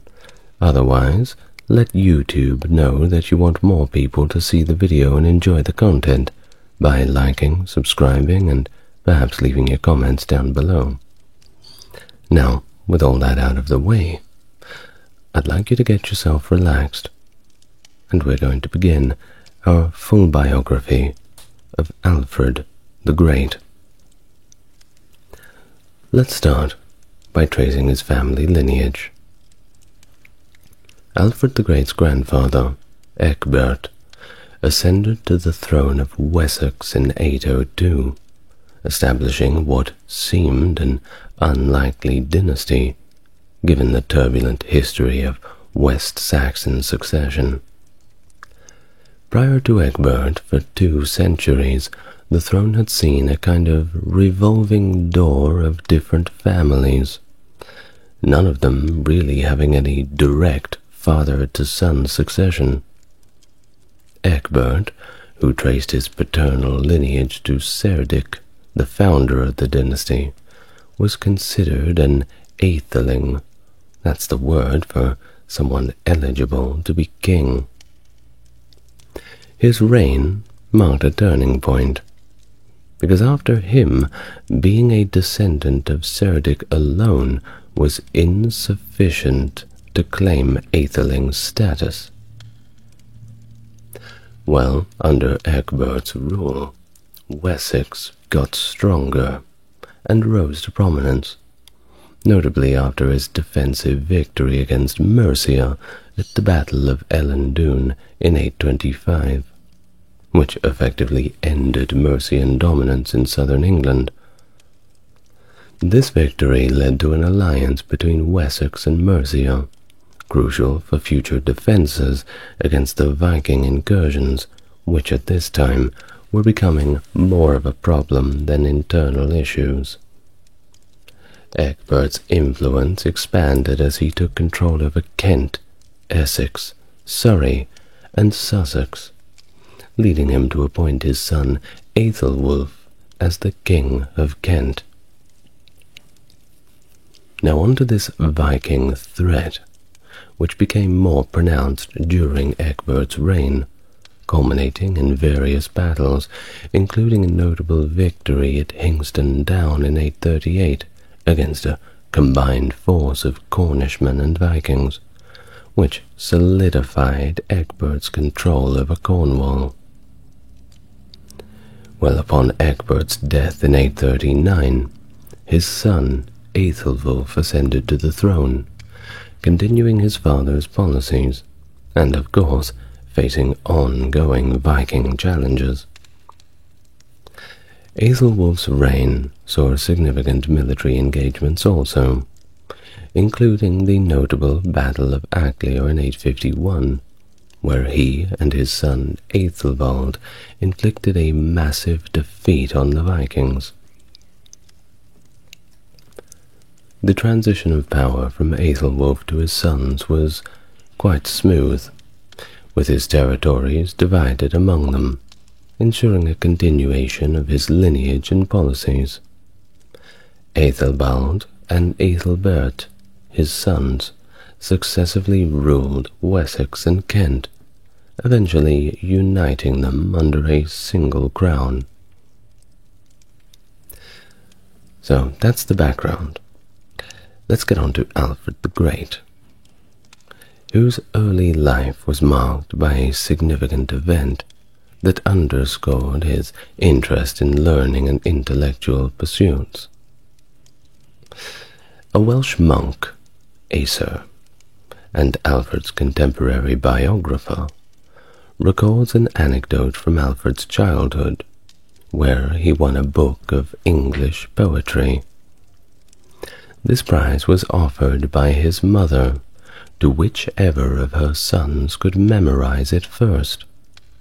Alfred, who was not yet literate and had his mother read to him until her death when he was around 6 years old, eventually learned to read at the age of 12, demonstrating early signs of scholarly inclinations. And indeed, at the time, it was a big deal in and of itself to learn how to read. Well, in 853, Alfred's royal status was further highlighted when they sent him to Rome. According to the Anglo-Saxon Chronicle, Pope Leo IV confirmed him and anointed him as king. However, this episode has been subject to various interpretations. Historians in Victorian times mistakenly took this anointing as a form of anticipatory coronation, speculating that it was preparation for his future ascension to the throne. Such an interpretation is considered kind of unlikely today, since Alfred had 3 living elder brothers at the time, marking his immediate succession somewhat improbable. It is more plausible that the title conferred by Pope Leo IV referred to a designation as consul, a title of honor rather than a papal preparation for kingship. During his time in Rome, Alfred may have also spent time at the court of Charles the Bold, that was the king of the Franks at the time, which of course would have provided him with exposure to wider European politics and the culture of the mainland. After his return from Rome, Alfred witnessed the turbulent political shifts in Wessex. His father, Aethelwulf, was deposed by Alfred's elder brother Aethelbald in 856. The resolution of this conflict involved a power-sharing agreement, where Aethelbald retained control of the western shires of Wessex, and Aethelwulf the eastern part. Now, upon Aethelwulf's death in 858, the kingship of Wessex passed successively to Alfred's brothers, Aethelbald, Aethelbert, and Aethelred. Each of these successions moved Alfred closer to the throne. Now, Alfred the Great's early public life was largely unrecorded during the reigns of his elder brothers. But it was not until the significant threat posed by more Viking invasions that Alfred's role became somewhat more pronounced. In 865, when Alfred was around 16 years old, the Great Heathen Army, a formidable group of Danes, landed in East Anglia, with ambitions to conquer the various kingdoms of Anglo-Saxon England. It was this period that marked the beginning of Alfred's formal public involvement in royal affairs, coinciding with the accession of his brother Aethelred, who wasn't much older. He was only 18. During the reign of Aethelred, Bishop Acer bestowed upon Alfred the title of Secundarius. This title suggested a role akin to that of a Tanist, a recognized heir apparent who was closely associated with the king, ready to assume leadership if the time was necessary.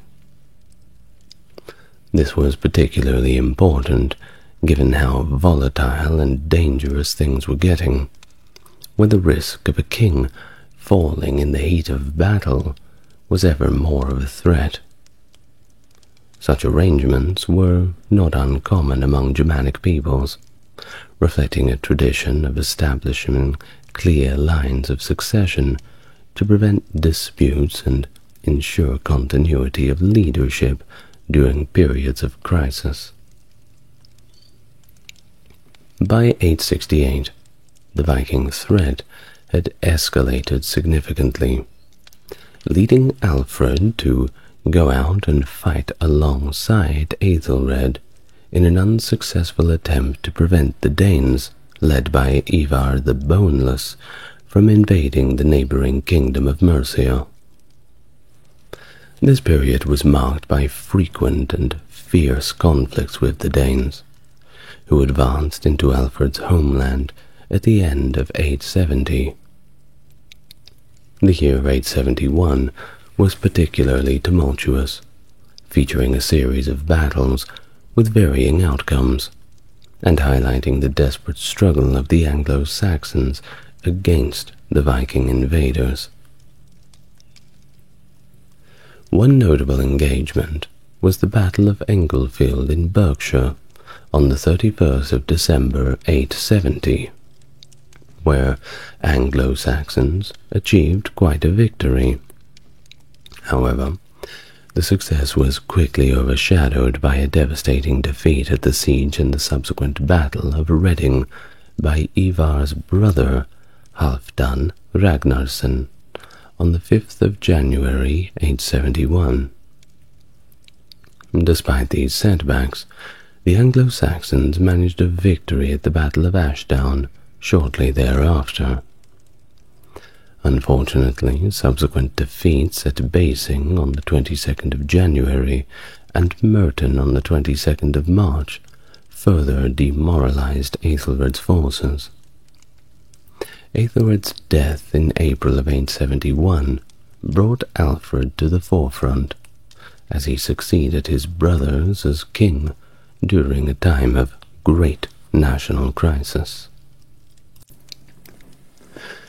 In the April of 871, upon the death of his brother King Aethelred, Alfred officially ascended to the throne of Wessex, amidst the existential threat posed by the Danes. Despite Aethelred leaving behind two young sons, Aethelhelm and Aethelwold, the succession of Alfred was uncontested, likely due to the dire circumstances and Alfred's adult status, which was critical for leadership during ongoing warfare. The smooth transition was supported by a previous agreement made with Swinburg, where Aethelred and Alfred had resolved that the survivor between them would inherit their father King Aethelwald's personal properties, leaving their respective children with only the lands settled upon them. Alfred's initial days of king were marred by immediate military changes. While engaged in the funeral rites for Aethelred, the Danes seized the opportunity to strike, defeating the Saxons first in Alfred's absence at the Battle of Wilton in the May of 871. The loss of Wilton dashed any hopes of quickly expelling the invaders from Wessex, compelling Alfred to negotiate a peace, the terms of which were not detailed in the historical record, but we do know that they included an agreement by the Vikings to leave the realm. Following the peace agreement, the Viking forces withdrew to London for winter, marking a temporary halt to their advance. Historical evidence suggests that Alfred likely had to pay a substantial amount of silver to persuade the Vikings to retreat, a common practice of the time, as evidenced by similar actions in Mercia the following year. The respite, however, was brief, as in 876 the Danes, led by Guthrum, Oskedal, and Anwend, bypassed the Saxon defences to seize Wareham in Dorset. Alfred's attempts to reclaim Wareham through a blockade ended in a negotiated peace involving the exchange of hostages and oaths on a sacred ring. However, the Danes soon violated this peace, killing the hostages and retreating back to Exeter. Alfred's strategic persistence was evident in his blockade of the Danish ships at Exeter, which, coupled with a fortuitous storm, led to the Danish capitulation. They withdrew to Mercia, but resumed their aggression in January of 878 with a surprise attack on Chippenham, where Alfred was residing for Christmas. This attack forced Alfred into a dire situation, fleeing to the marshes of Somerset, where he established a base at Athelney.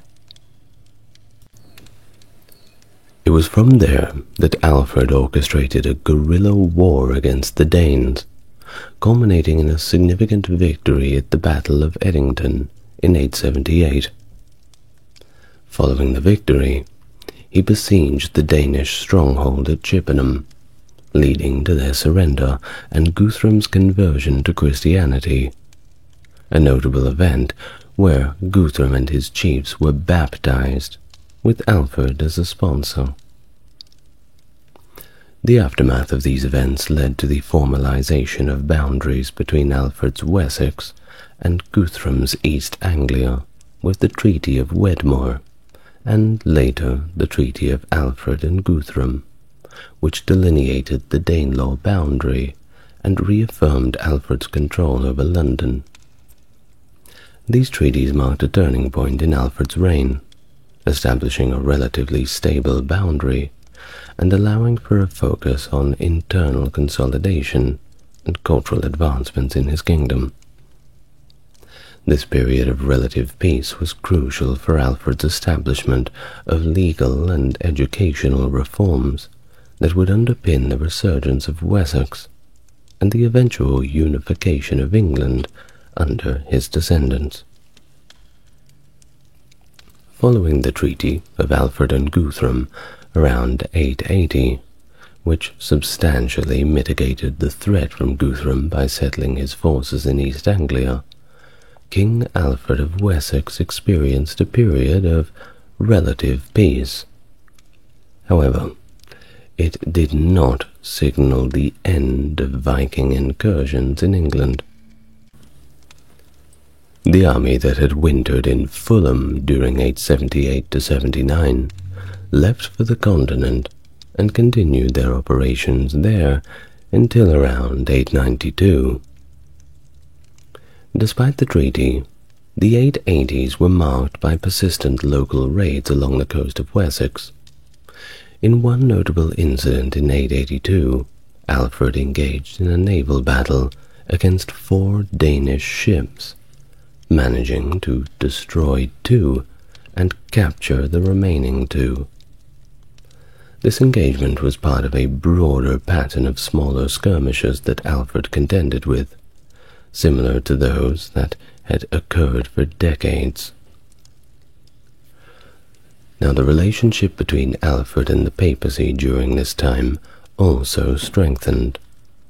In 883, Pope Marinus gained a tax exemption to the Saxon quarter in Rome, likely in response to Alfred's commitment to send annual alms to Rome, a practice that may have laid the foundation for the medieval tax known as Peter's Pence.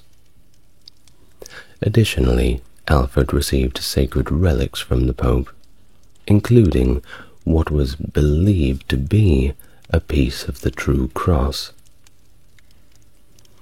Well, despite all of these moments of peace and all of the little gifts, Alfred was forced to address a significant Danish raid and more incursions.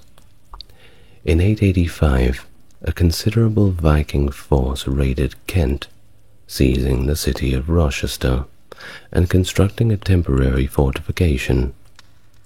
Alfred's response was swift. He mobilized an Anglo-Saxon force that drove the Danes back to their ships. They eventually fled to another part of Britain, and by the following summer, they had completely left the country. The ongoing threat posed by the Danes prompted Alfred to take proactive measures. Shortly after the raid on Rochester, he dispatched his fleet to East Anglia, ostensibly for plunder, according to his biographer Asser, though this rationale is debatable. The expedition encountered a Danish fleet of around 13 or perhaps up to 16 ships, which led to a naval battle in which Alfred's forces triumphed and captured a considerable amount of spoil. However, as Alfred's fleet attempted to depart, they were ambushed at the mouth of the River Stour by a Danish force, resulting in a defeat for the weakened Anglo-Saxon fleet. In 886, Alfred made significant strides in urban recovery and defence by reoccupying and beginning the restoration of London. He entrusted its care to his son-in-law, Aethelred, the Earldom of Mercia. During this time, Alfred notably changed his title to King of the Anglo-Saxons, reflecting a broader sphere of influence beyond Wessex. The refurbishment efforts in London likely included a new street layout and strengthening of its defences, possibly extending the existing Roman fortifications and adding new ones along the south bank of the Thames River. By 888, 2 years later, Alfred's leadership had garnered the allegiance of the Saxon people across what was likely then a rather fragmented England. This period also saw the deaths of prominent figures like Aethelred, the Archbishop of Canterbury, and in 889, Guthrum, also known as Aethelstan after his baptism. Alfred's one-time adversary turned ally and the ruler of East Anglia. Guthrum's death created a power vacuum that attracted new contenders for control, and of course altered the politics of the region. The peaceful interlude was broken in the 890s, when Viking forces, finding their European holdings unsatisfactory, launched another major incursion into England. In 892, or perhaps early 893, a large contingent of Danes, including families, indicating plans for a settlement, split into two groups and fortified themselves in Kent, at Appledore and Milton, under leaders including the notorious Hastin. Despite ongoing negotiations, the Vikings from Appledore initiated a series of movements that led them into conflict with Alfred's forces directly. Initially repelled and forced to give hostages at Thorney, they soon regrouped with their comrades at Shoebury after additional defeats. Alfred, upon learning of a simultaneous siege on Exeter and another location in North Devon, swiftly mobilized to relieve Exeter and successfully lifted the siege. The Danes' subsequent maneuvers across England were strategically countered by Alfred and his ealdormen, culminating in their blockade and near starvation at Bootington. The Danish forces ultimately retreated to Chester, where they endured a harsh winter with very few supplies, courtesy of Alfred's scorched earth tactics. By 894 or 95, the Vikings were compelled to withdraw to Essex due to food shortages. In a strategic shift, Alfred decided to block their escape routes on the Thames and Lee rivers, forcing them to abandon their positions and move to Quatbridge near Bridgnorth. By 897, exhausted and unable to sustain their campaigns, the remaining Danish forces either settled in Northumbria and East Anglia or returned back home to the continent, marking a significant downturn in the large-scale Viking threat to Alfred's realm.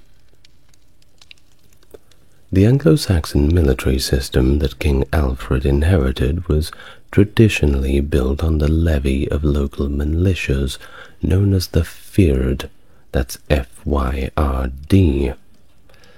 where each freedman was required to serve and face severe penalties for non-compliance. This system, which had been effective in its time, proved to be insufficient against the tactics employed by Danish invaders, who utilized quick raids from fortified bases, leading to significant challenges for the Anglo-Saxons who struggled with mobilization and logistics. Under King Ian of Wessex's law code around 694, the penalties for neglecting military service were harsh, reflecting the importance of military readiness.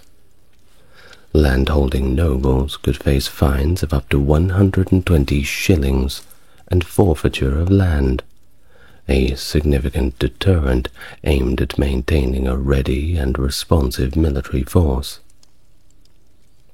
However, the Viking raids of the 9th century exposed the vulnerabilities of this defense system. The Danes' strategy of utilizing fortified bases and quick raids and retreats gave them a tactical advantage over the Anglo-Saxons, who traditionally massed in shield walls for direct combat in the open area. The static nature of the Anglo-Saxon response often led them to being outmaneuvered and their resources drained during prolonged engagements. Recognizing these issues, Alfred initiated comprehensive military reforms following his victory at Edington in 878. Inspired possibly by his observations of Carolingian strategies against similar threats and the existing fortification systems in Mercia, Alfred implemented a more centralized approach to defense and military readiness.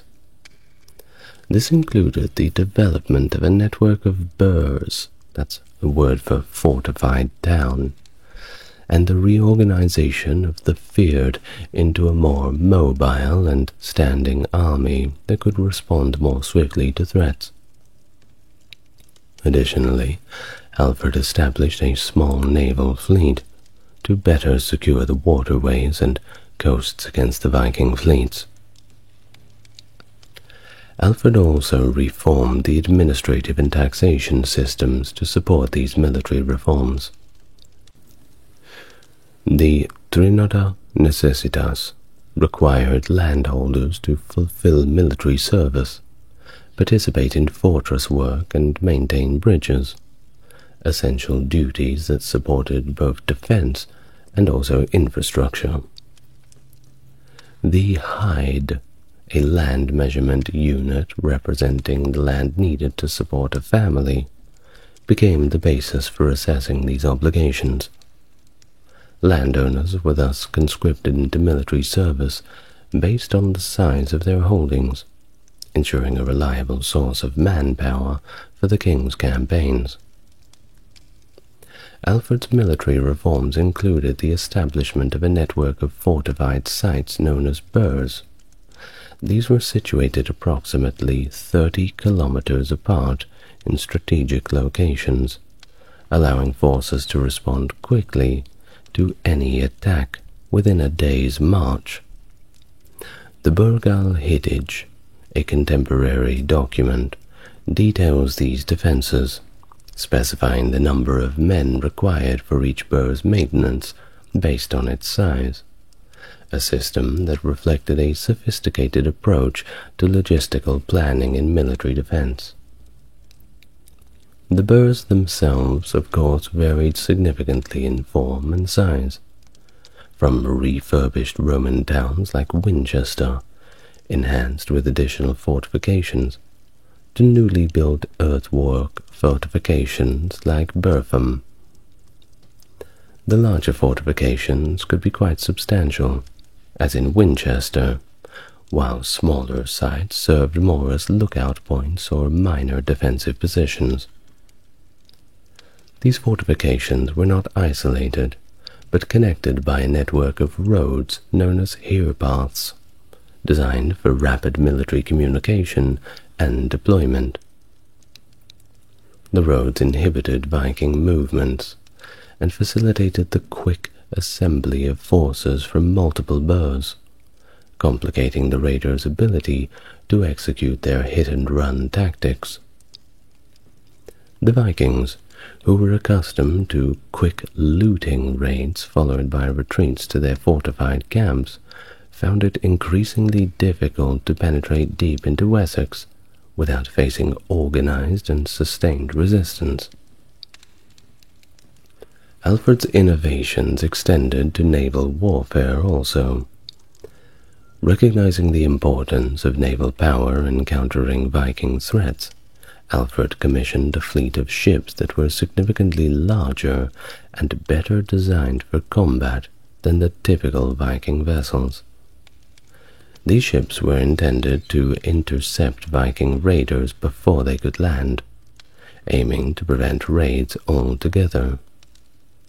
However, despite their advanced design, Alfred's ships proved less maneuverable in the confined waters, where naval engagements typically occurred, illustrating the practical limitations of his naval innovation. In one notable naval engagement in 896, Alfred's fleet managed to trap several Viking ships at the river's mouth. The engagement highlighted both the strengths and weaknesses of Alfred's naval strategy. His ships succeeded in blocking the Vikings' escape and captured or destroyed several enemy vessels, yet their size and design also proved to be a disadvantage, as some of Alfred's ships ran aground. The battle concluded with heavy losses on both sides, but the Vikings' inability to sustain their raiding campaign was a testament to the increasing effectiveness of Alfred's military strategy. Alfred's compilation of the Dombok, or Law Code, is a significant example of early medieval legal practices and the role of kingship in legislative activities. His laws were a blend of earlier Anglo-Saxon laws, biblical texts, and his own additions and reforms. The Law Code began with an introduction that included translations of biblical laws, such as the Ten Commandments, and excerpts from the Book of Exodus and the Apostolic Letter, which were meant to provide a divine justification for the secular laws that followed. Alfred's Code was notable not just for its content, but also for its structure and the rationale behind it. The Code was organized into 120 chapters, mirroring the age of Moses at his death and symbolically linking Alfred's laws into the Mosaic Law, emphasizing a continuity from divine law to human secular legislation. This symbolic linkage was underscored by the integration of the Apostolic Letter, which reinterpreted Christ's teachings to affirm the law codes of the Old Testament, rather than to replace them, thereby grounding Alfred's legal reforms in a more broader Christian context. Well, what about the laws themselves? Well, they range from penalties for breaches of the peace to regulations on public behavior and the management of property. Among these, Alfred emphasized the importance of oath-keeping and the faithful execution of legal commitments as foundational to societal order and justice. The focus reflects Alfred's concern with maintaining social stability and justice through a reliable and respected legal system.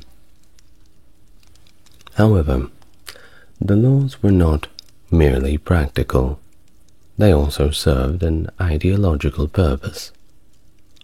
They were intended as a manifesto of Christian kingship, presenting Alfred not only as a secular ruler, but as a divinely guided legislator whose authority was modeled on biblical prophets and kings.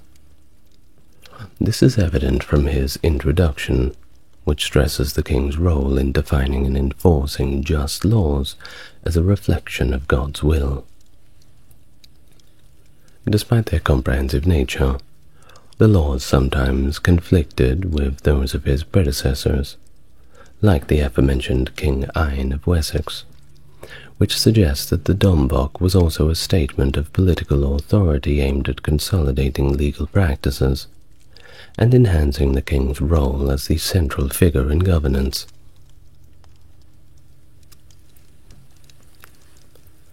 Alfred's reforms extended beyond lawmaking into the realm of judicial administration. He took an active interest in judicial proceedings and insisted on reviewing decisions made by his ealdormen and reeves, emphasizing the need for fairness and the careful application of laws.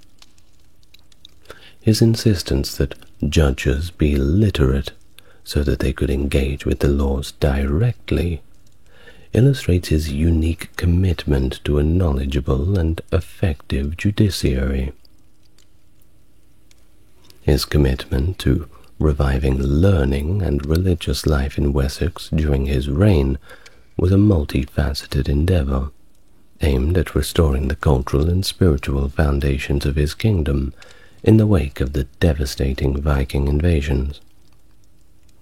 This initiative was not only a response to the physical and economic damage inflicted by the raids, but also addressed a perceived moral and educational decline that Alfred believed had weakened the kingdom. Recruitment of scholars. Understanding the importance of knowledge and education in governance and society, Alfred looked beyond Wessex for intellectual support.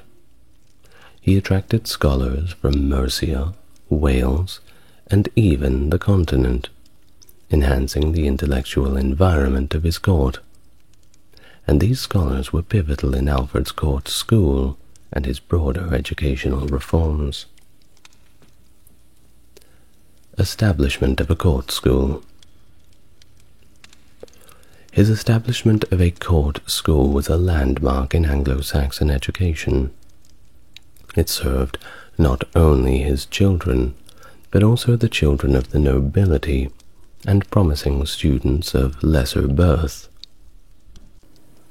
The curriculum was comprehensive, including both Latin and Old English, and focused on writing and the arts.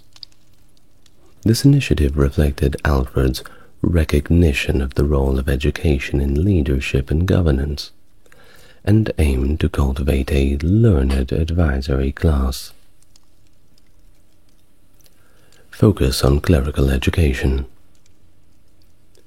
Alfred's efforts extended to clerical education, emphasizing the need for a knowledgeable and effective clergy capable of guiding the spiritual life of the community. He distributed translations of key religious texts, such as Gregory the Great's Pastoral Care, to ensure that priests were well prepared for their pastoral duties. Now, this also involved using bishops as royal officials and even judges, which blurred the lines between the secular and spiritual authority, but also leveraged their roles to strengthen the kingdom's administrative and judicial systems. Manuscript production and learning.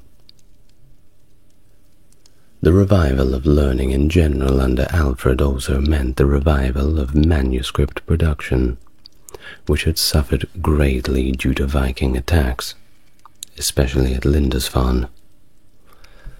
Churches and monastic schools were the centers of learning and manuscript production, and their destruction had a severe impact on education.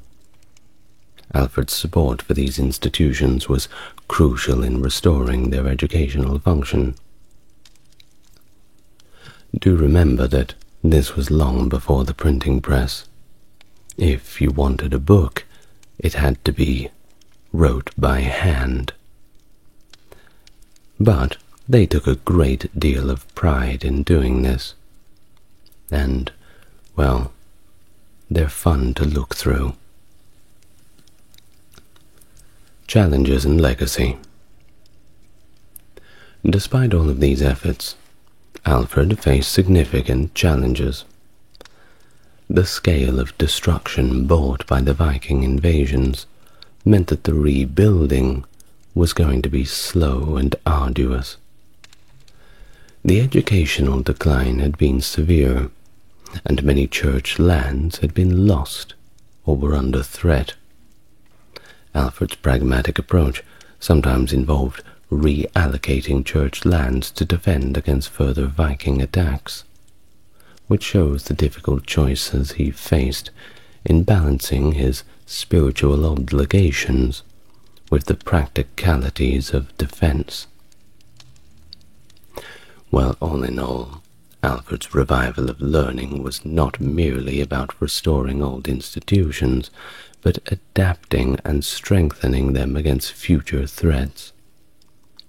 His strategic establishment of educational and religious centers, along with his fostering of a learned class, contributed to the cultural administrative resurgence that would characterize later Anglo-Saxon England. This period laid the groundwork for the intellectual flourishing of the 10th century and beyond, making Alfred not just a warrior king, but also a patron of education, whose legacy shaped English identity and governance long after his reign. The reforms reflect a visionary approach, blending pragmatic governance with a profound respect for learning and education, aimed at revitalizing a society that was so weakened by warfare and cultural decline. His push to establish schools and promote literacy among the English nobility and free men, especially for its time, was nothing short of revolutionary. By advocating for primary education in English, Alfred made learning accessible to a broader segment of society, not just the ecclesiastical elite. This policy not only democratized knowledge, but also fortified a cultural identity that united his people against external threats. His focus on educating those in positions of authority, ensuring they could fulfill their roles with wisdom and justice, was particularly astute, linking the stability of his realm directly to the education of its leaders. Alfred's translation initiative, where he targeted essential texts for translation from Latin into English, was pivotal in preserving and extending knowledge. The works chosen, including philosophical and religious texts, were intended to provide moral guidance, but also practical wisdom to the people. This effort not only made significant knowledge accessible, but also helped in establishing a vernacular literature that would influence English culture for generations. The translations of these works, often termed Alfredian, if not directly penned by him, underscore his role as a patron of scholars and scholarship. His personal involvement in the translation of these works, like Gregory the Great's pastoral care, illustrates his personal commitment to the people's spiritual and moral welfare. This work in particular, circulated widely among bishops, was intended to enhance the care of pastors across Wessex, directly reflecting his policy of using spiritual authority to reinforce the stability of society. His translations are marked by an intent to clarify and adapt the original texts to reflect the local needs and modern realities, often incorporating his own interpretations and additions that align with his philosophic and kingly responsibilities. Thus, the lasting impact of Alfred's educational reforms is evident in the sustained production of literature and the maintenance of a learned culture in the centuries that followed. Manuscripts from this time became foundational texts in English religious and philosophical thought. Moreover, Alfred's establishment of a court school laid the groundwork for educational institutions that would eventually emerge in medieval England, fostering a tradition of educated governance. His death on October the 26th, 899, at the age of 50 or perhaps 51, marked the end of a reign that significantly shaped England. His death, attributed to a painful and chronic illness that modern doctors suspect may have been either Crohn's disease or hemorrhoids, highlights the human side of a king often revered for his military and scholarly achievements, just as vulnerable as the rest of us. After his death, Alfred was initially laid to rest at the Old Minster in Winchester alongside his wife, Ailswith, and later his son, Edward the Elder.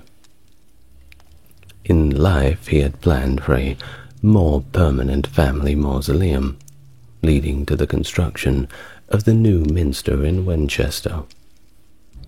His foresight for a family burial place shows his commitment to his own family and understanding of legacy, which was not just about kingship, but also establishing a familial dynasty. However, the turmoil of the subsequent centuries saw Alfred's remains, and those of his family, exhumed and moved multiple times. About 4 years after his death, as the new minster was completed, his and his family's bodies were relocated there. This rest was unfortunately disrupted by the Norman conquest of 1066, which led to widespread demolition of Anglo-Saxon structures, including the new minster. The monks, foreseeing the destruction, preemptively moved the royal remains to Hyde Abbey, a new site they established to the north of the city. Hyde Abbey's fate was sealed during the dissolution of the monasteries under Henry VIII. In 1538, the abbey was demolished and its materials repurposed for local construction. Mirroring the fate of many religious sites at this period. The site was then used for agriculture until 1788, when it was earmarked for a new jail. During the preparation of the site for constructions, convicts unearthed numerous stone coffins, including those believed to belong to Alfred and his family. The discovery was overseen by Dr. Milner, who lamented the desecration in his writings, noting the disrespectful treatments of the remains and associated artifacts by convicts, who sold what they could for a quick profit. This was not, however, the final indignity for Alfred's remains. The jail built over his supposed resting place was demolished between 1846 and 1850. Subsequent archaeological investigations in 1866 and 1897 tried, unsuccessfully, to conclusively locate Alfred's remains. In 1866, an amateur antiquarian claimed to recover the bones from the site, which were buried by the vicar of St. Bartholomew's Church in an unmarked grave. Modern archaeological efforts in 1999 at the site of Hyde Abbey unearthed foundations and some bones, initially hoped to be Alfred's, but later proven not to be. In 2013, in the light of new interest sparked by the identification of Richard III's remains, The bones in the unmarked grave were exhumed and placed in secure storage for further analysis. However, radiocarbon dating revealed that they were from the 1300s, thus not Alfred's.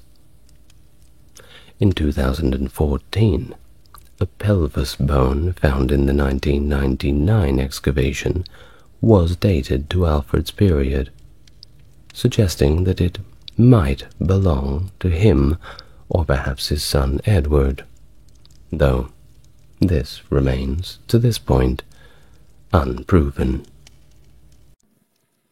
Founded by Saint Dominic in the year 1216, the Dominican Order, officially known as the Order of Preachers, OP for short, it emerged as a response to the need for informed preaching against heresy and the salvation of souls.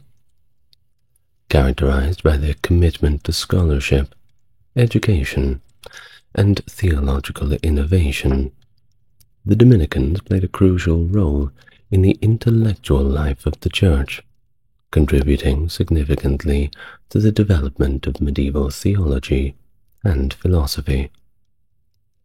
The order's emphasis on poverty, preaching, and communal life underpinned its rapid growth all across Europe, where it established famous universities and became very influential in ecclesiastical and secular affairs. Hello there, welcome to the channel. Are you new here? If you are, good to meet you. And if you are coming back, it's great to have you back here again for another video. If you'd like to support the channel, links to the Patreon are in the description. Otherwise, we're trying to hit 6,000 subscribers, so a like, comment, and subscribe would definitely help us get there. Now, without further ado, please make yourself relaxed, and we can learn all about the Dominican Order. Let's go back to medieval times together, shall we? Dominic, a man deeply committed to his faith, took the decisive step of establishing the Dominican Order in the year 1215. But the true groundwork for this monumental endeavor was laid earlier, in the year 1214, when Dominic founded a religious community in Toulouse, France. The community was to operate under the guidance of the teachings of Saint Augustine, with a set of rules and statutes, including the primitive constitution, to regulate the lives of its members. At its core, Dominic envisioned this order as serving two fundamental purposes. 1. Preaching the gospel, and 2. Aiding in the salvation of souls. The influence of Dominic's vision extended beyond his immediate community. Henri Dominique Lacordaire, a scholar of the order's history, pointed out striking similarities between Dominic's statutes and the reformist principles of the Premonstratensians, suggesting that Dominic drew inspiration from these earlier movements. Dominic's initiatives gained official recognition in the July of the year 1215, when Bishop Folquez of Toulouse sanctioned his followers into an institutionalized form of religious life. This marked a significant departure from traditional pastoral practices within the Catholic Church. Now, Dominic's priests, his team of soldiers for God, if it will, were well educated in matters of theology, and they were to be organized and focused on the revolutionary task of preaching to the masses. Basically, go forth and spread the word. Dominic understood the necessity of a structured framework to guide their endeavors, and found that the rule of St. Augustine to be a fitting choice, given its emphasis on preaching for the salvation of souls. If you want to know more about St. Augustine, check out the Biographies playlist. I did an hour-long video on him. Quite interesting. Now, by adopting this rule, Dominic's followers positioned themselves as canons regular, distinct from the traditional monastic model. This designation allowed them to engage in active ministry while embracing a life of individual poverty. The formal approval of the Order of Preachers, remember that's the other name for the Dominican order, came in December 1216 and January 1217 through papal bulls issued by Pope Honorius III, granting them the universal authority to preach, a privilege previously limited to local bishops. Central to the identity of the Dominican order was its commitment to study, and I don't just mean a few hours once every Tuesday and Thursday night. No, they were serious. They wanted to build a kind of ecclesiastical, intellectual aristocracy, but without all the coin.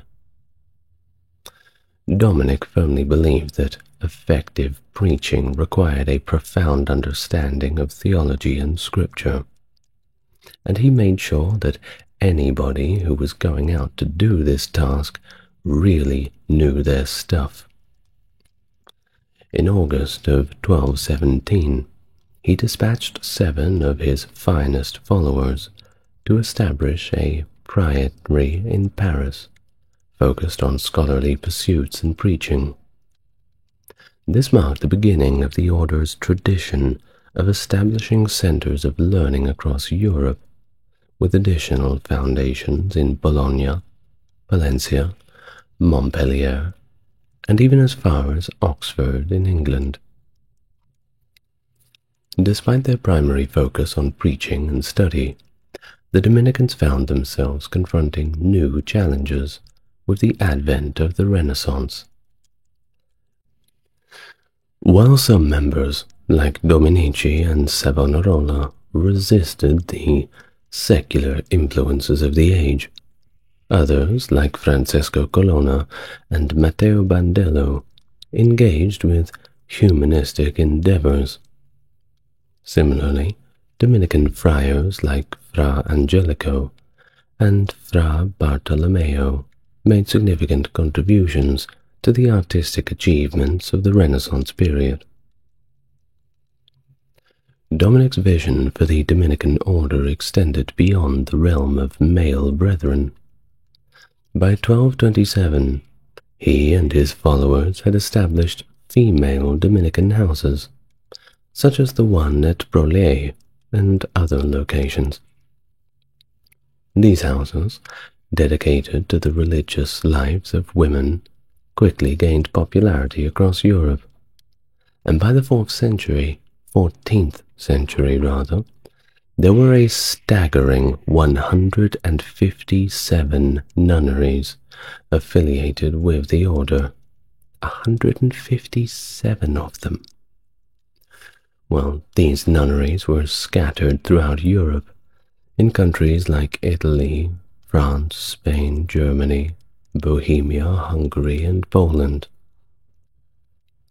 Now, in particular, in Germany, many of these houses had previously been inhabited by communities of women known as Beguines.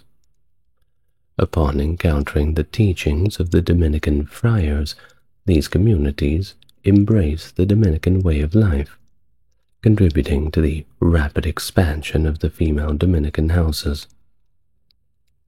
Over time, several of these houses evolved into centers of study and mystical spirituality, producing notable works like the Sister Books. In regions beyond Germany, Convents were often established as havens for women of the upper classes who were seeking refuge from the world.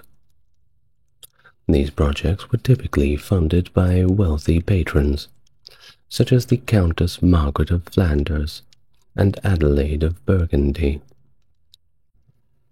who founded the monastery of Lille and Val-Duchesse at Orgadem near Brussels, respectively.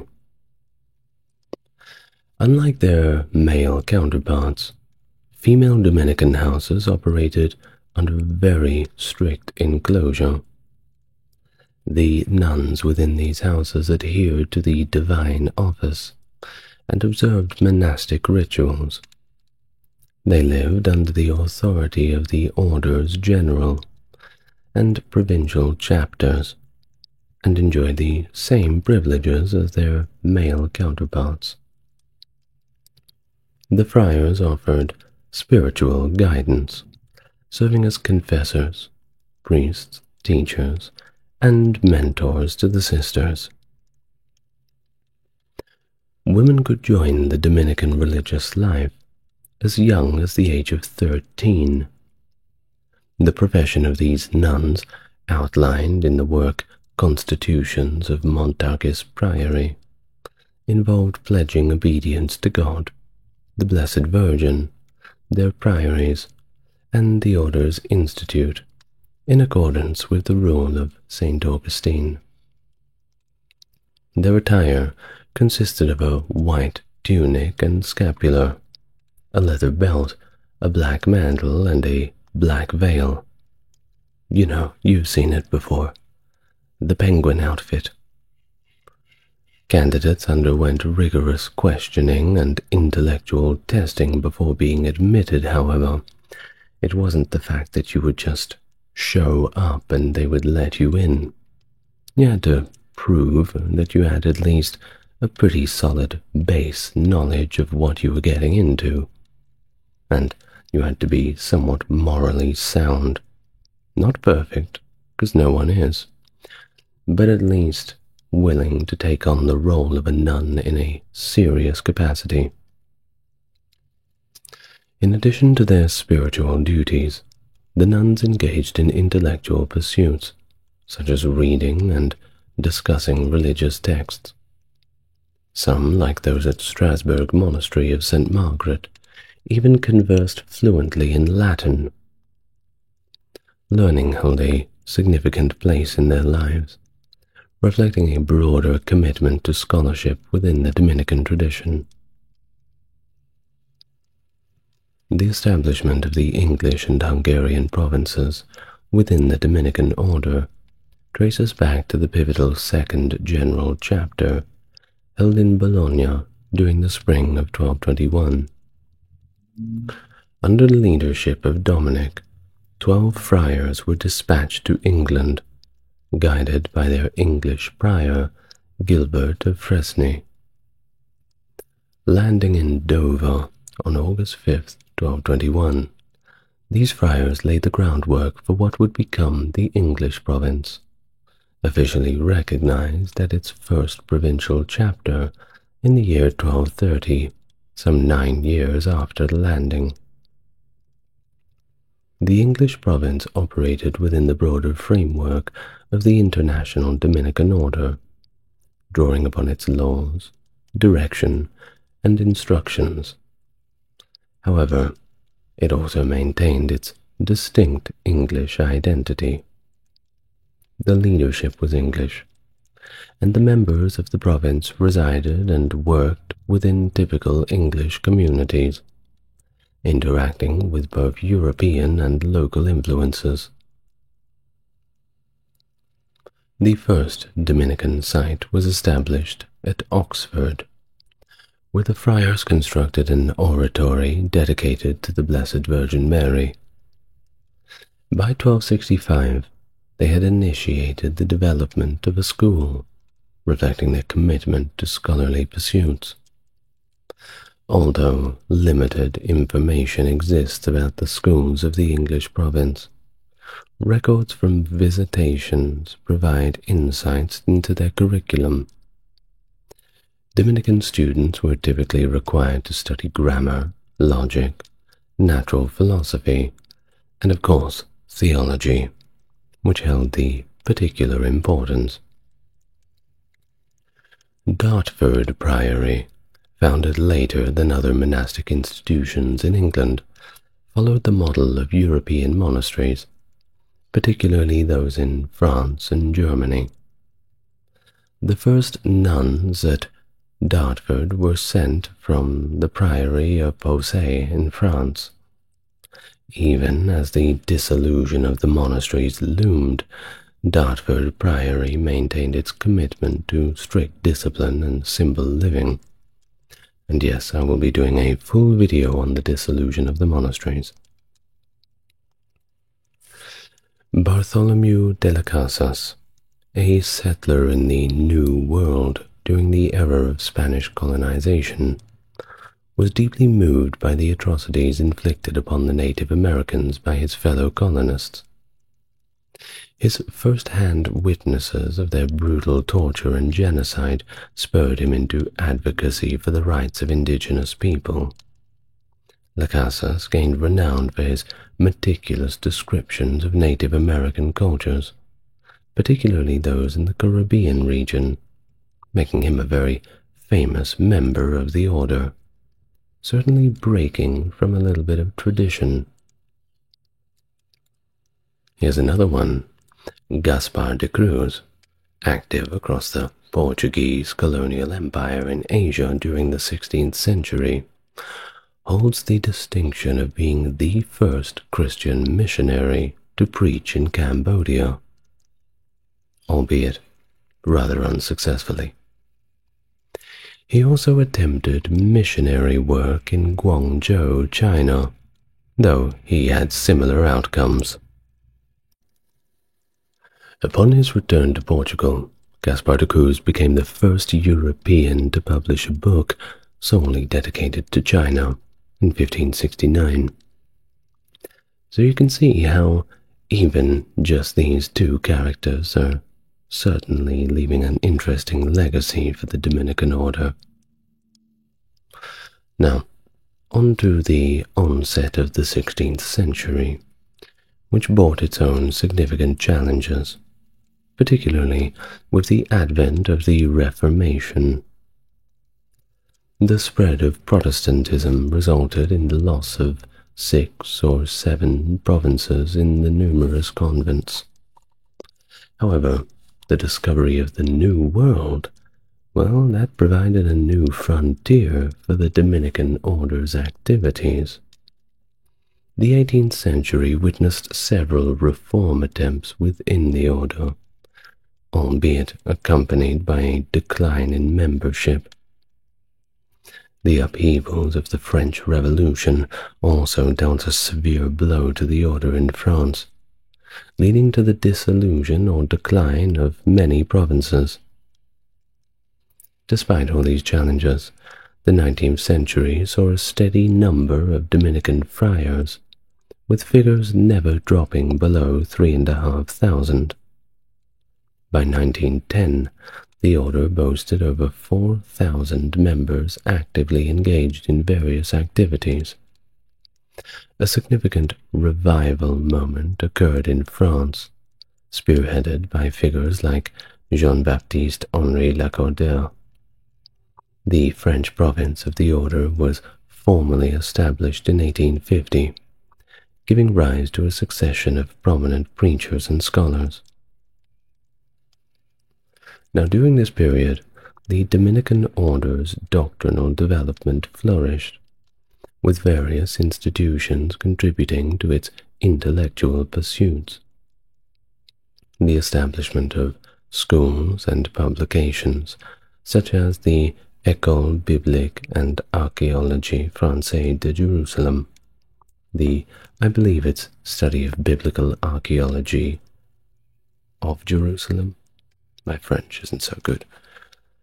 Now, that played a pivotal role in advancing biblical research and theological studies.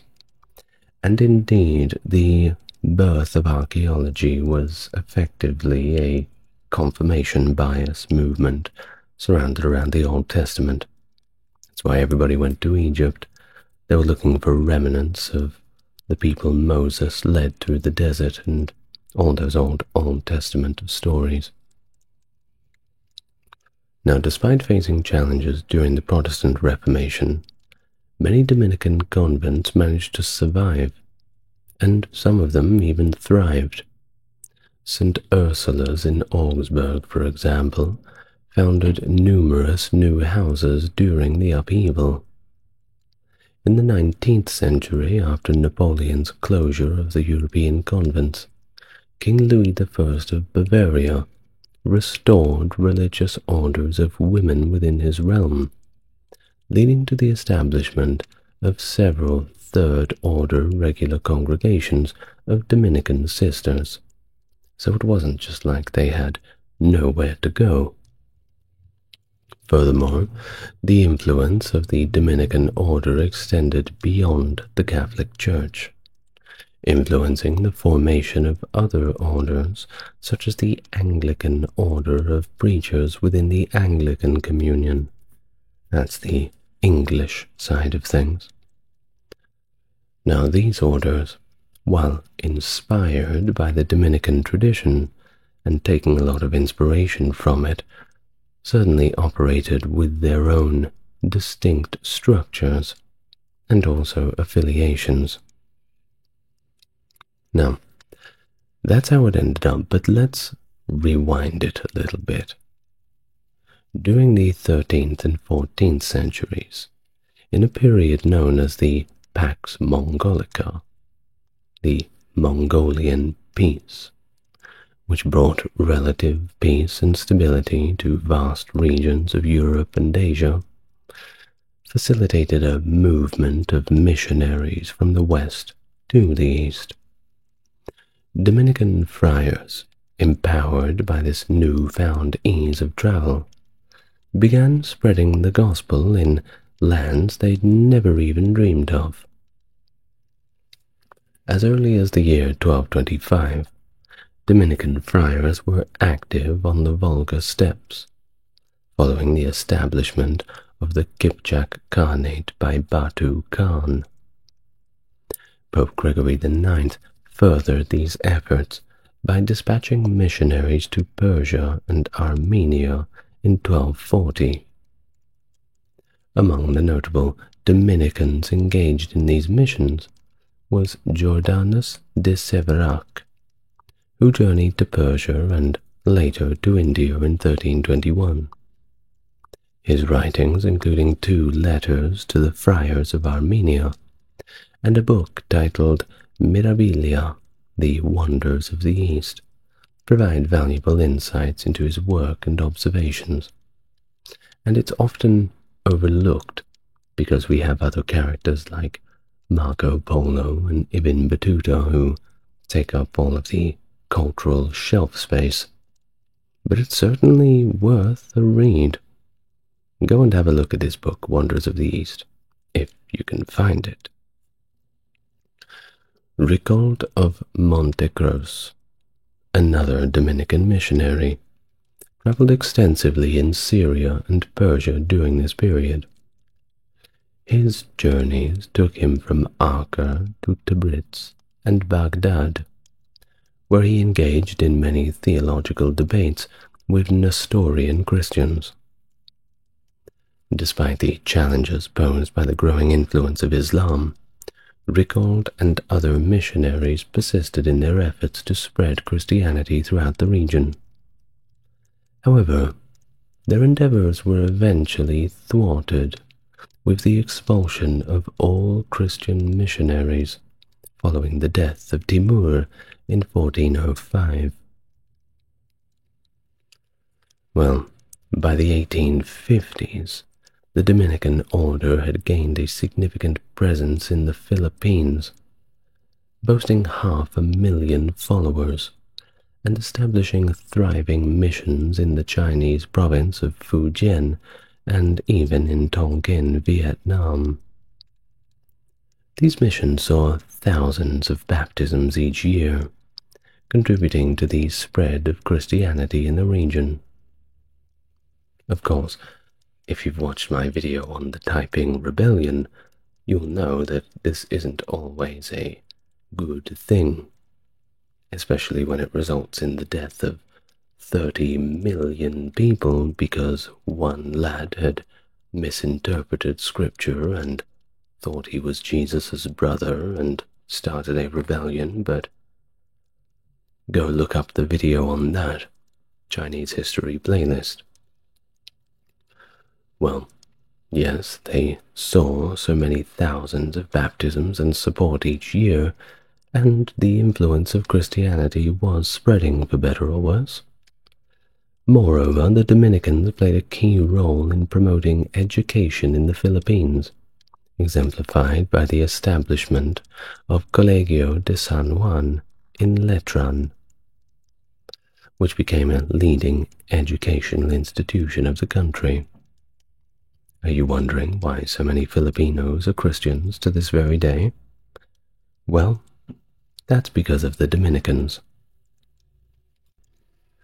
Now, let's talk a little bit about the general structure of how the order was composed. Who are the people, and what do they do? You know what I mean. Well, the order of preachers, comprising friars, nuns, and third orders, along with priestly fraternities of St. Dominic, Dominican laity, and Dominican youths, collectively form the Dominican family.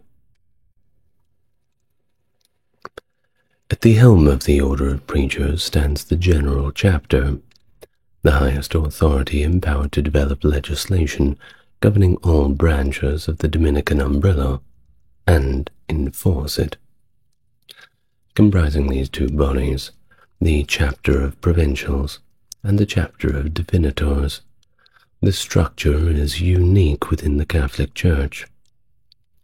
The provincials consist of the superiors of individual Dominican provinces, while the divinators are grassroots representatives from each province, ensuring balanced representation and efficient governance. The enactment of new legislation within the order requires approval from 3 successive general chapter meetings, ensuring stability and consensus.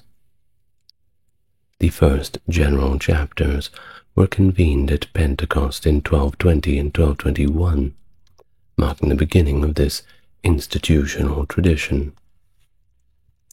Recent general chapters have been held in various locations worldwide, including Bologna, Krakow, and Rome, each serving to articulate the mission mandates of the order and address matters of importance. The general chapter also elects the master of the order, who wields broad and direct authority over every other member, convent, province, nun, and monastery. This office, envisioned by Dominic himself in the early days as one of service to the community, holds significant responsibility. The master is elected for a 9-year term and is supported by the general curia of the order, with authority subjected only to the general chapter. Together with the chapter, the master assigns memberships, appoints or removes superiors, and makes decisions for the general welfare of the order. Dominican nuns trace their roots back to the very origins of the order itself, predating the establishment of the friars themselves by Dominic. These devoted women lead a contemplative life within the cloister, celebrating their 800th anniversary in 2006, and that's quite a legacy. Some of their monasteries support themselves by crafting religious articles like priestly vestments, or even baking communion wafers. Friars, on the other hand, encompass the male members of the order, including ordained priests and non-ordained corporator brothers. engaging in a diverse array of ministries such as preaching, parish assignments, education, and social work. Both priests and cooperators actively contribute to the overall Dominican mission. The life of a Dominican is structured around 4 pillars: prayer, study, community, and preaching, forming the essence of the order's mission. Renowned for their intellectual rigor, Dominicans employ scholarly insights to inform their preaching and engage in academic discourse with contemporaries. Prior to taking final vows, members undergo a significant period of academic study, underscoring the importance of intellectual engagement within the order. Of course, since its inception, women have been a part of this, but distinct active congregations of Dominican sisters, as we recognize them today, emerged primarily in the 19th century and beyond. The origins can be traced back to the Dominican nuns and communities of lay women tertiaries, who lived in their homes and gathered for prayer and study together. Among these, the Mantellates associated with St. Dominic's Church in Siena, which counted Catherine of Siena among its members, were particularly renowned. In the 17th century, some European Dominican monasteries, like St. Ursula's in Augsburg, temporarily abandoned their enclosed lifestyle to engage in teaching, nursing, and other charitable works. However, any daughter houses they established operated independently. By the 19th century, responding to heightened missionary fervor, monasteries were tasked with sending groups of women to establish schools and medical clinics worldwide. Large numbers of Catholic women traveled to regions like Africa, the Americas, and the East to educate and support new communities of Catholics, both settlers and converts. Given the vast distances involved, these groups needed to be self-governing, leading to the establishment of new self-governing congregations in adjacent mission areas to better meet pastoral needs. Following the 19th century growth, another surge in membership was in the 1950s, and there are currently 24,600 sisters belonging to 150 Dominican religious congregations spread across 109 countries, affiliated with Dominican Sisters International. Similar to the friars, Dominican sisters adhere to 4 core values, known as the four pillars of Dominican life, that being community life, common prayer, study, and service. The founder, Dominic, termed this fourfold pattern of life holy preaching. Notably, the renowned artist Henri Matisse was deeply moved by the care he received from the Dominican sisters, leading him to collaborate on the design and interior decoration of their Chapelle du Sainte-Marie du Rosaire in Vence, France. The priestly fraternities of St. Dominic are composed of diocesan priests who are formally affiliated with and considered the true members of the Dominican order. These priests adhere to a rule of life that they profess, and they strive for evangelical perfection under the overall guidance of the Dominican friars. The origins of the priestly fraternities can be traced back to the Dominican Third Order Secular, which historically included both priests and laypersons as members. However, the priestly fraternities now exist as a distinct association from the laity, with their own unique rule to follow. Despite this separation, they continue to be guided by the Dominican order in embracing the spirituality of St. Dominic within the specific context of the diocesan priesthood. In addition to the grace conferred by the sacrament of holy orders, which enables them to carry out the sacred ministry effectively, members of the priestly fraternities also receive spiritual support from their affiliation with the Dominican family. By professing the rule of the fraternities, they become part of the Dominican tradition and share in the grace and mission of the order. While the Dominican order provides them with spiritual assistance and directs them towards their own sanctification, members of the priestly fraternities remain under the jurisdiction of their local bishop, allowing them to fully serve the needs of the local church. This balance allows them to integrate their Dominican spirituality with their ministry within the diocese. Lay Dominicans, also known as the Dominican laity, are governed by their own rule, the rule of the lay fraternities of St. Dominic, which was promulgated by the Master in 1987, so quite recent. This rule is the fifth in a series, with the first being issued in 1285. In addition to the rule, the lay Dominicans are guided by the fundamental constitution of the Dominican laity, along with general directories and statutes provided by their respective provinces.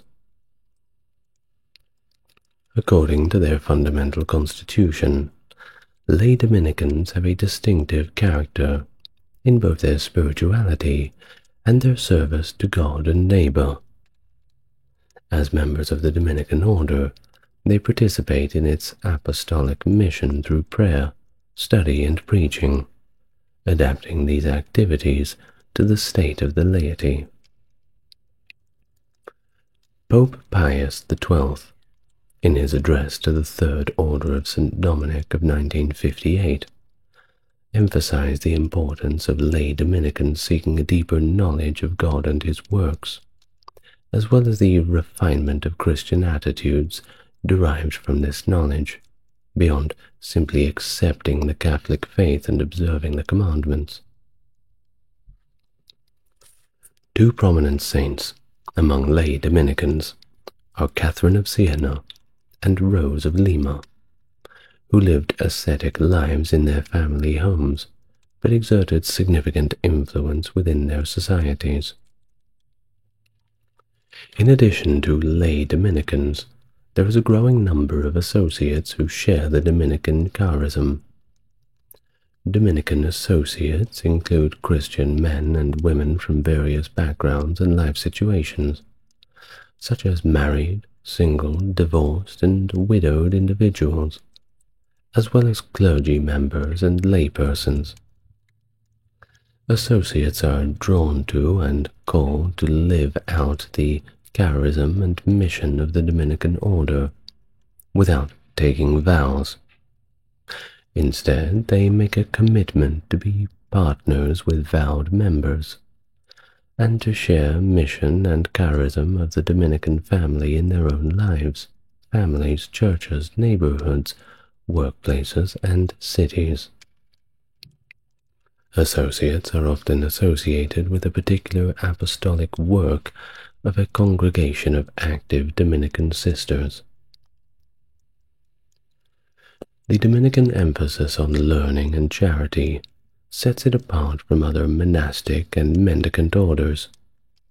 As the order expanded through Europe, these values remain central to the identity of both friars and nuns. However, when the order reached England, additional specialized characteristics were added, influenced by figures like Humbert of Romans. Humbert of Romans, who served as the Master General of the order from 1254 to 63, was known for his administrative skills, preaching prowess, and literary contributions.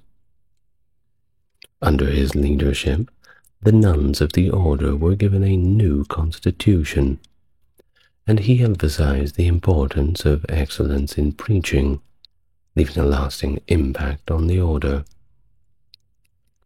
Humbert's writings also focused on asceticism and mysticism, advising young Dominicans to prioritize doing good and having a sincere will over seeking visions and miracles. He encouraged them to remain steadfast in their faith, even if they did not experience divine consolations or mystical phenomena, emphasizing the importance of moral integrity and spiritual discipline. Well, the Dominican order was actually deeply influenced by mysticism, which emphasized the believer's potential to experience God's love and seek union with the divine. While some members of the order, particularly in Europe, embraced ecstatic mysticism and sought union with God through intense spiritual experiences, the English Dominicans had a markedly different approach. They focused less on the ecstatic phenomena and more on simply emulating the morality of Christ, striving for moral perfection and spiritual growth. The Dartford nuns, surrounded by these diverse traditions within the Dominican influence, developed their own unique expression of spirituality, drawing from the mysticism and learning of the order while emphasizing moral integrity and spiritual discipline in their own unique pursuit of union with God. Well, by the year 1300, the fervor for preaching and conversion within the Dominican order had waned a little bit, giving way to this growing interest in mysticism. This mysticism, as advocated by figures like Albertus Magnus, became a central focus for many within the order, serving as a powerful tool for personal and theological transformation. The roots of mysticism in the Dominican tradition can be traced back to the Hebrew Bible, where the idea of encountering God indirectly or through a dark cloud was prevalent. This concept of unknowing permeated Jewish and early Christian writings and laid the foundation for the mystical spirituality embraced by the Dominican community. English Dominican mysticism of the late medieval period differed from its European counterparts in its emphasis on a deep personal relationship with God, centered around the moral emulation of Christ. Instead of seeking ecstatic experiences of or union with the divine, English Dominican mysticism focused on the essence of Christ's morality and the transformation of humanity's nature into an actual image of divinity.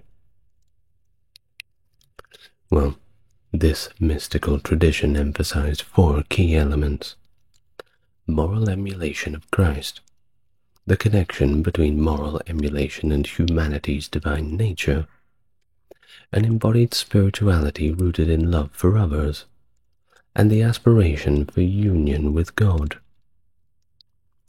For English Dominican mystics, the mystical journey was a process of faith leading to experiential knowledge of divinity, rather than simply a single moment of divine revelation.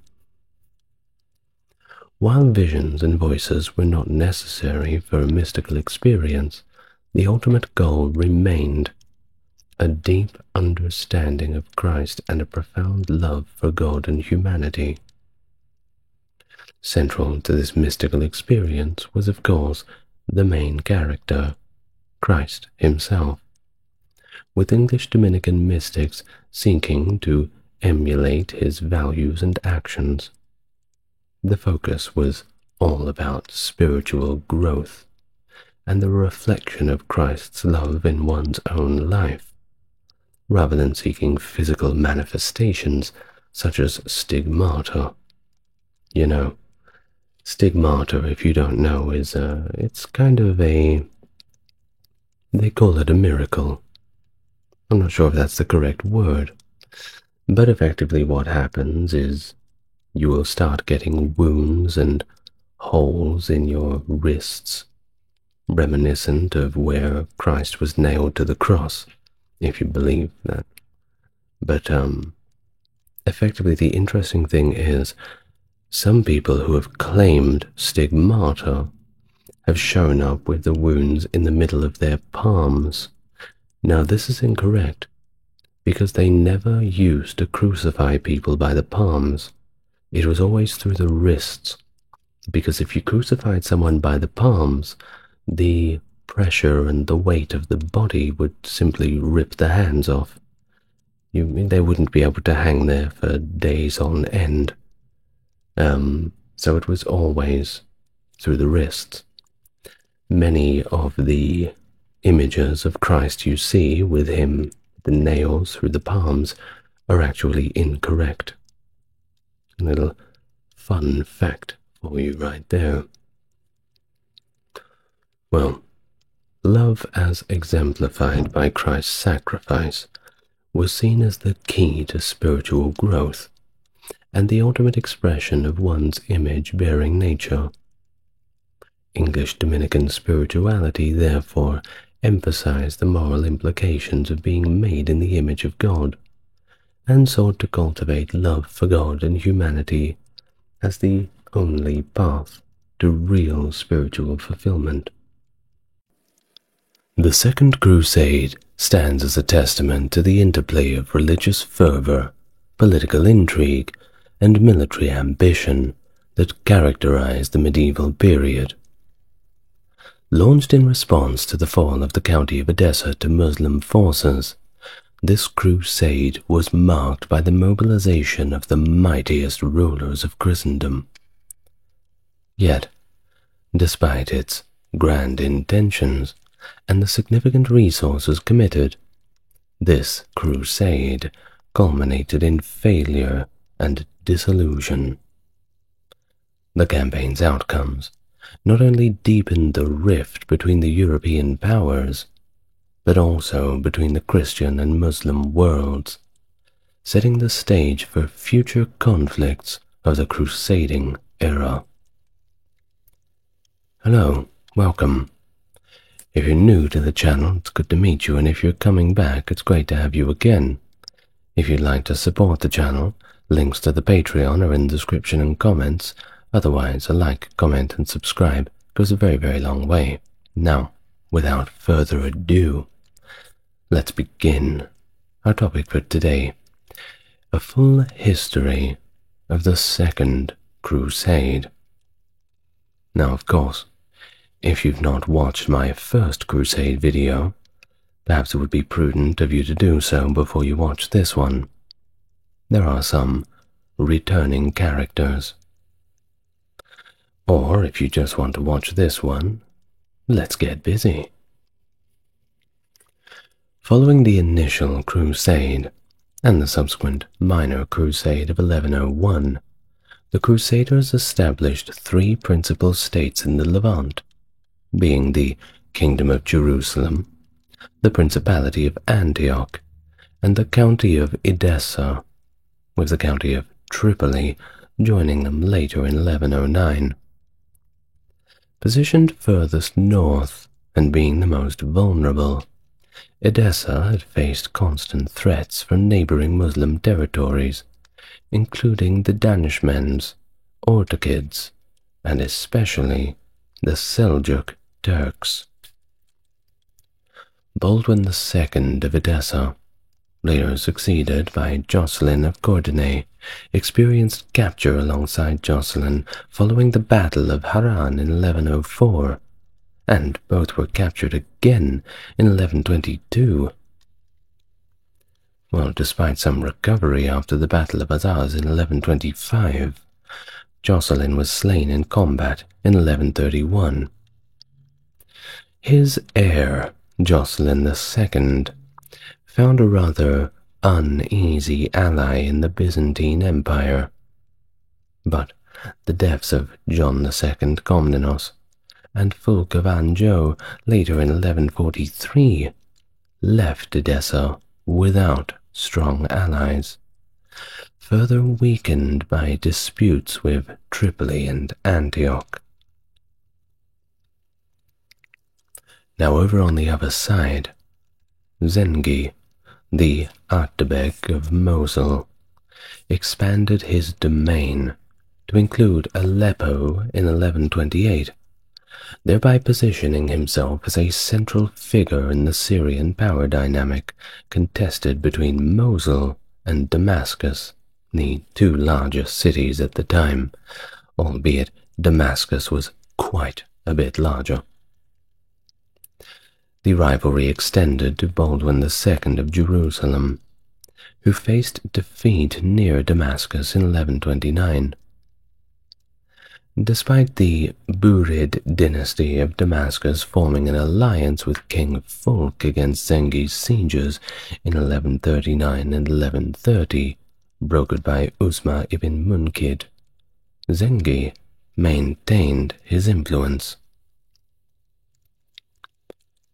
The fall of Edessa in the December of 1144 marked a significant turning point. Jocelyn's attempt to assist the Ortikids against Aleppo left Edessa completely open and vulnerable, and this allowed Zengi to move in and swiftly capture the city. Despite reinforcements from Jerusalem that perhaps arrived a little bit too late, Edessa was lost, with Jocelyn II retreating to govern what remained of his holdings from Turbessel, a much smaller and less grand position. Now over time, it just got worse. The remaining lands of Edessa were either overtaken by Muslims or ceded to the Byzantines. That was the Eastern Roman Empire. Zengi, well, he was hailed as a hero in the Muslim world. Of course, he took back the old territories, didn't he? But he did not extend his campaign to Antioch or the remaining Edessan territories. And no wonder. Antioch had the highest walls in the region. It was incredibly difficult for the Crusaders to take that one, and they would not let that go without significant amounts of boiling water from the ramparts. Well, Zengi's return to Mosul and subsequent assassination in 1146 left the legacy to his son, Nur ad-Din, who continued his father's ambitions in Syria. Finally, the unsettling news of Edessa's capture managed to reach Europe through pilgrims and official messengers from Antioch, Jerusalem, and Armenia in the early 1145. Pope Eugene III was informed by Bishop Hugh of Jabala, leading to the issuance of the papal bull Quantum Predecessores in December 1145, which, of course, called for a brand shiny new crusade. Of course, the first one went quite well, albeit once they got over the few speed bumps, they managed to take a lot of territory. Another crusade, well, we just follow the old formula, right? Well, we shall see. Now, during his report, Hugh of Jabala also introduced the legend of Prester John, a mythical Eastern monarch believed to will perhaps come to the Crusaders' aid. Apparently this Prester John was out there somewhere in the Middle East with this formidable Christian army, this Crusader force of unmatched power that would show up. If you build it, they will come. That kind of situation. Now, operating from Viterbo, due to his lack of control over Europe, Pope Eugene aimed for the Second Crusade to be a more coordinated effort, with Europe's mightiest monarchs at the helm and a prearranged path, marking a departure from the somewhat chaotic nature of the First Crusade. Once again, if you want to know how bad that was, just go and watch the First Crusade video. Bernard of Clairvaux, a French abbot, was tasked by the Pope personally to go around and promote this crusade, offering indulgences similar to those promised for the First Crusade, albeit if you come to the Holy Land, then your sins will be forgiven. And everyone was quite keen on signing up for this, which makes one tend to think that they must have been sinning to quite a degree.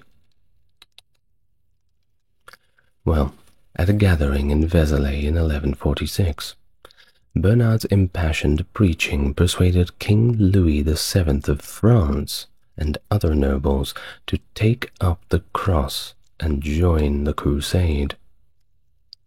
His mission then continued in Germany, where miracles reported in his wake further bolstered the crusade's goal. Citation needed on that one, I think. Either way, this led to Conrad III of Germany and his nephew Frederick Barbarossa to commit to the cause as well, two very big names. So now you had Germany and France. That's a pretty good roster. The kind of people that you want on your team if you're marching halfway across the world to kick some heads in.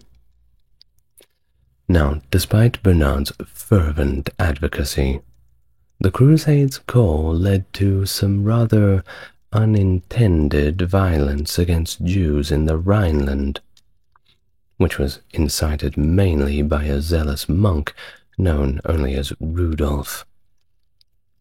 Bernard, alongside Archbishops Arnold of Cologne and Henry Mainz, decided to intervene in this, condemning the violence and restoring peace. And you must remember, Jews were not Christians, right? And this was a war against the enemies of God. Well, non-Christians, enemies of God. Well, not a good time to be living in that area, let's just say. Now in 1147, the crusade expanded to the Iberian Peninsula, that's down near Spain, aligning with the Reconquista efforts against the Moors.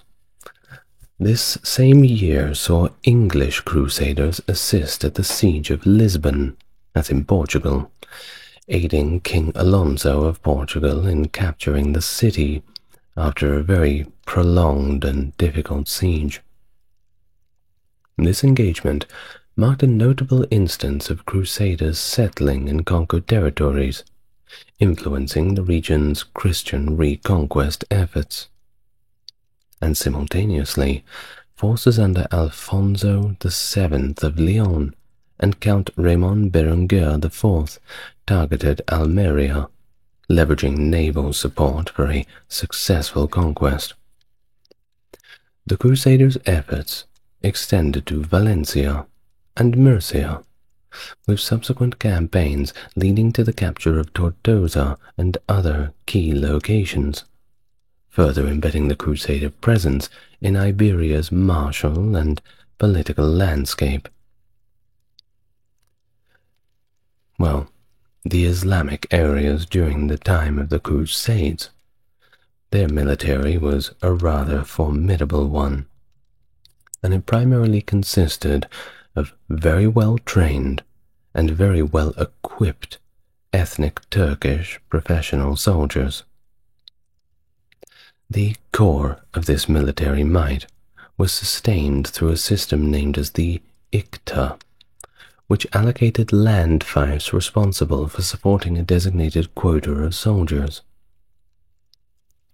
During conflicts, the urban-based Adath militias, who were predominantly Arab, supplemented the professional ranks under the leadership of the Rais, or city chief. Although these militias might not have matched the professional soldiers in training, their enthusiasm and fervor, often fueled by the concept of jihad, compensated for their lack of polished combat skills. Running off pure anger, it seems. You know what it's like. Now, additionally, Turkoman and Kurdish auxiliary forces were mobilized during wars, as they were known for their fighting spirit, albeit sometimes lacking discipline. Now, Mu'in al-Din Anur, the Atabeg of Damascus from 1138 to 1149, emerged as a preeminent military and political figure of the era. While officially under the nominal rule of the Burid Emirs, Anur wielded actual control, notably for his military acumen and as a cultivator of the arts. Historians note that Anur's contributions to thwarting the Second Crusade were overshadowed by subsequent political shifts that favored the Zengids dynasty, which regulated his achievements to the background of the historical narrative. It seems the Zengids were rather taking credit for the group project. Now back to the crusading armies. The crusading armies displayed a diverse tactical preference, with French knights showing a predilection for cavalry maneuvers, excelling in speed and coordination, while their German counterparts showed a stronger inclination towards infantry engagements, demonstrating superior skill in swordsmanship. Tactical diversity underscored the varied martial traditions within the crusading forces, and when you think about it, does it not seem so culturally French to be mounted, being all fancy, and so culturally German just to run in and start stabbing with a sword? I think so. Well, to the leadership of the crusade, we saw figures like Conrad III, who was praised for his valor, yet critiqued for hesitancy in critical juncture. And of course, Louis VII, whose piety and affection for his wife, Eleanor of Aquitaine, sometimes drew criticism from his contemporaries for perceived distractions from martial and political pursuits. England's King Stephen actually abstained from joining the crusade, since he was preoccupied with a good amount of domestic strife.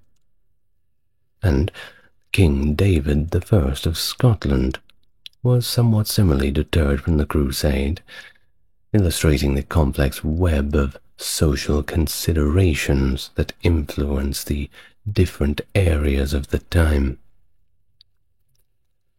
Now, back to Jocelyn II. Edessa was gone, and everybody wanted it back. That was the whole cause of this mission, the whole cause of this new crusade, to retake Edessa. So Jocelyn, in a bold move, managed to recapture it, and he laid siege to its fortress following the assassination of Zengi. But his triumph was very short-lived, as Nur ad-Din emerged victorious in a further clash of November 1146. Well, the planning of the French Crusaders took a crucial turn during a meeting at Etampes on the 16th of February 1147, when discussions centered on the choice of route to the Holy Land. Now, the Germans favored an overland journey through Hungary, citing political tensions with Roger II of Sicily as a deterrent to a maritime approach. Well, of course, the French nobility found themselves at somewhat of a crossroads, wary of traversing the Byzantine Empire due to lingering mistrust from the experiences of the First Crusade. Still had a poor taste in their mouth from that one, especially because of Alexios Komnenos. Not very reliable. Ultimately, the decision was made to align with Conrad's overland strategy, setting a departure date of the 15th of June, despite Roger II's consequent withdrawal from the crusade. Now, back in France, the absence of the king on crusade prompted the selection of Abbot Suger as regent, a decision sanctioned by the Pope and made during the significant Council of Etampes.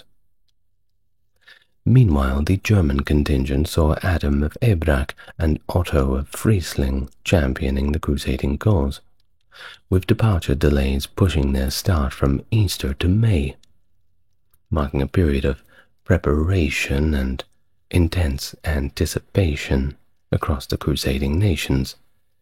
Everybody was very keen to get going at this point. The Second Crusade's German contingent, under Conrad III and the guidance of Cardinal Theodwin, aimed for a rendezvous with the French in Constantinople.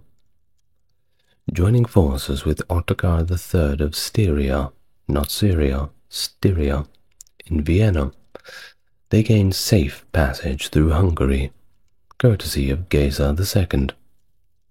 However, upon entering the lands of the Byzantines, tensions began to flare up. Skirmishes broke out near Philippopolis and Adrianople, pitting the Germans against the Byzantine forces led by General Prosok, including an encounter with Frederick Barbarossa himself. Well, misfortune struck when floods claimed German lives in early September, and by the 10th of September, the Germans finally reached Constantinople, facing a strained relationship with Emperor Manuel I Komnenos. Manuel's request for German troops to defend against Roger II's raid in Greece was rebuffed by Conrad. Can't blame them for not being in the mood. In Asia Minor, Conrad pressed forward towards Iconium, not bothering to wait for the French. His forces were divided, with knights and elite troops marching overland, and the remainder, who were led under Bishop Otto of Friesling, taking a route down the coast.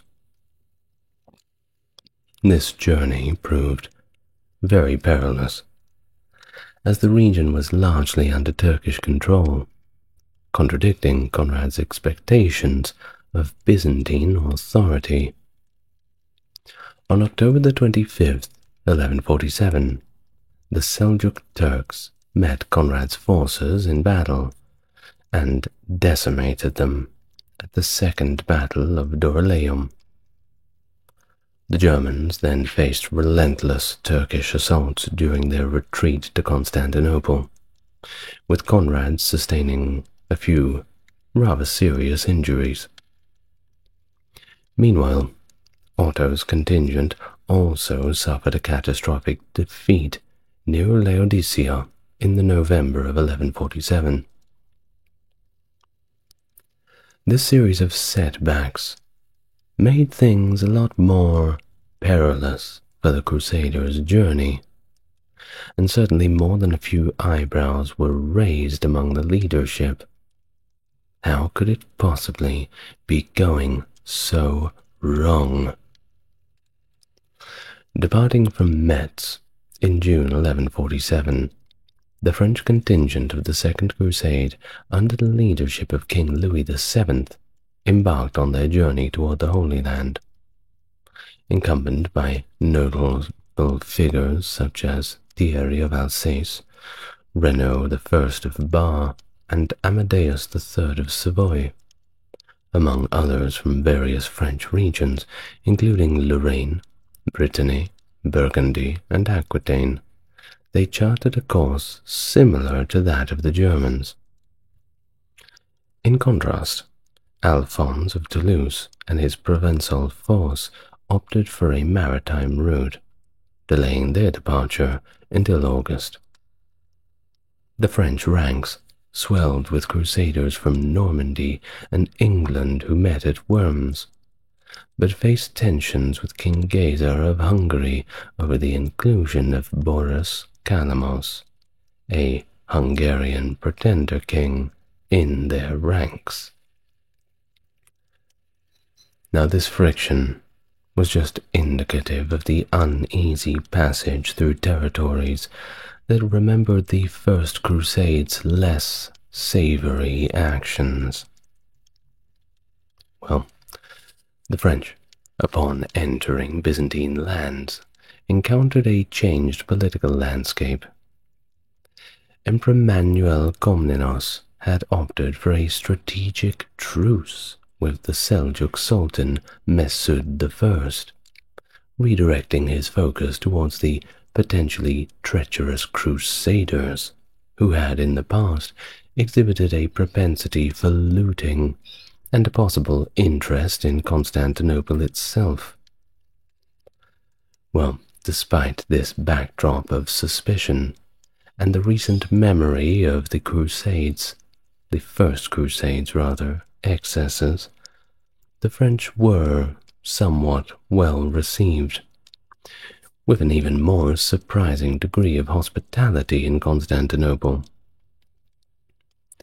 However, this warm welcome did not completely assuage the tensions, as some French crusaders voiced their dissatisfaction with Manuel's truce with the Seljuks and proposed a bold, if not reckless, alliance with Roger III to attack Constantinople itself.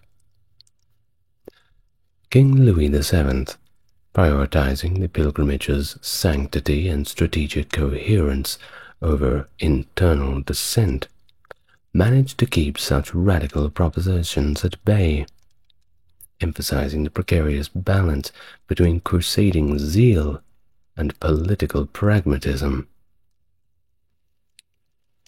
Now, upon their assembly in Constantinople, the crusader forces from Auvergne, Savoy, and Montferrat, having journeyed all the way overland from Italy through Brindisi to Durazzo, embarked on ships to cross the Bosphorus into Asia Minor.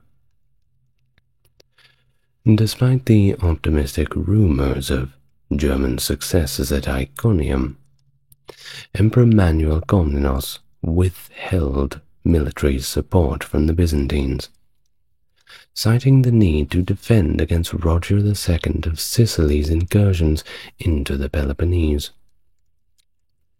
Thus, unlike their predecessors in the First Crusade, the French and the Germans ventured into Asia Minor without local assistance.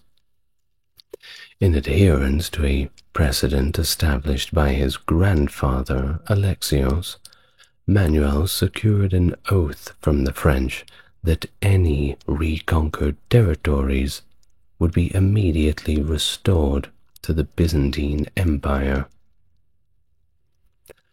while the French contingent, now bolstered by the remnants of Conrad III's forces, advanced towards the Mediterranean coast, aiming for their goal, Ephesus.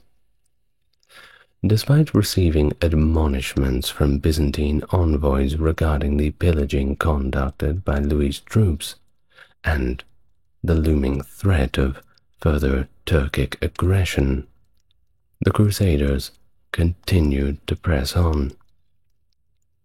The anticipation of a Turkish assault began to materialize at the Battle of Ephesus, where the French managed to emerge victorious on Christmas Eve of 1147. This triumph was soon followed by another battle of the Meander. Things seem to be turning around. The battle is turning in our favor. However, the Crusades' momentum faltered upon reaching Laodicea in the early January of 1148, as the vanguard, led by Amadeus of Savoy, were ambushed at the Battle of Mont Cadmus, resulting in significant losses. In a perilous situation, King Louis VII found himself evading Turkish detection. The continuous harassment by Turkish forces and the scorched earth strategy they employed compelled Louis to abandon the overland route in favor of a naval passage to Antioch from Adalia. However, things did not go to plan, and it was thwarted by a delay in the arrival of the promised naval support, forcing the majority of the Crusaders to undertake a grueling march to Antioch. This journey decimated the ranks through combat losses from ambushes and disease, and it very nearly obliterated the entire army. Upon his arrival in Antioch on March 19th, Louis was greeted warmly by Raymond of Poitiers, Eleanor's uncle. Raymond harbored hopes that Louis would aid in the defense against the Turks and join a campaign against Aleppo, a strategic city on the route to Edessa. However, Louis opted to continue his pilgrimage to Jerusalem rather than engage in further military endeavors. Eleanor found pleasure in her stay at Antioch, yet faced pressure from Raymond to stay put and help expand their familial territory. He even went so far to suggest divorce if he refused to commit to the Crusades' military objectives.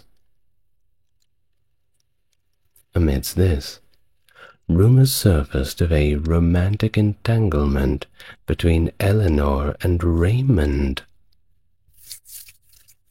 Ooh, this is getting good. Well, they were most likely just rumors. Perhaps even made up by some forces from the other side to stir up some infighting. Either way, the rumors, whether true or not, strained her marriage with Louis. In response, Louis departed for Antioch for Tripoli, placing Eleanor under arrest. Very juicy. In the meantime, Otto of Friesling and the remnants of his force reached Jerusalem in early April, with Conrad arriving shortly afterward. They were joined by forces that had previously aided Lisbon and Provençal crusaders led by Alfonso Jordan of Toulouse. Tragically, Alfonso died under suspicious circumstances at Caesarea. believed to have been poisoned by Raymond of Tripoli, who had harbored some fears about Alfonso's political ambitions. This accusation led many Provençal crusaders to abandon their journey and simply go home. Although the crusade initially aimed to recapture Edessa, King Baldwin III and the Knights Templar now set their sights on Damascus. I mean, they'd came this far, may as well go for the big prize. The regent of Damascus, Mu'in ad-Din Unur, alarmed by the Crusaders' approach, fortified the city, mustered troops, and sabotaged water sources along the route to Damascus. He also sought aid from the Zangid rulers of Aleppo and Mosul, who were usually, in more normal times, his adversaries. Of course, despite their historic rivalry, the imminent threat of a Crusader siege prompted these calls for assistance. However, their forces would not arrive in time to participate in the defense of Damascus. This delay likely stemmed from a desire to see Unur weakened by the Crusader threat, but we're not too sure about that. But it certainly seems very likely that they would let the Crusaders soften him up and then go in for the kill. Now the nobles of Jerusalem were enthusiastic about the influx of European forces. It's good to finally see some friendly faces around here. A significant assembly occurred on the 24th of June, 1148, near Acre at a town called Palmyra, where the Jerusalem Haute Cour convened with the newly arrived European Crusaders, and they certainly made a big event of it. It was a celebration. Perhaps they were all celebrating a little bit too early, thinking that, well, now we are all here, the victory and the glory is only around the corner. The assembly ultimately resolved to launch an all-out assault on Damascus. Previously allied with Jerusalem, Damascus had veered towards an alliance with the Zengids, and had even attacked Bosra, an ally of Jerusalem, in 1147. The choice to target Damascus rather than Edessa has been critiqued by historians as a pretty grave strategic error, given the strained relations between the Unur of Damascus and the Zengids' emerging dominance. However, some modern scholars argue the opposite, arguing that targeting Damascus was tactically sound. Either way, the reason that Damascus, being southern Syria's most formidable Muslim state, would be better positioned the Crusaders against Nur ad-Din's ascendancy. With Unur being the weaker link compared to Nur ad-Din, there was a prevailing belief that Nur ad-Din's takeover of Damascus was imminent. Therefore, it seemed strategically advantageous for the Crusaders to control Damascus before the Zengids could. In July, the crusading forces, numbering around 50,000, congregated at Tiberias before embarking towards Damascus, circling the Sea of Galilee via Banias. The Crusaders opted to launch their attack on Damascus from the west, drawn by the prospect of abundant supplies from the orchards. They reached Daraya on July 23rd, but by the next day they faced fierce resistance from the defenders, who launched relentless attacks on the Crusaders advancing through the orchards. assistance for Damascus came from Saif ad-Din Ghazi I of Mosul and Nur ad-Din of Aleppo, the latter leading a direct assault on the Crusader encampment. Now this forced the Crusaders to retreat from the city walls back into the orchards, leaving them vulnerable to guerrilla tactics and ambushes. William of Tyre noted that on July 27th, the Crusaders made a strategic retreat into the city's eastern plains, an area with fewer defenses and scarcer resources.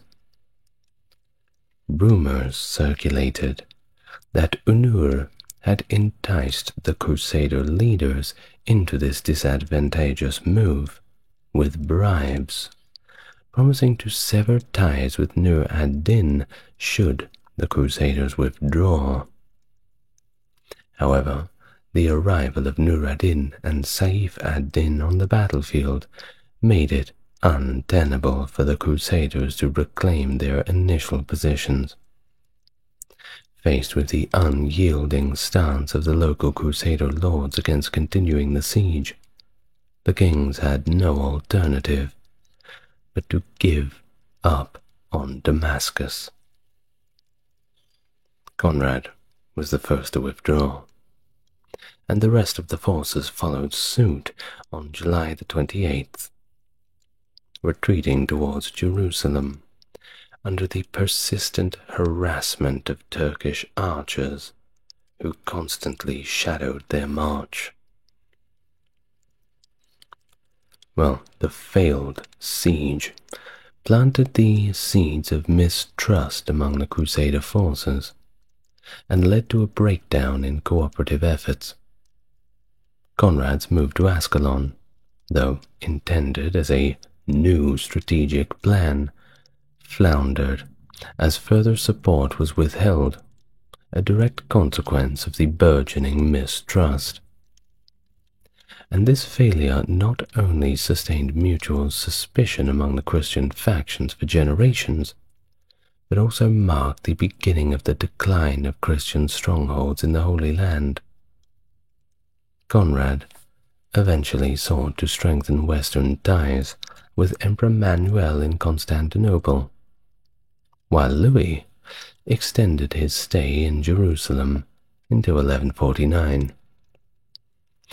The crusade also took a personal toll on Louis and Eleanor's marriage, which deteriorated to the point of the constant silent treatment, apparently. What a terrible fate. Perhaps the biggest tragedy of the Second Crusade. Well, their return to France was apparently in separate transports. Rather telling, isn't it? Bernard of Clairvaux, who had championed the crusade with fervent zeal, faced profound humiliation over its defeat. It was universally seen as a complete waste of time. Compelled by a sense of responsibility, Bernard drafted a written apology to the Pope, elaborating on his views in the second part of his Book of Consideration, attributing to the Crusade's failure to the sins of its participants. That's right, it wasn't his fault. It was because everybody was too busy thinking the wrong thoughts. And that's why they lost. More than a little bit of a cop-out, if you ask me. Well, despite his efforts to initiate another crusade, he eventually and rather wisely distanced himself from the debacle. Bernard passed away in 1153, leaving behind a legacy intertwined with the Crusade's ambitions and its subsequent despair. And just imagine it, if you were told originally by Bernard of Clairvaux that you, sir, should go on the crusade. And you did, walking half away across the world, hoping that your sins would be forgiven, And then you watch your commanders make the silliest decisions they can, infight with each other, and ultimately the whole thing falls apart, only to have the finger pointed squarely back at you by the person who convinced you to go on this fruitless endeavor in the first place.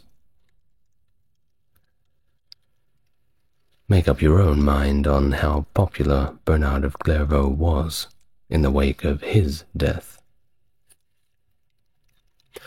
Of course, the Second Crusade left a lasting mark on French culture, particularly through the intrigue surrounding Eleanor and Raymond, which captivated many troubadours and fueled the romantic notion of courtly love. Despite Conrad's tarnished reputation, Louis emerged with an enhanced image of France, revered as a devout pilgrim who endured divine retribution with a great amount of grace. However, the Crusades severely strained relations between the French and the Byzantine Empire. Accusations from Louis and other French leaders against Manuel, alleging his conspiracy with the Turks against crusading forces, well, this certainly soured Franco-Byzantine relations for many decades to come.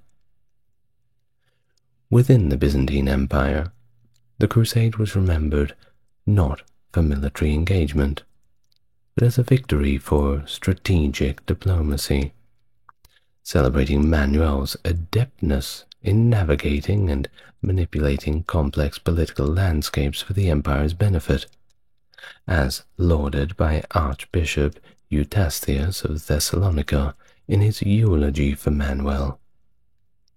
Of course, it's rather easy for Manuel to feel this way, as he was not the one marching down to Antioch. Well, very easy when you're sitting in your nice, comfortable little palace to say, well, that crusade wasn't that bad. Now, the aftermath cast a long shadow over the Christian kingdoms in the East, ushering a period of heightened strife and political turmoil. At the death of the Atabeg of Anur in 1149, that ignited yet another political struggle within Damascus, with the military leader Mu'ayyad al-Dawal ibn al-Sufi commanding the Adath militias, demanding a greater share of authority due to his role in stopping the Second Crusade. This internal conflict signaled the decline of the Burid state, as Damascus grew increasingly distrustful of the Crusader states, culminating in its capture by Nur ad-Din in 1154. Now, the capture of Ascalon by Baldwin III in 1153 only escalated this conflict, drawing Egypt into the fray and marking a brief period during the 1160s when Jerusalem made inroads into Egyptian territory. But all in all, despite these gains, the failure of a joint invasion of Egypt with the Byzantines in 1169, alongside dwindling European reinforcements, and a fractured Byzantine alliance, just weakened Jerusalem's position even further. And of course, it wasn't over yet. The rise of the great Saladin in 1171 as Sultan of Egypt, uniting the land of Egypt and Syria against the Crusader states, along with the subsequent fall of Jerusalem in 1187 to his forces, underscored the dire consequences of the Second Crusade.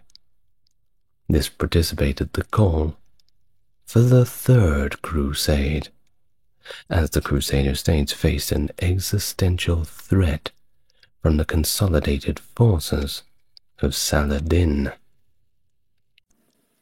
The Sixth Crusade, led by the Holy Roman Emperor Frederick II, stands out quite uniquely in the history of the Crusades for its diplomatic rather than military approach to regaining control of Jerusalem.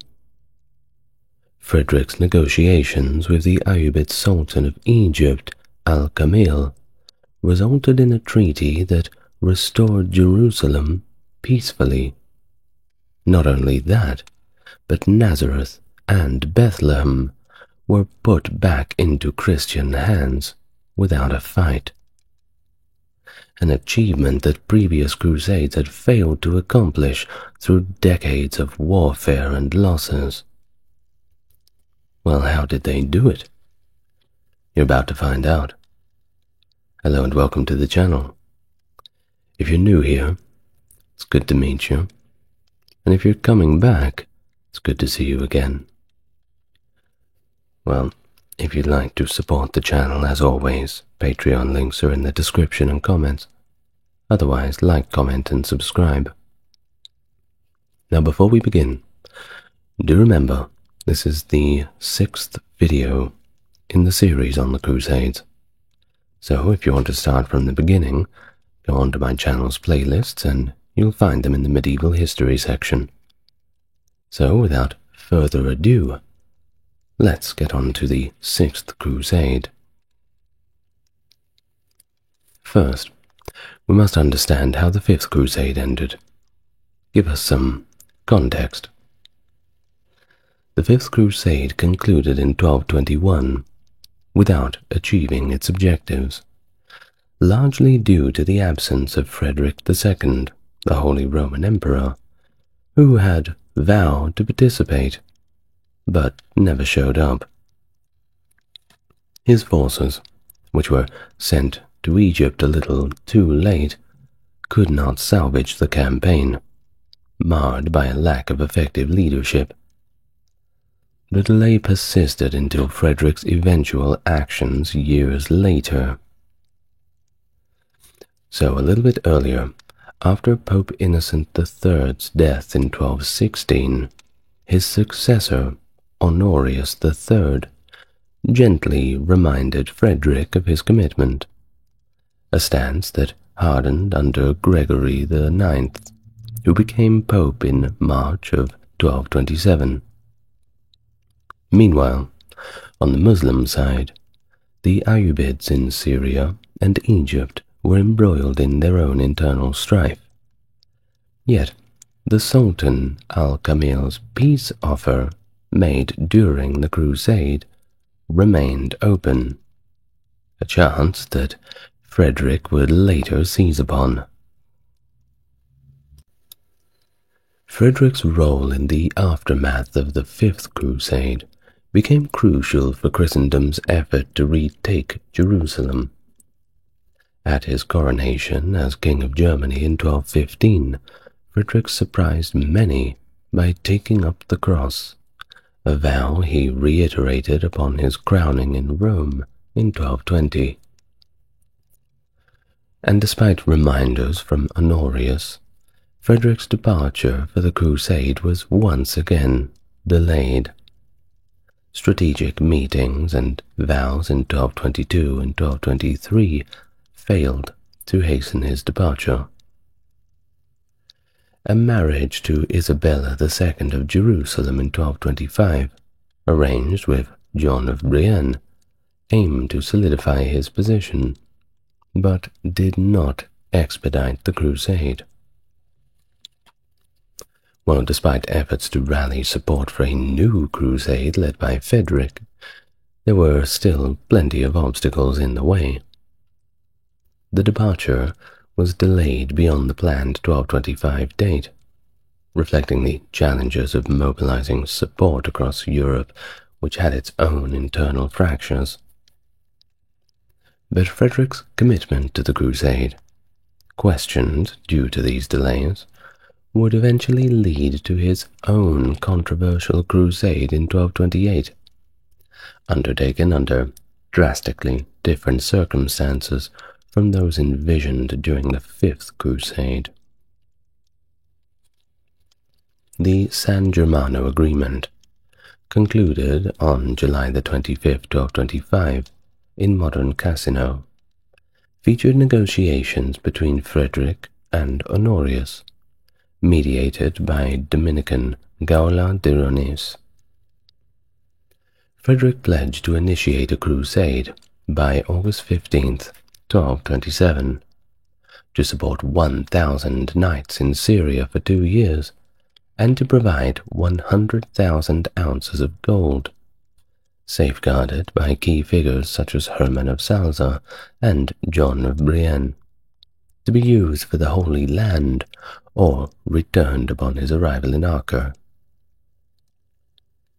The Emperor affirmed the agreement, albeit solemnly, with Reynald of Erlingen vowing on Frederick's soul to honor the terms under penalty of excommunication.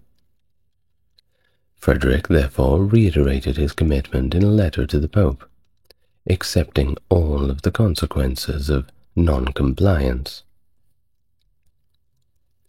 Following the agreement with Honorius for a crusade before 1228, Frederick convened an imperial diet in Cremona to address heresy, organize the crusade, and restore imperial power in northern Italy. This prompted the reformation of the Lombard League, opposing Frederick's influence and leading to the cancellation of the Diet. The situation was stabilized somewhat through a compromise facilitated by Honorius, involving the restoration of papal possessions in the Kingdom of Sicily back to the Pope. Frederick sought to undertake the crusade as the King of Jerusalem, marrying John of Brienne's daughter Isabella by proxy in August 1225 in Acre, later formalized in Brindisi on November the 9th, 1227. Disagreements, however, arose between Frederick and John regarding the kingship, with Frederick asserting his claim and proclaiming himself King of Jerusalem in December of 1225.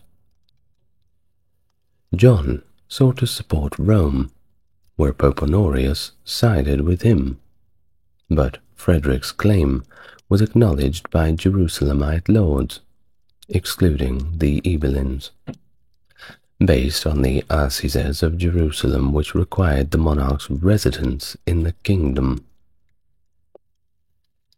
Now, in preparation for his rule and the crusade, Frederick issued a royal decree granting privileges to the Teutonic Knights, putting them on equal footing with the Templars and Hospitallers. And if you want to know about them, I've made full videos about it. Go and have a look, it'll be in the medieval history playlist. Well, he also appointed Thomas of Aquino as the baillie of the kingdom, replacing Odo of Montbéliard. In November of 1222, John of Brienne, the first king of Jerusalem to travel to Europe, landed in Brindisi with several goals: to replenish the kingdom's depleted treasury, ensure future crusades weren't hindered by fragmented leadership, like the debacle they witnessed in Egypt, what an embarrassment, and, of course, to secure the kingdom's leading role in such endeavors. Despite appeals for aid in England and Spain, his efforts yielded very little. Even a promise made on a deathbed from Philip II of France drew from funds already designated for the Holy Land. Henry III of England's levy for the cause also appeared to garner limited resources. So, the Fourth Lateran Council's decree ad liberandum in 1215 had already established a public funding system for the Crusades, with disbursements from papal treasury significantly supporting the movement, alongside individual contributions from the Crusaders. Of course, it didn't work out too well in previous times, but that's another story. Now, by 1220, though, Innocent II had centralized these distributions. However, from 1221 to 28, ecclesiastical funding for Frederick's impending crusade was nowhere to be found, compelling the emperor to finance the Sixth Crusade independently. The gold reserved after the San Germano agreement was quickly depleted due to delays, prompting Frederick to levy taxes in Sicily from 1228, though he did secure additional financial backing from Cyprus and leveraged his title as Jerusalem. These efforts were, however, insufficient, resulting in only a modestly sized Crusader army, and he was going to need more than that. Of course, the Fifth Crusade's failure was a collective effort of the Ayyubid brothers Al-Kamil, Al-Muazzam, and Al-Ashraf. Post-1221, Al-Muazzam returned to Damascus, wary of his brother's intentions, and in June 1222 he launched a campaign against Embriaco to uphold a truce and unsuccessfully besieged his cousin Al-Nasir Kilij Arslan, the emir of Hama, briefly capturing Murad al-Numan and Salamiya before being ordered by Al-Kamil to cease and relinquish his gains. He then formed an alliance with Saladin's former general, Gokbori, possibly at al-Nasir Sultan's behest, to confront al-Ashraf. Once again, this is all important to understand the Sixth Crusade's development. We have to sort of go back and set the scene from the end of the Fifth. Now, al-Muzaffar Ghazi, stationed in Marafarikin, careful when you say that, and Aklat, lost Aklat to al-Ashraf after a revolt. Then joining al-Muazzam's rebellion, their uprising was swiftly suppressed by al-Ashraf with support from Aleppo. After multiple failed assaults on Homs, restrained by Al-Kamil, Al-Muazzam sought support from Egyptian dissidents, boldly challenging Al-Kamil to confront him in Syria, and enlisted Khwarezmians under Jalal al-Din Manguberni against al-Ashraf.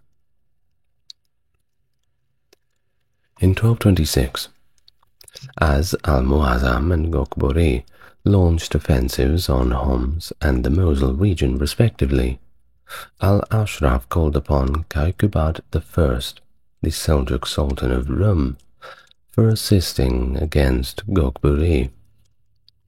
Ultimately, al-Muazzam and Gokburi prevailed, with Jalal al-Din establishing control over Aklat and later Azerbaijan, recognized by al-Muazzam, who maintained control over Damascus. Now in the next year, 1227, with the Crusaders assembling and his realm under threat, Al-Kamil revised the idea of ceding Jerusalem to Frederick II. As internal dissent and external pressures continued to mount. Now following Al-Muazzam's death in the November of 1227, his son Nasir Daoud succeeded him with Al-Kamil's endorsement. And there was a peacetime, albeit a short-lived one, as Duad defied Al-Kamil over Crac de Montreal, and Al-Aziz Uthman's aggression led Al-Kamil to capture Jerusalem and Nablus in 1228. This led to a meeting between al-Ashraf and Al-Kamil at Tel al-Ajul, and it resulted in al-Ashraf taking Damascus, leaving Duad with al-Jazira, and Al-Kamil began negotiations with Frederick II. By 1226, the preparations for the Sixth Crusade indicated an imminent expedition aimed at reclaiming Jerusalem, led by Emperor Frederick. Bound by this previous agreement of San Germano, Frederick committed to the campaign. The transition from Honorius III to Gregory IX in 1227 brought a pope with a strong resolve for the crusade, and a notable antipathy towards Frederick. So, from here, let's go through some of the key events. A bit of a timeline for you. Starting from August 1227, the initial group of crusaders left Brindisi for Syria and landed there by October. Between 1226 and 1227, Frederick was in engagement with diplomatic talks with the Ayyubid Sultan Al-Kamil. In the September of 1227, a second contingent, including Frederick, embarked but soon returned. Months later, in November of the same year, Pope Gregory IX excommunicated Frederick. Then in June 1228, Frederick embarked for the Holy Land. After pausing in Cyprus for 5 weeks, Frederick reached Acre in September 1228. The Sixth Crusade saw a shift in focus directly towards Jerusalem, with contributions mainly from Germany and financing directly from Sicily. Bishop Conrad of Hildesheim took over recruitment efforts in Germany, succeeding Oliver of Paderborn. Landgrave Louis of Thuringia and Walram of Limburg inspired numerous knights from Thuringia and Austria to join, with additional support from cities like Cologne, Lübeck, and Worms. Now, English involvement came through Henry III, who had been interested in a crusade since his coronation. Despite the domestic issues that were taking precedence, there was significant English participation. William Brewer, the Bishop of Exeter, represented his uncle William Brewer, joining with Peter de Roches, Bishop of Winchester. Now, their contingent, possibly including mercenaries as well as the main force, left from Brindisi in the August of 1227. Both of these aforementioned bishops worked very closely with Frederick II, and they even disregarded papal orders due to Frederick's excommunication, and contributed financially to the Crusaders' efforts, notably in terms of fortifying Jaffa and Caesarea. Now back to the Muslim side. Sultan Al-Kamil, facing internal conflicts, decided to seek negotiations from the West, offering control of parts of the Holy Land for military support against his brother Al-Muazzam. Frederick II, who was notably quite familiar with Arabic and Muslim culture, sent his own advisors to meet with Al-Kamil, but the initial talks led only to an exchange of gifts. Negotiations continued even after and despite of Frederick's excommunication.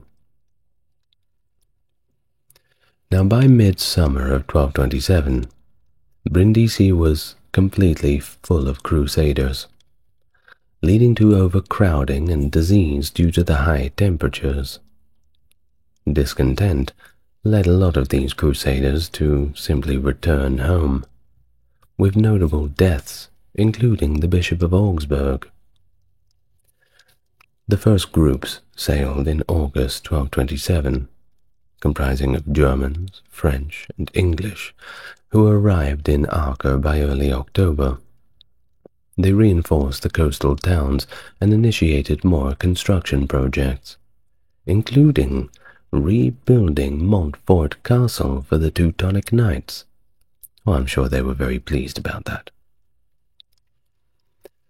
Now, Frederick II's departure, of course, was delayed, and upon setting sail on the 8th of September 1227, plague struck the fleet, causing deaths, including Louis of Thuringia.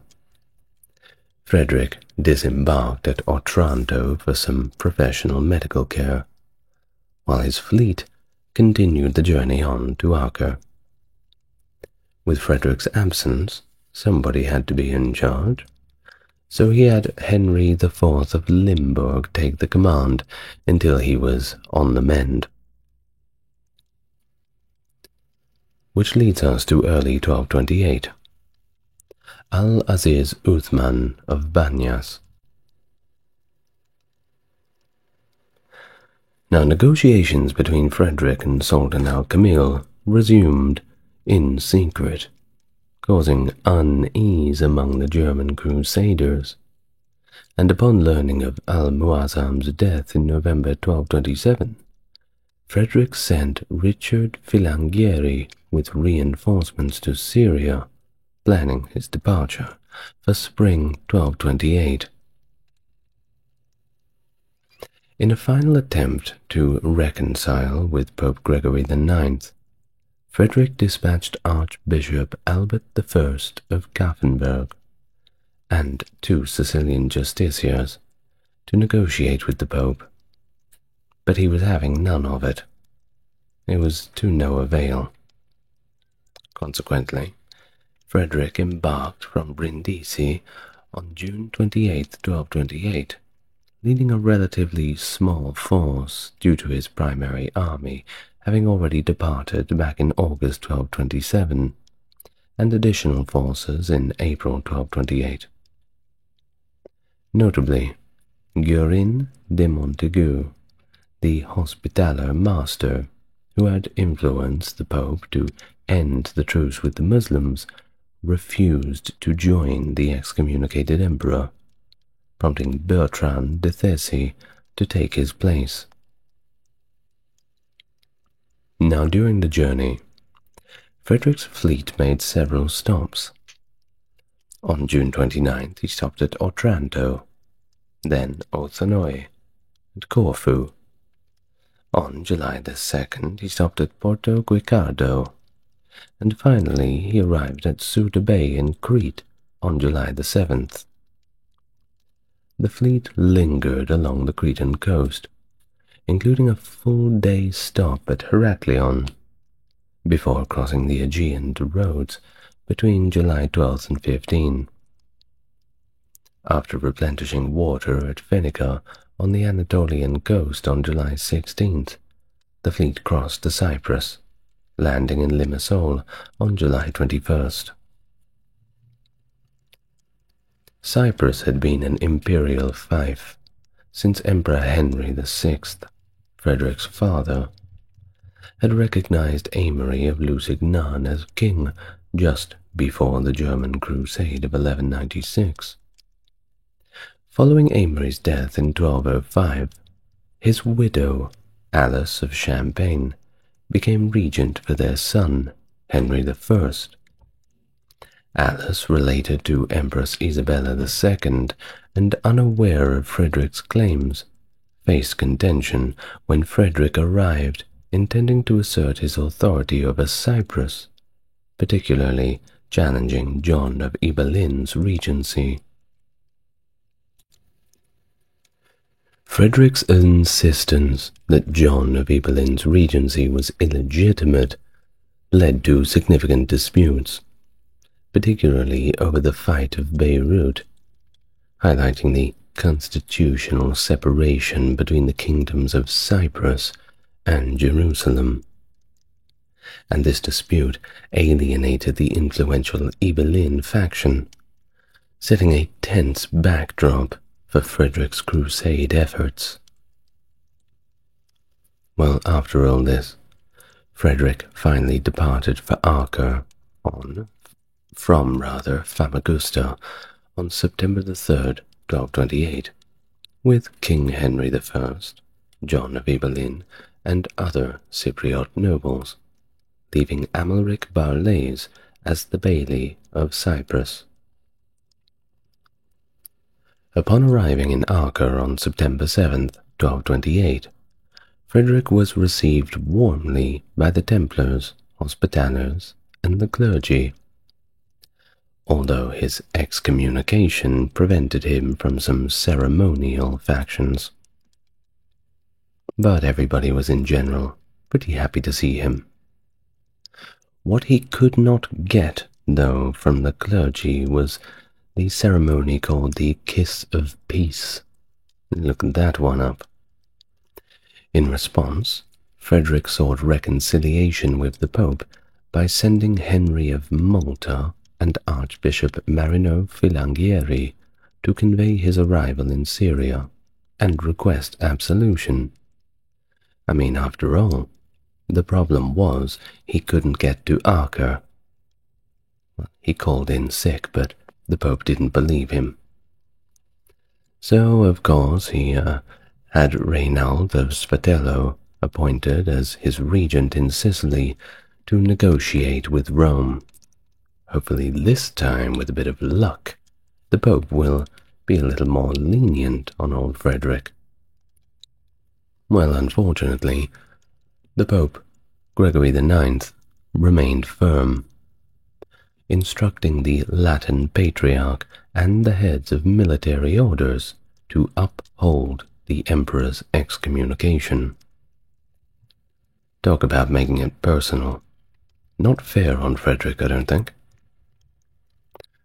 Well, his presence in Acre caused John of Ibelin to secure Beirut against potential imperial aggression, highlighting that divided loyalty within Acre. While Frederick's personal army and the Teutonic Knights supported him, others, including the Templars and the Syrian clergy, adhered to the papal stance against him.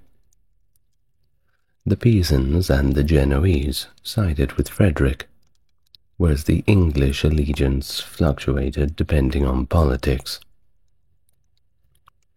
Frederick attempted to maintain support by assigning nominal commands to loyalists like Hermann of Salza and Richard Filangieri, but his excommunication dampened quite a lot of public enthusiasm. The Pope was doing everything he could to make Frederick a pariah. The military orders, particularly the Hospitallers and the Templars, were cautious, supporting the crusade indirectly so as not to draw ire from the papacy. The local barons, however, initially welcomed Frederick, but they began to grow skeptical due to his centralizing tendencies and previous actions in Cyprus, notably against John of Ibelin.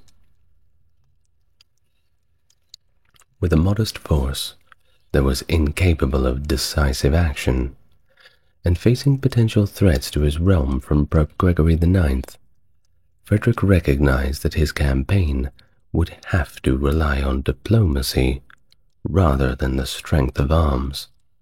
Fortunately, Frederick was quite the talker.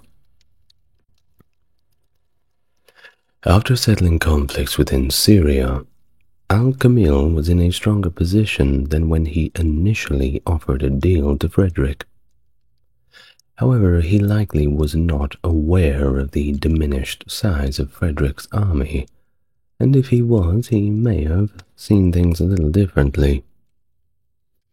Now, recognizing that negotiation was his best chance for success due to his limited military capability, Frederick communicated his presence in the Holy Land to Al-Kamil through envoys Thomas of Aquino and Balian of Sidon. Al-Kamil's response was polite, but non-committal. Subsequent discussions took place with Al-Kamil's representatives at the Hospitaller camp near Acre. During this time, Al-Kamil moved closer to the negotiation site. Frederick attempted to leverage his limited forces as a threat, hoping to pressure Al-Kamil into honoring a previously discussed agreement for the return of the city of Jerusalem.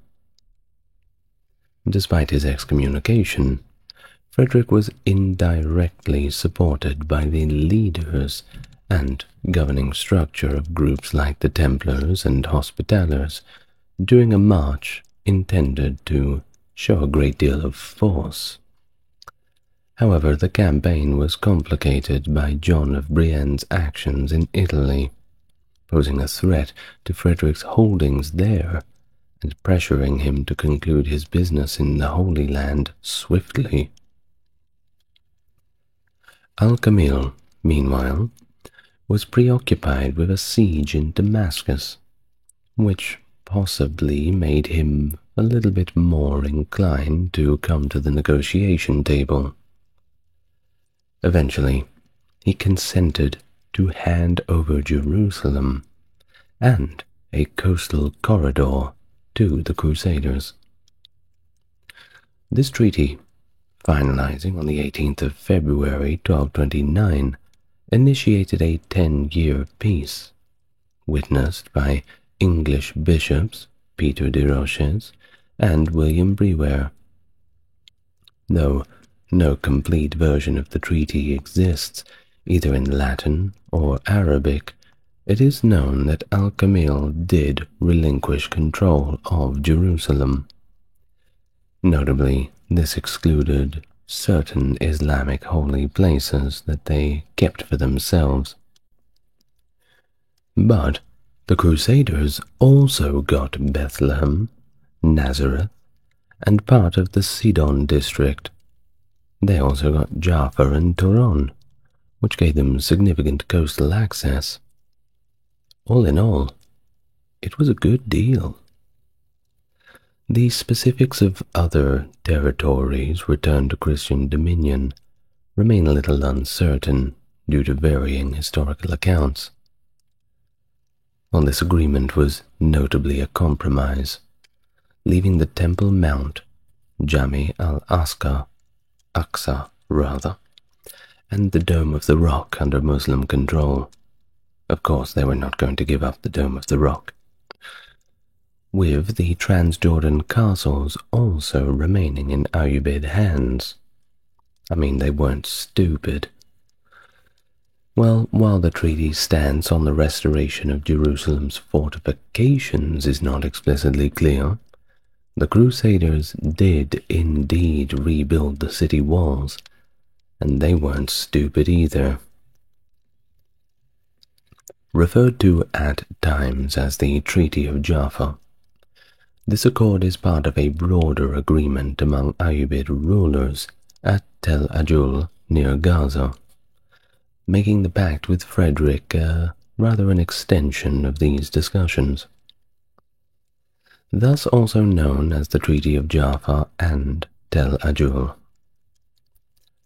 So Frederick's commitments within this treaty included support for Al-Kamil against adversaries, any adversaries, including Christian ones, effectively excluding the Principality of Antioch and the County of Tripoli from receiving aid in Muslim conflicts. The conditions regarding the military orders and the lands of Bohemond IV of Antioch reflect their reluctance back to Frederick, with an agreement to maintain the status quo and prohibit external assistance. The Patriarch and leaders of the military orders, including Géraud of Lausanne, Pedro de Montaigu, and Bertrand de Thessy, felt that this treaty and its allowances more than compromised the security of Jerusalem. Hermann of Salza tried to mediate with Gerold, suggesting reconciliation. But the Patriarch viewed these efforts as deceitful. And of course, the Crusader states, well, they weren't as united as the movies will try and tell you. In fact, most of the time they were at each other's throats. If they weren't busy fighting Muslims, they were busy fighting each other. And sometimes they were doing both on the same day. Now, he attempted to block Frederick's entry in Jerusalem, Hermann of Salza, this is, by warning of excommunication for the army and declaring an interdict over the entire city. But despite these efforts, and the sending of Archbishop Peter of Caesarea to intercept the army, didn't work. He was unsuccessful. So, Frederick triumphantly entered Jerusalem on the 17th of March, 1229, formally accepting the city's surrender from Al-Kamil's representative.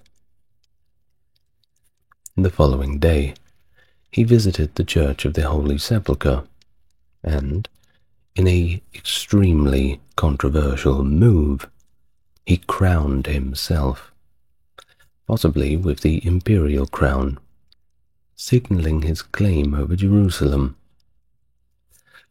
It was not received well. The act was seen as contentious, especially without the Patriarch's presence, raising concerns about its legitimacy as an official coronation. Frederick's statement during the ceremony, which was read by Hermann of Salza, reportedly attributed his excommunication to the Pope's advisors rather than the Pope himself. While Frederick, still wearing his crown apparently, visited the Hospitaller's palace to discuss Jerusalem's fortifications with English bishops and military order members, Archbishop Peter of Caesarea arrived on the 19th of March 1229 to impose an interdict, but that ultimately was refrained. Frederick's interest in Jerusalem, little by little, began to diminish, and he faced hostility from Acre's populace, who reportedly pelted him with rotten fruits and any garbage they could get their hands on. Just goes to show you how popular the, quote, king, unquote, was. Well, Odo of Montbéliard and John of Ibelin intervened to calm the situation, but, well, opinion polls are always rather cruel. On the 1st of May, 1229, Frederick left Acre bound for Cyprus, where he attended the proxy wedding of Henry I of Cyprus to Alice of Montferrat. He returned back to Brindisi on the 10th of June, 1229, with the Pope learning of his departure from the Holy Land only about a month later. By autumn, Frederick had regained control over his empire. He even had his excommunication lifted on the 28th of August 1230, following the Treaty of San Germano. Frederick also restored confiscated properties to the Hospitallers and Templars in Sicily. Well, to sum up, the outcome of the Sixth Crusade elicited a pretty mixed reception across the Christian and Muslim worlds. Frederick II, in a letter to Henry III of England, celebrated the crusade as a monumental triumph. He highlighted these successful negotiations and peaceful reclaimance of Jerusalem, positioning it as a testament to his diplomatic skills and leadership. Conversely, a starkly different perspective was presented in a letter penned by the Patriarch Gerald of Lausanne, which was addressed to all the faithful. This correspondence castigated Frederick's approach and questioned the genuine success of the crusade, hinting at a more complex and less favorable outcome from the Christian standpoint. I think it's a bit harsh. I think he did pretty good, considering the circumstances. Well, we can't just talk about the Christian side. On the Muslim side, the reaction to the treaty was, of course, equally complex. Sultan al-Kamil, who had negotiated the agreement with Frederick, found more than a few reasons to be satisfied with the outcomes, primarily because it allowed him to concentrate on the internal conflicts and threats that were threatening his rule. However, chroniclers and historians in the Islamic world seemingly lambasted the treaty as a catastrophic setback, interpreting it as a significant loss and even a dishonor to the Muslim defense against the Crusaders. The blame squarely placed on al-Kamil, with critiques extending both to the Sultan for his decisions and Frederick for exploiting the situation to his advantage, reflecting a deep-seated resentment and disappointment within the Muslim narrative. All in all, I think we can chalk this one up for a win to the Christian side. The 10-year truce established by the treaty, set to expire in 1239, prompted Pope Gregory IX to issue a call for another crusade. They just can't help themselves, can't they? Well, this was aimed to secure the Holy Lands for Christendom in a more permanent fashion. And yeah, I suppose that the truce was for both sides.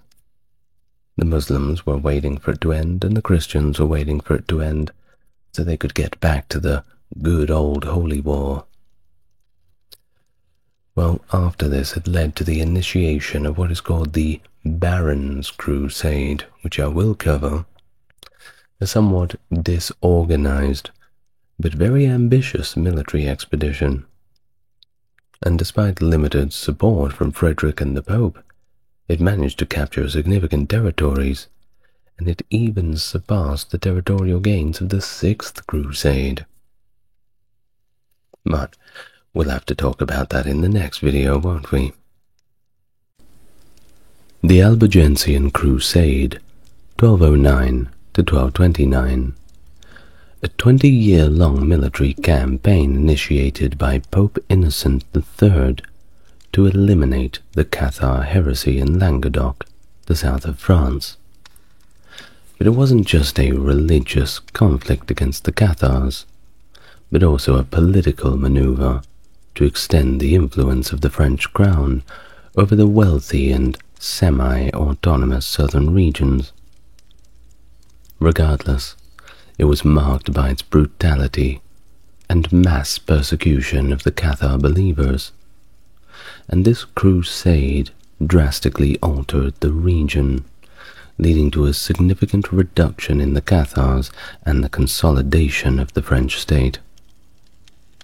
The Albigensian Crusade is remembered for a tragic loss of life, the suppression of religious diversity, and its role in the expansion of royal power. Hello, welcome back to the channel. If you're new, it's good to meet you. If you're coming back, good to see you again. As always, if you want to support the channel, links to the Patreon are in the description. Otherwise, liking the video and subscribing certainly helps push it out to a broader audience. Did you like it? Thank you. Now, without further ado, let's begin. Please, make yourself relaxed. First, let's talk about the Cathars. Originating from the Greek term katharos for pure, the Cathars' beliefs were deeply influenced by the very early Gnostic thinkers, embodying a dualistic worldview. They suggested the existence of two opposing transcendental forces, a benevolent god of spirituality and an evil demiurge termed Rex Mundi, or in our tongue, the king of the world. Well, this was responsible for creating the flawed physical realm.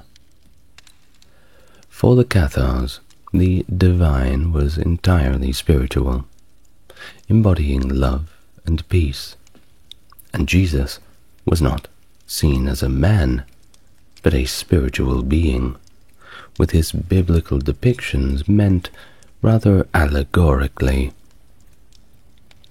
Now, Cathar ideology suggested that human beings were initially soulless, with souls either being a malevolent gift from the demiurge or a beneficial gift from God. This belief underpinned their stringent views against procreation and the material world, viewing it as perpetuating the cycle of souls trapped in corrupt bodies. They denied the legitimacy of secular authority and abstained from military duties and oath-taking, aligning once again with their rejection of the material world's politics. Moreover, their ethical teachings included prohibitions against animal slaughter and meat consumption. The Cathar critique extended all the way to the Catholic Church, denouncing its priesthood as corrupt and asserting that any individual, regardless of who they were, could perform the sacred rites, challenging the traditional Catholic sacraments. They specifically developed the consolamentum, a spiritual baptism through hand-laying, seen as a purification from sin, particularly administered to those who were near death, leading to the status of perfectus.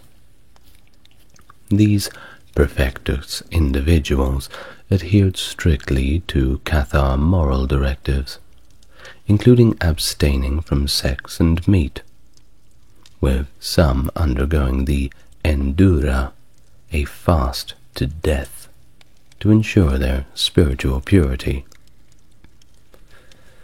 This practice was contentious, with allegations of enforced euthanasia to secure heavenly admission. The community's structure included bishops selected from the perfect, with stipulations on reapplications of consolamentum upon the commission of sin by either the recipient or the administering bishop, highlighting more of the rigidity and depth of the Cathar spiritual discipline. Can you see why the Catholic Church did not like them very much? Well, especially the whole refusing military service. Now that ought to annoy those in charge. So, Catharism found a fertile ground in the Languedoc, later known as Octania, a region characterized by its distinct cultural identity and linguistics, separate from the northern territories, recognizing themselves by this time as part of the United Kingdom of France. Unlike the north, where political unity under the French crown was more pronounced, the Languedoc was more of a patchwork of local lordships, and had a history of relative peace, before the onset of the crusade against the Cathars at least. Their dominant language, Occitan, markedly different from the northern French dialects, aligning more closely with Catalan, is just another unique aspect of the region. Now, the county of Toulouse stood as a significant political force in Languedoc, owing fealty to the Angevin Empire rather than to the French crown. Its influence was contested by the neighboring Crown of Aragon and Principality of Catalonia, which exerted greater sway over the eastern territories adjacent to Toulouse. This political fragmentation was mirrored in the burgeoning power of towns throughout the region, with Toulouse emerging as the major urban center, boasting considerable size, wealth, and autonomy by 1209.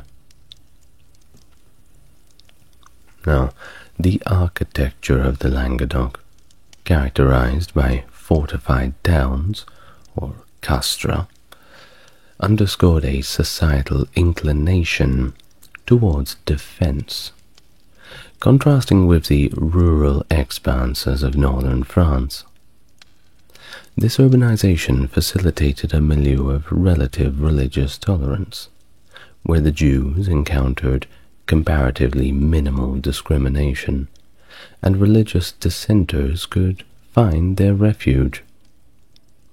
Well, Muslims did not enjoy the same level of tolerance, but their intellectual contributions were nonetheless respected. Still a lot better than being in other parts of Europe. The sharp cultural and social dichotomy between the north and south territories of what is now France was very profound, with mutual distrust and stereotypes coloring somewhat strange perceptions on both sides, as strange as they were ill-informed. Northerners viewed the Southerners as decadent and overly concerned with social proprieties, influenced negatively by what they consider lower professions and minority groups. On the other hand, the Southerners perceived the Northerners as uncouth and aggressive. This divide set the stage for what would eventually be a protracted and acrimonious conflict between the two regions, should war erupt. Yeah, of course it always does, doesn't it? Well, it wasn't a new idea. The Cathars were integral to a broader movement of spiritual reform across medieval Europe that traces its origins all the way back to around 653, when Constantine Silvanus introduced the Gospels to Armenia. Over the ensuing centuries, several dissenting factions emerged, rallying around dynamic preachers who challenged the Catholic Church's authority, advocating for a faith practice anchored in the Gospels and apostolic tradition, rather than simply church dogma. These groups, including the Paulicians, Bogomils, Arnaldists, Petrobrusians, Henricans, and the Waldensians, of course, faced severe persecutions, with responses ranging from expulsion all the way up to brutal executions. The call for individual spiritual responsibility and church reform was echoed by 12th century figures such as Henry of Lausanne, who criticized the priesthood without aligning with Cathar dualism, and Arnold of Brescia, who was executed for his beliefs. Now the Waldensians, followers of Peter Waldo, also suffered extreme persecution. While these groups shared the Cathars' anti-clerical stance and skepticism towards sacraments, only the Paulicians and Bogomils were noted for dualist beliefs that were similar to the Cathars. Now, scholars have debated the origins of the Cathars, with some proposing a direct link to the Bogomils within a broader Manichaean tradition. This connection was possibly strengthened by Latin settlers in Constantinople after the First Crusade, who may have facilitated the transfer of dualist Bogomil texts to the West, introducing the consummentum ritual, and sparking the first organized dualist movements in Western Europe. By the 12th century, dissident groups like the Cathars and Waldensians became more visible in Europe's burgeoning urban centers. The Cathars, particularly in the highly urbanized western Mediterranean France, evolved into a mass movement, spreading into areas like Lombardy by the 1170s. The movement was partly a critique of the clergy's corruption and a manifestation of the discontent with papal authority, which there was plenty of, and if you haven't heard of it, just remember, some of the records at the time are written by the papacy themselves. Now, while the Cathars shared some views with the Waldensians, especially in their critique of the Catholic hierarchy and emphasis on austerity, they differed in a few of their theological positions, with Cathars being the ones to adapt a more radical stance. This divergence led to the Church directing its efforts more aggressively against the greater of two evils as they saw it, namely Catharism. The persecution of heretics intensified, exemplified by the burning of Cathars in Cologne in 1163, marking a shift towards more frequent executions for heresy, a practice that previously just occurred sporadically, often more for political rather than religious reasons. And this is before the main crusade has started, by the way. The exchange between the older dualist communities in the Byzantine Empire and the newer ones in Western Europe further cemented these dualist beliefs in the West. Catharism's stronghold was, though, undoubtedly the Languedoc, where it flourished significantly more in England, France, or Germany, where its presence was either minimal or short-lived. The Cathars, also known as the Albigensians, named after Albi, a city closely associated with them, faced charges of heresy by the Church, notably at a council near Albi in 1176, and again during the Third Lateran Council of 1179. The remarkable success of the Cathar movement in the Languedoc has been attributed to various factors, with the alleged corruption and incompetence of the clergy frequently cited. The region's priests, particularly those in the rural areas, were often described as poorly educated and engaged in monetary and physical misconduct, with many holding their positions through lay appointments. While such clerical inadequacies were reported across Europe, the Languedoc's episcopacy was notably more corrupt, exemplified by the Archbishop of Narbonne's neglect of his diocesan duties and financial exploitation, which led the Pope Innocent III suspending him and 3 of other bishops, which were reportedly his close buddies. Now, the inability of the Church to address heresy effectively in Languedoc was partly due to the region's lack of political centralization and the papacy's prioritization of appointments in more politically strategic areas. Despite being a minority, the Cathars gained significant acceptance among local Catholics, with some even achieving positions within Toulouse's city council. The region's ambivalence towards popular religious movements, such as the Crusades, despite initial enthusiasm read by Raymond IV, Count of Toulouse, suggest a prevailing laxity that permitted the growth of nonconformist beliefs without much substantial opposition.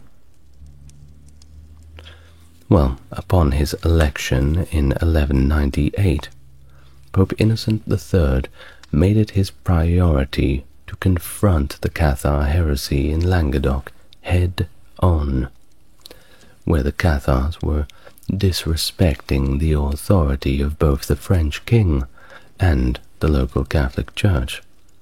At least, that's how the local French king and the Catholic Church heard about it. Now, their protection by influential nobles, motivated by desire for autonomy from the king, led some of these nobles to actually outwardly support Catharism, albeit without adhering to its rigorous ethical demands.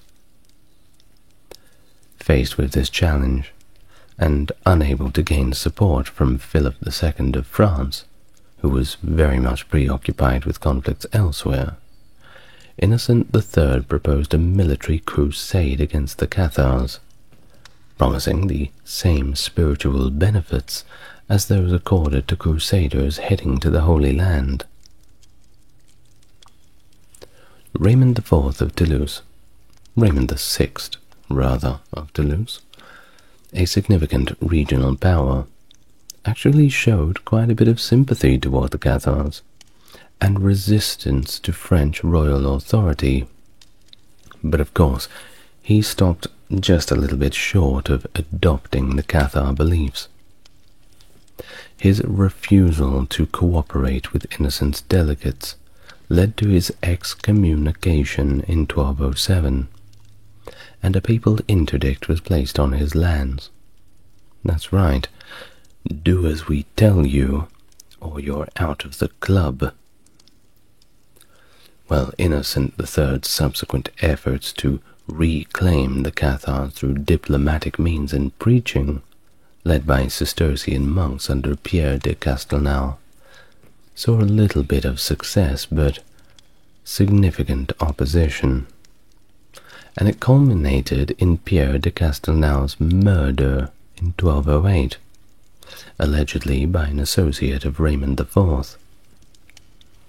This act, of course, escalated the conflict, with Innocent III declaring Raymond anathematized and absolving his subjects of loyalty to him. Raymond's eventual attempt at reconciliation with the Church briefly lifted the excommunication, but his ultimate failure to meet the Church's conditions led to his re-excommunication at the Council of Avignon in 1209. This set the stage for Innocent III to formally call for a crusade against the Albigensians, framing it as part of a broader effort to rid Europe of heresy and, of course, strengthen its defenses against Muslim invasions, aligning this initiative with the ongoing Fifth and Sixth Crusades in the Holy Land. By 1209, approximately 10,000 crusaders had met in Lyon, preparing to head south into Languedoc. Their ranks, replenished every 40 days, included many from northern France and volunteers from England and Austria. Leadership of the crusade was uncertain after Philip II of France opted out due to emerging anti-French allies, yet promised troops support to maintain influence over the outcome. Papal legate Arnaud Amalric took command of the expedition.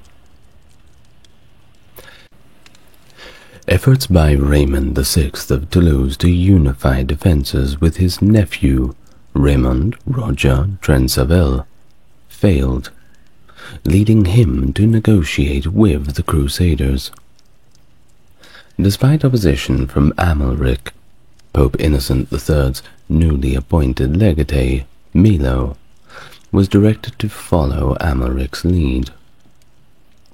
Raymond's public repentance and acceptance back into the church shifted the Crusaders' focus to Raymond Roger's territories, known for their Cathar populations. Thusly, the Crusaders left Lyon on the 24th of June, reaching Montpellier by July 20th, with their sights set on areas around Albi and Carcassonne. Raymond Roger, while not a Cathar himself, was seen as a protector of the sect, guilty by association somewhat. Despite his attempts to assert loyalty to the church and disclaim responsibility for heresy due to his youth, the Crusaders rejected peace talks and advanced on Béziers, a city known for its large Cathar community. Raymond Roger's withdrawal to Carcassonne left Béziers extremely vulnerable. The Crusaders' assault on Béziers on July 21st resulted in the city's fall and massacre of its inhabitants, including both Cathars and Catholics. The reported command by Amaric to "kill them all, God will know his own," whether accurate or not, reflects the ruthlessness of the attack, with claims of nearly 20,000 casualties.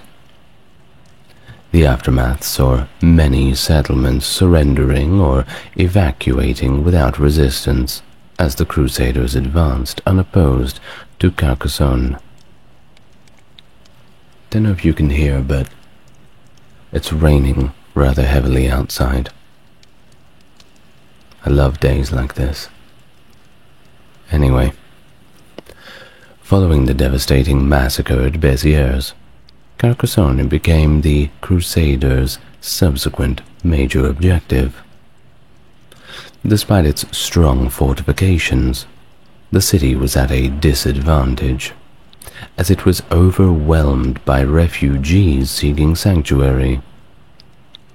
The Crusaders covered the distance from Béziers to Carcassonne in 6 days, initiating the siege on August 1st, 1209. The siege swiftly intensified as the Crusaders severed the city's water supply by August 7th. And in a bid for peace, Raymond Roger Trenceval, the Viscount of Carcassonne, entered negotiations, but was captured under the flag of a truce. The city, on August 15th, capitulated, and while its inhabitants were spared death, they were expelled, made to leave with minimal clothing, as described by differing accounts from Peter of Vaudesernay and Guillaume de Peleurance. Now, Raymond Roger's subsequent death in captivity, officially attributed to dysentery, sparked more than a few suspicions of foul play. I mean, it seems a bit dodgy, don't you think? In the aftermath of this, the leadership of the Crusader forces was conferred upon Simon de Montfort, a decision that also saw him gain control over territories including Carcassonne, Albi, and Béziers. The capitulation of Carcassonne led to a series of unopposed surrenders across the region, with Albi, Castelnaudary, Castres, Fanjeaux, Limoux, Lombers, and Montreal, all falling to the Crusaders by autumn. The conflict then shifted to Les Tours and Cabaret, with an unsuccessful attack on the latter in December 1209 by the Crusaders. The harsh winter conditions and limited troop numbers led Simon de Montfort to focus on consolidating his gains, rather than launching new offences. With the arrival of reinforcements, Bram fell to the Crusaders in the March of 1210. followed by the siege of Minerve in June. Despite its lack of strategic significance, Minerve was targeted due to the presence of numerous Khazar prefects. Perfects, rather. After a prolonged siege that culminated in the destruction of the city's main water supply, Minerve surrendered on the 22nd of July. While Simon favored leniency, Arnaud Amalric insisted on harsh treatment for the Cathar perfects, leading to the execution of them who refused to renounce their faith. All 140 of them brought out into the public and dealt with harshly, in a show of force, made an example of, it seems. The crusade continued to Termes in August, enduring despite interventions from Pierre-Roger de Cabaret. The defenders' situation became dire due to water shortages, but they were momentarily relieved by a rainstorm, delaying their surrender. Ultimately, the defenders escaped on November the 22nd. By 1211, dissatisfaction with the Crusaders' tactics had alienated many of the key lords, including Raymond of Toulouse. Lastors capitulated in March, and the siege of Le Var began in April. Crusader reinforcements were then decimated in an ambush at Monguet by forces from Toulouse led by the Count of Foix. Following the recapture of Aymery de Montreal's castle, numerous Cathars faced execution. The Crusaders' campaign proceeded with the fall of Casses and the siege of Montferrand, leading Baldwin to defect to the Crusaders. Efforts to besiege Toulouse faltered due to logistical challenges, prompting de Montfort's withdrawal. Raymond de Toulouse's counterattack at Castelnaudary saw the Crusaders narrowly averting defeat. Throughout early 1212, Simon de Montfort effectively isolated Toulouse, undermining Raymond's support and resources. Now seeking to counter the Crusaders, the Cathars enlisted the help of Peter II of Aragon, who, after notable victories against the Moors and an alliance through marriage to Raymond VI, possessed considerable influence. Utilizing his victories and diplomatic efforts in Rome, Peter persuaded Pope Innocent III to attempt halting the Albigensian Crusade. Motivated by the Pope's desire to focus on the Middle East and ongoing conflicts with the Moors. By January of 1213, Innocent III had called for peace in the Languedoc, instructing Arnaud Aumery and Simon de Montfort to cease their aggressive campaigns, and proposing a council to reconcile differences under Peter's guidance. Hold on a moment. Wasn't this your idea in the first place, Mr. Pope Innocent III? Well, either way, the cat was out of the bag now, wasn't it? Who would have thought that initiating the Holy War would have become so violent? Well, despite Peter's efforts at the Council of Le Var to secure a peaceful resolution and restore the lands to Raymond VI, his propositions were dismissed, maintaining the excommunication of Raymond and the seizure of lands that were deemed heretical. Peter's rejection of this decision and concern over Simon de Montfort's growing power led him to support Toulouse actively. This alliance alarmed Innocent III, who, misled by Simon's delegation, denounced Peter and called for the renewal of the crusade against him. The conflict culminated in the Battle of Muret in the September of 1213, where, despite numerical disadvantages, Simon's tactical maneuvers led to Peter II's death and a retreat of the coalition forces.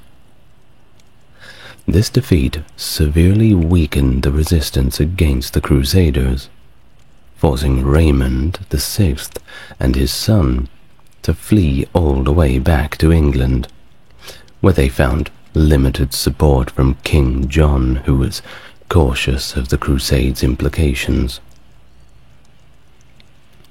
The Crusaders' momentum continued through 1214, with significant victories and territorial gains, including strategic castles in Perigord. By 1215, with the capture of Toulouse and its subsequent handover to Simon de Montfort, recognized officially by the Fourth Council of the Lateran, Crusader control was all but solidified. The Council's decisions not only cemented Simon's authority over conquered lands, but also aimed to secure the Church's influence over yet unconquered territories. Amidst all of this, the call for a new crusade in the Middle East by Innocent III redirected potential reinforcements from the Albigensian Crusade, leading Simon to increasingly depend on mercenaries to maintain some form of control. In the April of 1216, Raymond VI and his son Raymond VII rallied a considerable force from towns who were disillusioned with the Crusaders, and by May they had laid siege to Beaucaire, successfully negotiating its surrender after 3 months due to their dwindling supplies. Despite efforts by Montfort to intervene, he was repelled.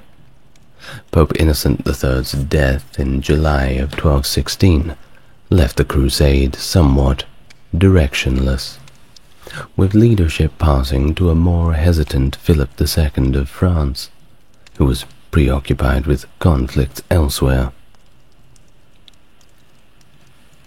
Montfort then quelled a rebellion in Toulouse, before attempting to recapture Bigorre, facing defeat at Lourdes in December of 1216. And Raymond VI recaptured Toulouse in the September of 1217, exploiting Montfort's engagement in Foix.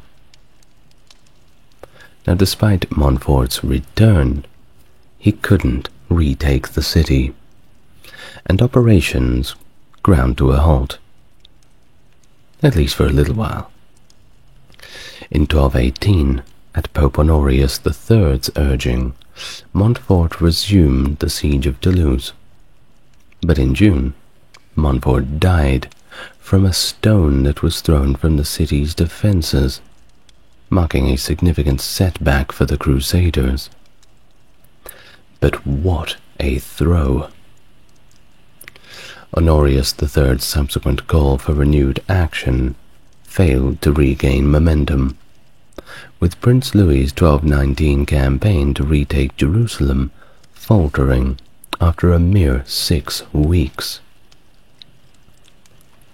Now, Raymond VI and Raymond VII regained significant territories by 1222, with the 6th passing and the 7th succeeding him. Philip II's death in 1223 saw Louis VIII inherit the throne, leading a large force against the Cathars in 1226, capturing key towns with minimal resistance. Avignon's siege ended in September after agreeing to pay a fine and dismantle its defences. Louis VIII died in 1226, and it led to a continuation of the crusade under the Queen Regent Blanche of Castile and Humbert IV of Beaujeu, capturing more territories. And by 1228 a besieged Toulouse succumbed to the Crusaders' systematic devastation of the surrounding area. The Treaty of Paris in 1229 ended Raymond VII's resistance, recognizing his rule over Toulouse in exchange for concessions to the crown and a marital alliance with Alphonse of Poitiers, ensuring the region's return to royal control upon Raymond's death. Following the conclusion to the military campaigns against the Cathars, the Inquisition was initiated by Pope Gregory IX in 1234 to eradicate heretical movements, including the remnants of Catharism from the Languedoc region. Operating throughout Toulouse, Albi, Carcassonne, and other towns into the 14th century, the Inquisition effectively suppressed Catharism as a widespread movement, pushing its adherents into secrecy. Punishments for those identified as Cathars ranged from wearing yellow crosses for penance to imprisonment and the forfeiture of property, with the most unrepentant being executed by burning. Nonetheless, this was very, very rare, and the majority simply faced lesser penalties.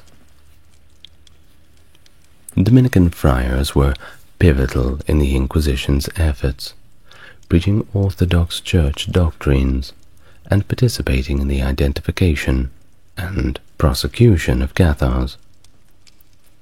But despite all these measures, Catharism persisted in some areas, largely out in the countryside where no one really likes to look.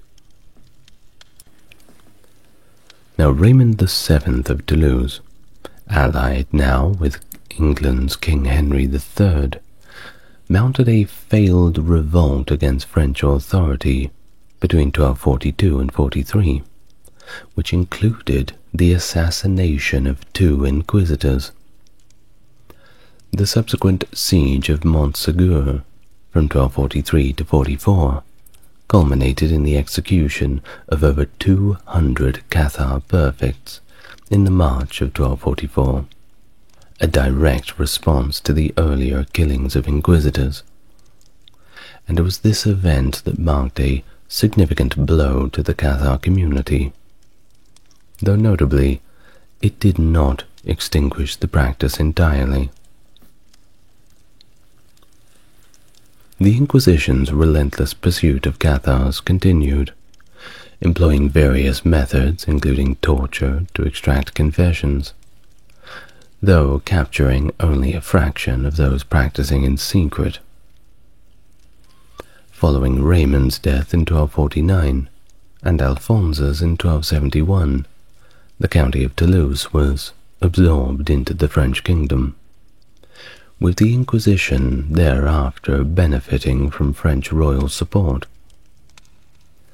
King Philip IV curtailed his support in the 1290s among his dispute with Pope Boniface VIII, but reversed these limitations some 13 years later in 1303, after witnessing anti-monarchical attitudes in southern France, particularly in Carcassonne, thus revitalizing the Inquisition's efforts. Now, Pope Clement V later implemented reforms to safeguard the accused's rights. Bernard Guay, serving as the Inquisitor of Toulouse from 1308 to 1323, composed a manual outlining the practices of various non-Catholic groups, including detailed descriptions of Cathar customs, and provided guidance for inquisitors on handling heresy allegations.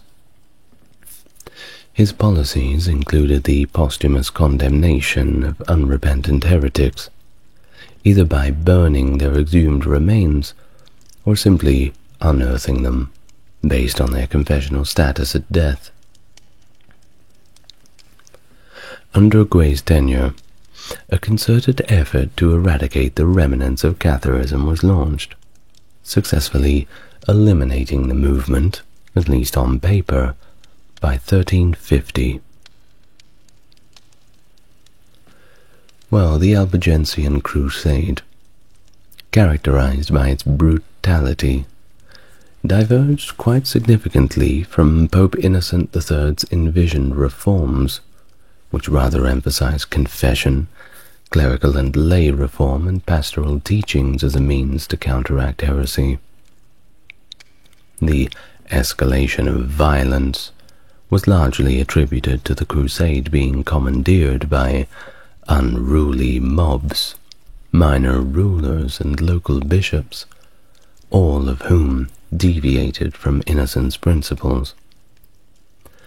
The rampant, indiscriminate violence perpetrated by these groups and the secular courts against the alleged heretics prompted the papacy to seek enhanced control over heresy prosecutions, leading to the establishment of a more formalized legal process for handling such cases, which of course wasn't perfect, but baby steps first.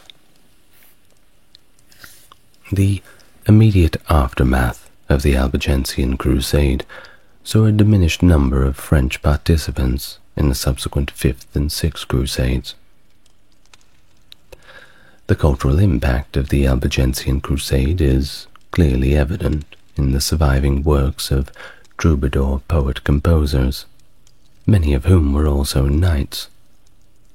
Notable examples include Raymond de Mirabel, who appealed through his songs for Peter II's assistance in reclaiming his castles seized by Simon de Montfort, and the collaboration between Thomier and Paleazzi, whom criticized Raymond VI's treatment and encouraged resistance. The crusade and its fallout marked the beginning of the decline of the troubadour tradition. Once flourishing under the patronage of Occitan courts, they faced decline as these courts were simply destroyed. Consequently, many troubadours migrated from southern France to royal courts across Italy, Spain, and Hungary, seeking new patrons and audiences for their art. But their story is one for another video. And with that, we reach the end of the history of the Albigensian Crusade. Was it all that you expected? Certainly interesting. In the late 12th century, a fraternity emerged in Acre, formed by German merchants from Bremen and Lübeck, which laid the groundwork for what would later become the Teutonic Order. After taking over a hospital after the city's capture, this group initiated their mission to care for the sick under the moniker of the Hospital of St. Mary of the German House in Jerusalem, receiving Pope Clement III's blessing. This order swiftly became influential, leveraging control over Acre's port tolls, and eventually became more than just a hospital charity. Despite challenges, the order persisted, maintaining its historical motto, help, defend, and heal, and continuing its charitable events across all of Central Europe. Hello everyone, welcome to the channel. If you're new here, it's good to meet you, and if you're coming back, it's great to see you again. You already know who I am. If you'd like to support the channel, head on over to the Patreon, where all the videos are ad-free. Otherwise, if you enjoy the content, like, subscribe, and leave your thoughts in the comments down below. Now, without further ado, on to today's topic, the Teutonic Order, also known as the Teutonic Knights. In the midst of the 12th century, under Pope Calliston II's directive, the Knights Hospitalier took charge of a German hospital in Jerusalem, a sanctuary for the myriad of German pilgrims and crusaders unable to communicate in the local or Latin languages, as recounted by chronicler John de Presse. This establishment, while operating under the Hospitallers, was decreed by the Pope to be led by Germans, planting the seeds for a German-led religious institution within the Kingdom of Jerusalem itself. Following Jerusalem's fall in 1187, merchants from Lübeck and Bremen were inspired to establish a field hospital during the siege of Acre in 1190, laying the foundation for what would later be recognized by Pope Celestine II, third rather, in 1192, as the nucleus of a new order. Emulating the Knights Templar, this fledgling group evolved into a military order by 1198, with the head being designated as the Grand Master. Tasked with crusading to reclaim and protect Jerusalem for Christianity, this transformation marked the order's shift from a hospice for pilgrims to a martial organization, under the guidance of Grand Master Hermann von Salza from 1209 to 1239. The order had its established roots in Acre, acquiring Montfort Castle in 1220 to safeguard the passage between Jerusalem and the Mediterranean. Montfort became the Grand Master's headquarters in 1229, though they eventually retreated to Acre after the castle fell to Muslim forces in 1271.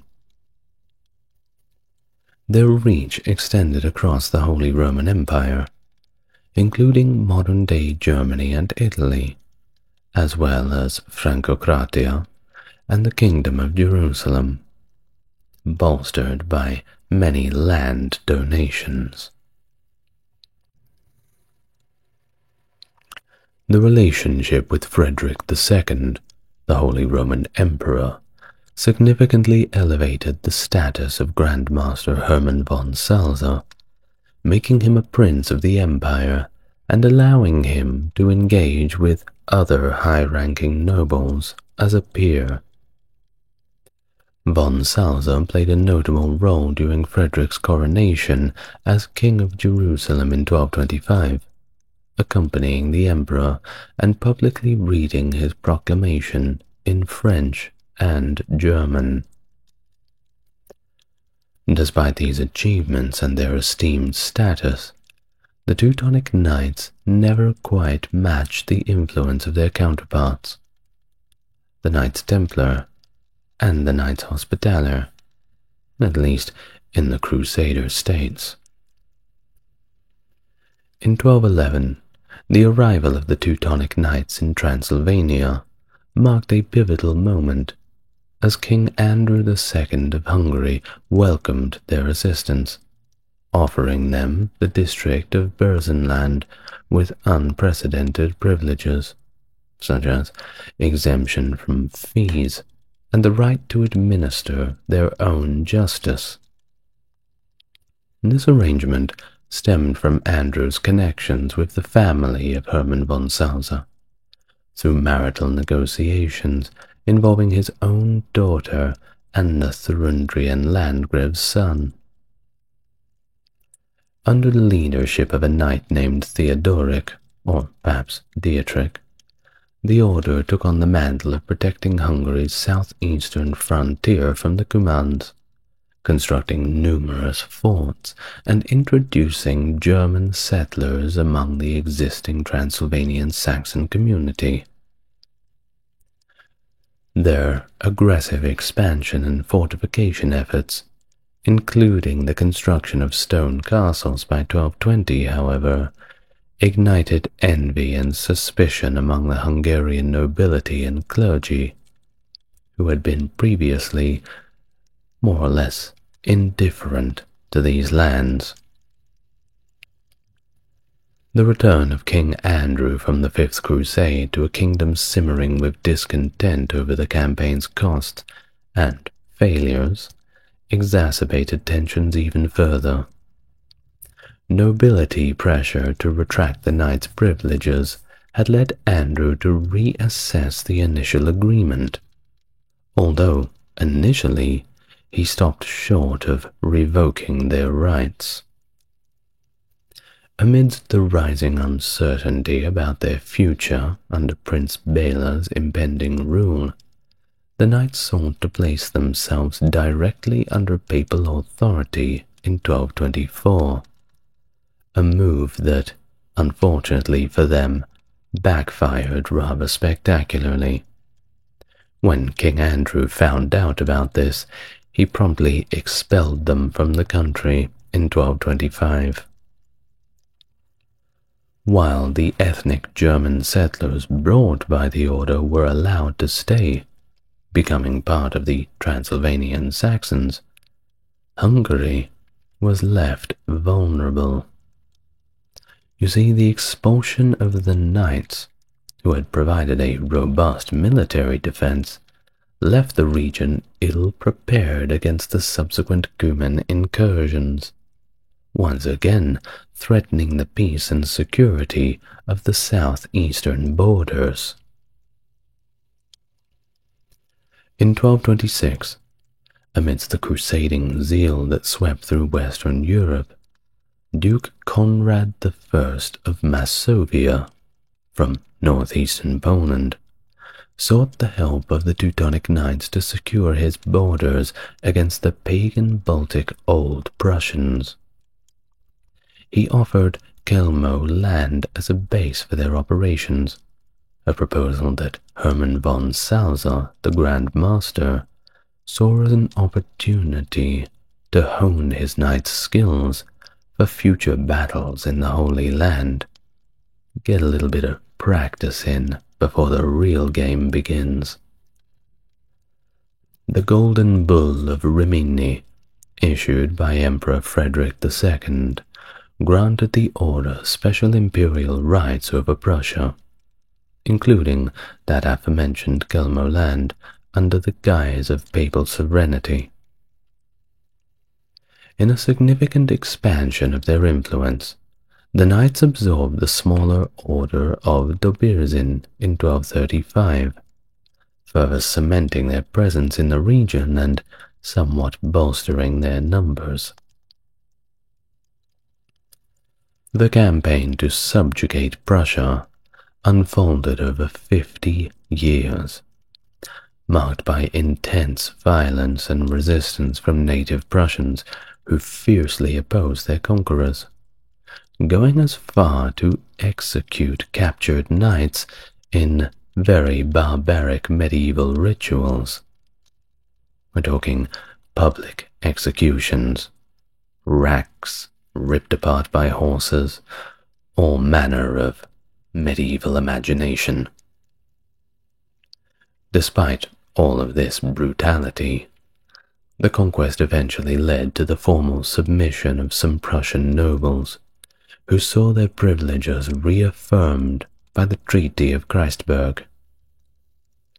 However, the repeated Prussian uprisings between 1260 and 83 resulted in the displacement or resettlement of much of the Prussian nobility, eroding the rights of free Prussians and leading to a gradual assimilation of the remaining nobles with the German settlers.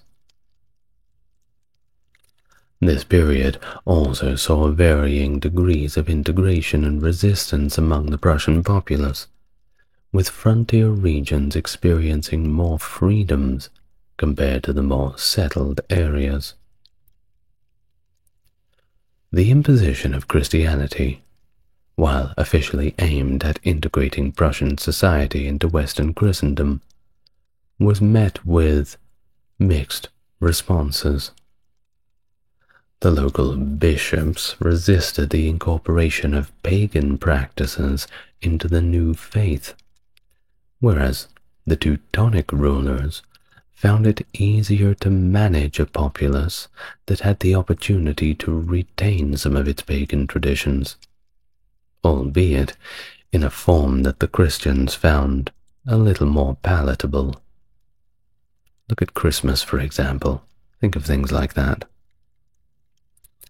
After decades of warfare, the legacy of the Teutonic Knights' conquest of Prussia was largely stripped of its native population,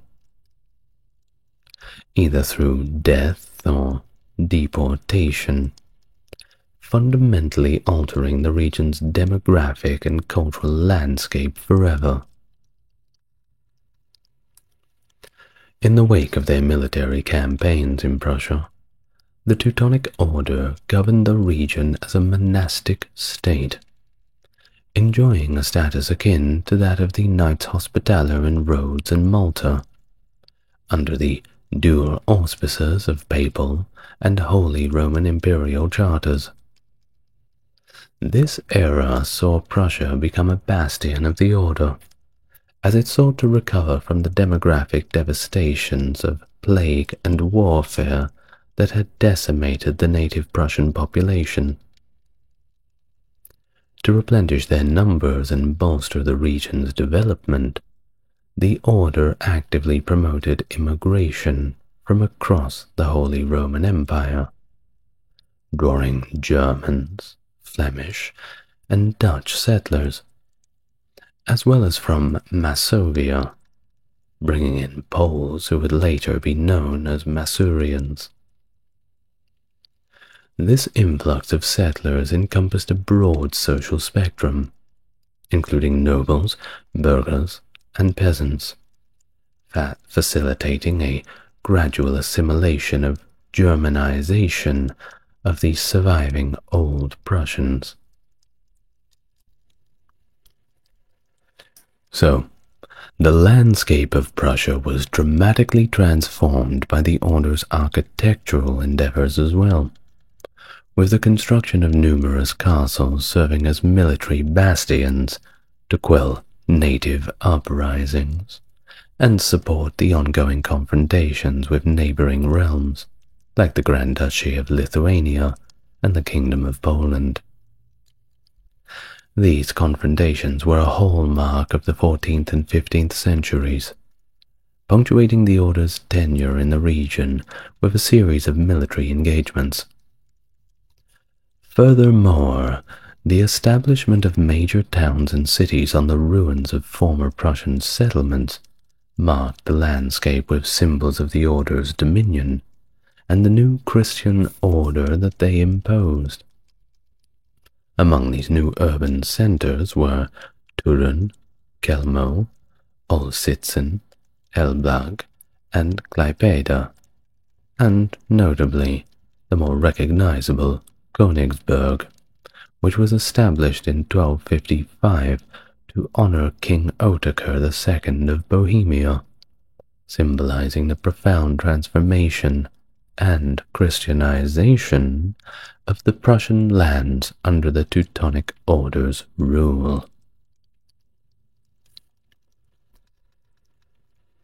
Following the catastrophic defeat at the Battle of Sol, the Livonian Brothers of the Sword found themselves incorporated into the Teutonic Knights in 1237, henceforth known as the Livonian Order. This marked the beginning of a series of ambitious, yet ultimately challenging campaigns to extend their dominion.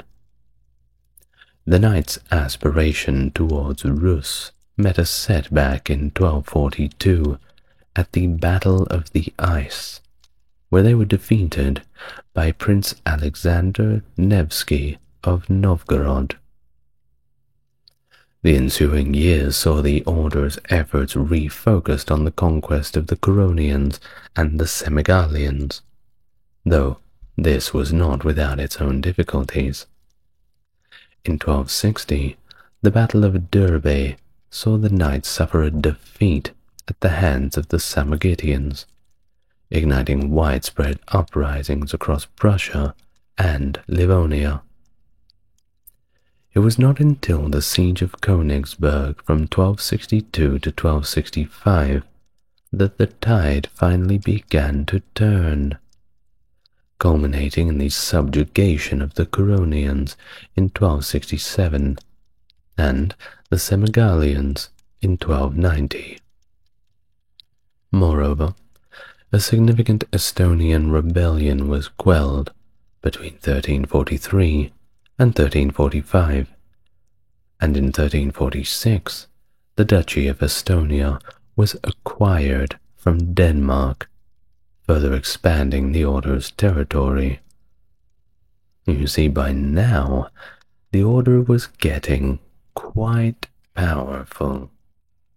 More land means more power. And as with the church, the knightly orders, the nobles, it always comes down to land.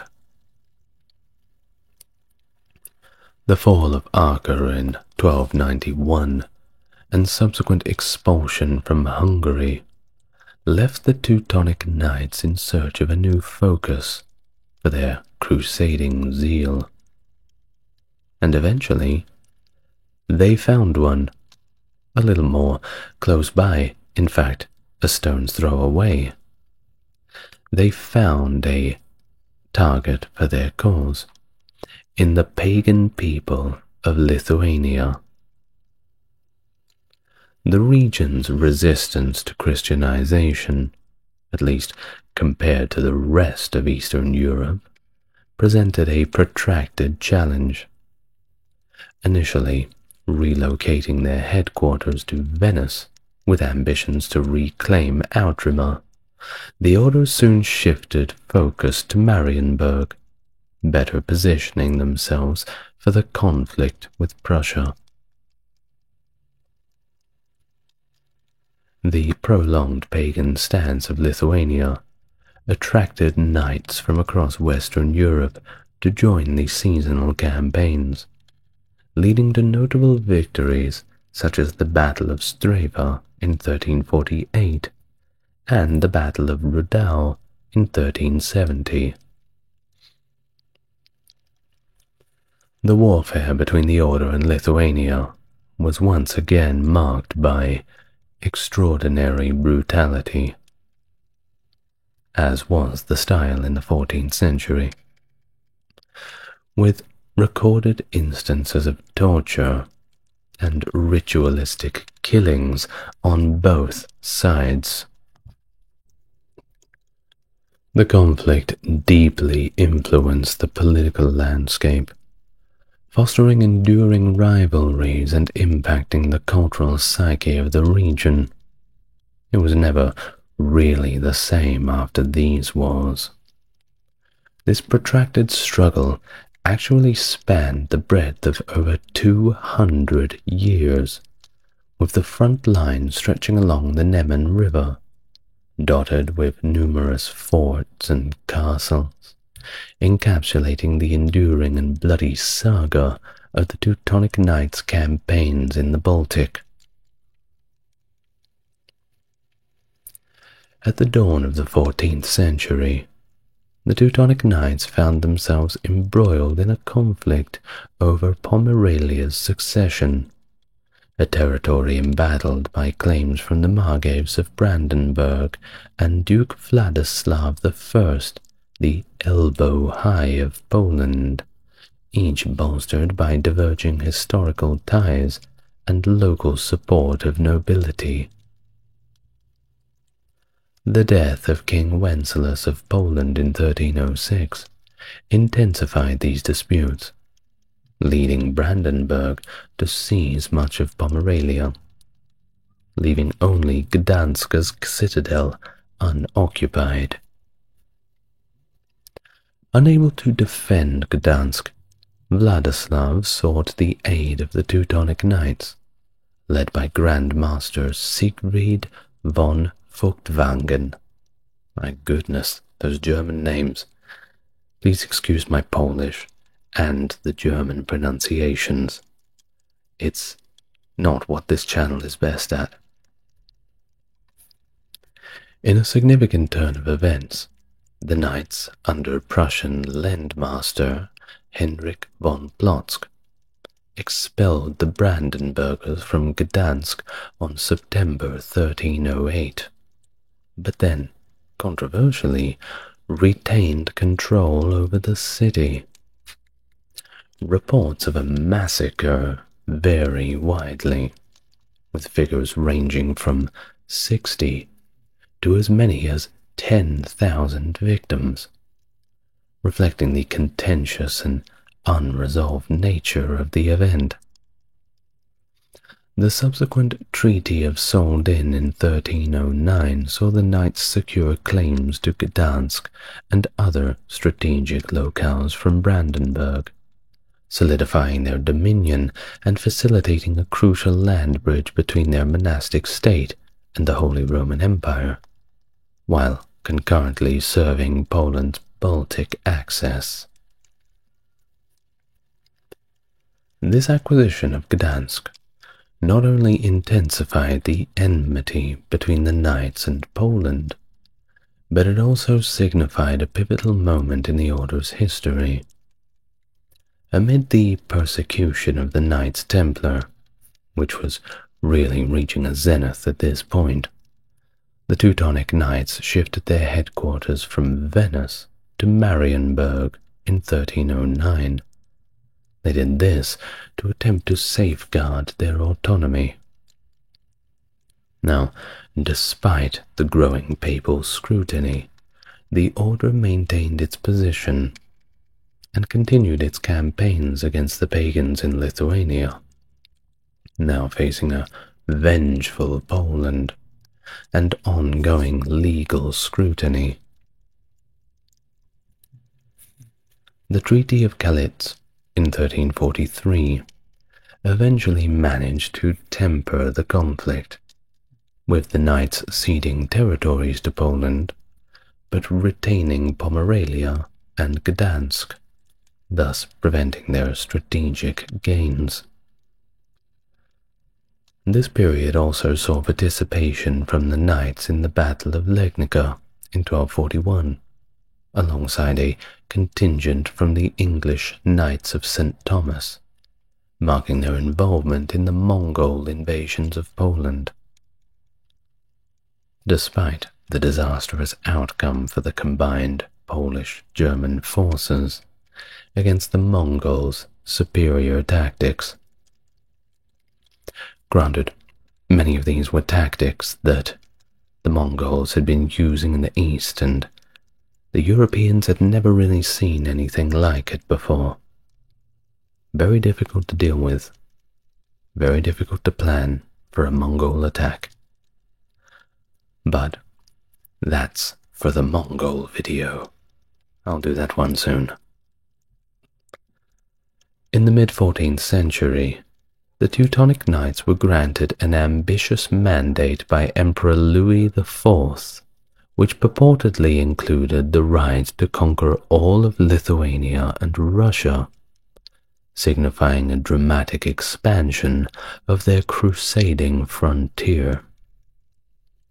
Under the leadership of the new Grandmaster Winrich von Niprod, 1351–82, the order ascended to the zenith of its power and, of course, the zenith of its influence, becoming a beacon for European crusaders and nobility seeking glory and spiritual redemption in the Northern Crusades. The strategic island of Gotland, plagued by piratical exploits of the Victual brothers, was ceded to the Teutonic Knights by King Albert of Sweden.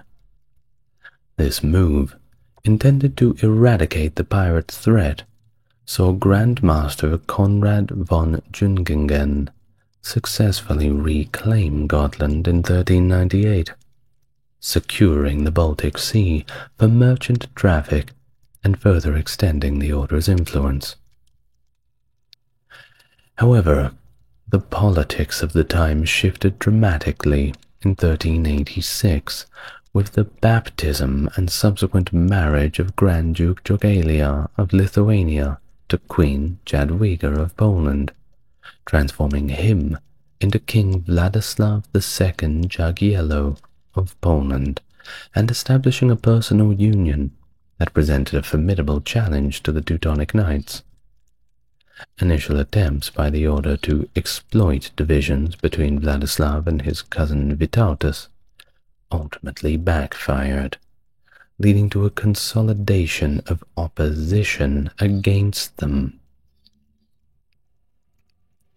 Jogaila's conversion marked the beginning of Lithuania's official Christianization, undermining the crusading pretext under which the Teutonic Knights had justified their expansionist policies.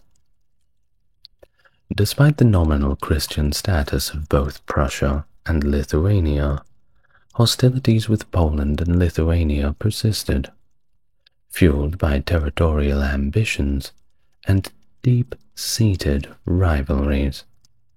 Old memories certainly die hard. The creation of the Lizard Union in 1397 by Prussian nobles in Kelmo land underscored the growing internal dissent against the order's governance.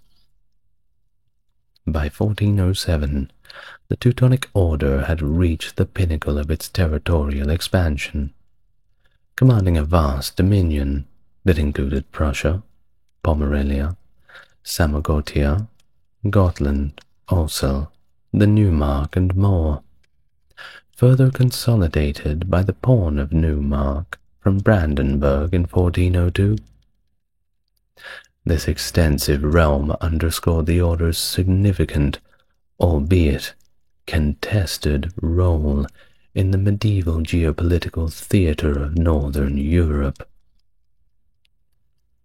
The pivotal moment for the Teutonic Knights came in 1410 with the Battle of Grunwald, where a unified Polish-Lithuanian force under Vladislav II Jagiello and Vytautas delivered a crushing defeat to the order. This battle saw the fall of Grandmaster Ulrich von Jungingen, along with the majority of the order's top officials, challenging the myth of their invincibility. Although the subsequent siege of Marienburg by the victorious Allies failed, largely due to the strategic defense led by Heinrich von Plauen, the first Peace of Thorn in 1411 allowed the order to maintain its territorial holdings. Nonetheless, the image of the order as a formidable force, a undefeatable band of warriors, well, that was significantly tarnished at this point. And once you've lost your reputation, it's very hard to get it back. In the aftermath, the Teutonic Order faced declining influence along with internal discord, exacerbated by the financial strain of a hefty indemnity imposed by Poland and Lithuania, leading to discontent among the cities over lack of representation. Heinrich von Plauen's attempts at authoritarian reforms eventually led to his ousting, with Michael Kuckmeister von Sternberg stepping in as the new Grand Master. Yet, he too struggled to reverse the order's fortunes. The Golub War saw the order cede small border areas and relinquish claims to Samogitia in the Treaty of Melno of 1422. This further ate away and diminished their power. Seems that it was all bad news at this point for the Teutonic Knights. Now, the order's internal strife was mirrored by the broader situation and broader conflicts of the era. including feuds among knights from different regions and the destructive raids of the Hussites during the Hussite Wars. Despite attempts to repel these invasions, the knights were bested by the Bohemian infantry, highlighting their waning military capability. Further setbacks were encountered in the Polish-Teutonic War from 1431 to 1435, marking a period of sustained decline for the once mighty military order, as they grappled with both external pressures and internal fractures. The formation of the Polish Confederation in 1440 by the gentry and the burghers within the state of the Teutonic Order marked the beginning of significant political upheaval. By 1454, the dissatisfaction with the Order's rule had grown to such an extent that the Confederation began an open rebellion, seeking annexation by the Polish crown. King Casimir IV Jagiellon of Poland welcomed this appeal, formally incorporating the region and setting the stage for the 13 Years' War between the Order and Poland. This conflict saw Prussia ravaged and led to significant territorial and political losses for the Order. In an effort to fund their war efforts, the Order returned Neumark to Brandenburg in 1455, and subsequently lost control of Marienburg Castle, prompting a relocation of their headquarters to Königsberg. The second Peace of Thorn in 1466 decisively ended the war, with the Order ceding significant territories to Poland and agreeing to become a Polish fief, fundamentally altering its position in the region. From this point forward, Grand Masters were required to pledge allegiance to the Polish king, diminishing the Order's sovereignty. Effectively, at this point, they'd become agents of the Polish monarchy. The decline of the Teutonic Order's power in Prussia culminated in 1525 with Grand Master Albert of Brandenburg's conversion to Lutheranism. Secularization of the Order's Prussian holdings, and ultimately the acceptance of the Duchy of Prussia as a personal vassal of the Polish crown through Prussian homage. This event, right here, effectively ended the Order's rule over Prussian lands, though it had retained some territories within the Holy Roman Empire and Livonia, but these were very small territories, and they weren't going to hold them for very long. The subsequent German Peasants' War and the Livonian War further eroded the Order's holdings, with the Livonian branch seeing partition and secularization.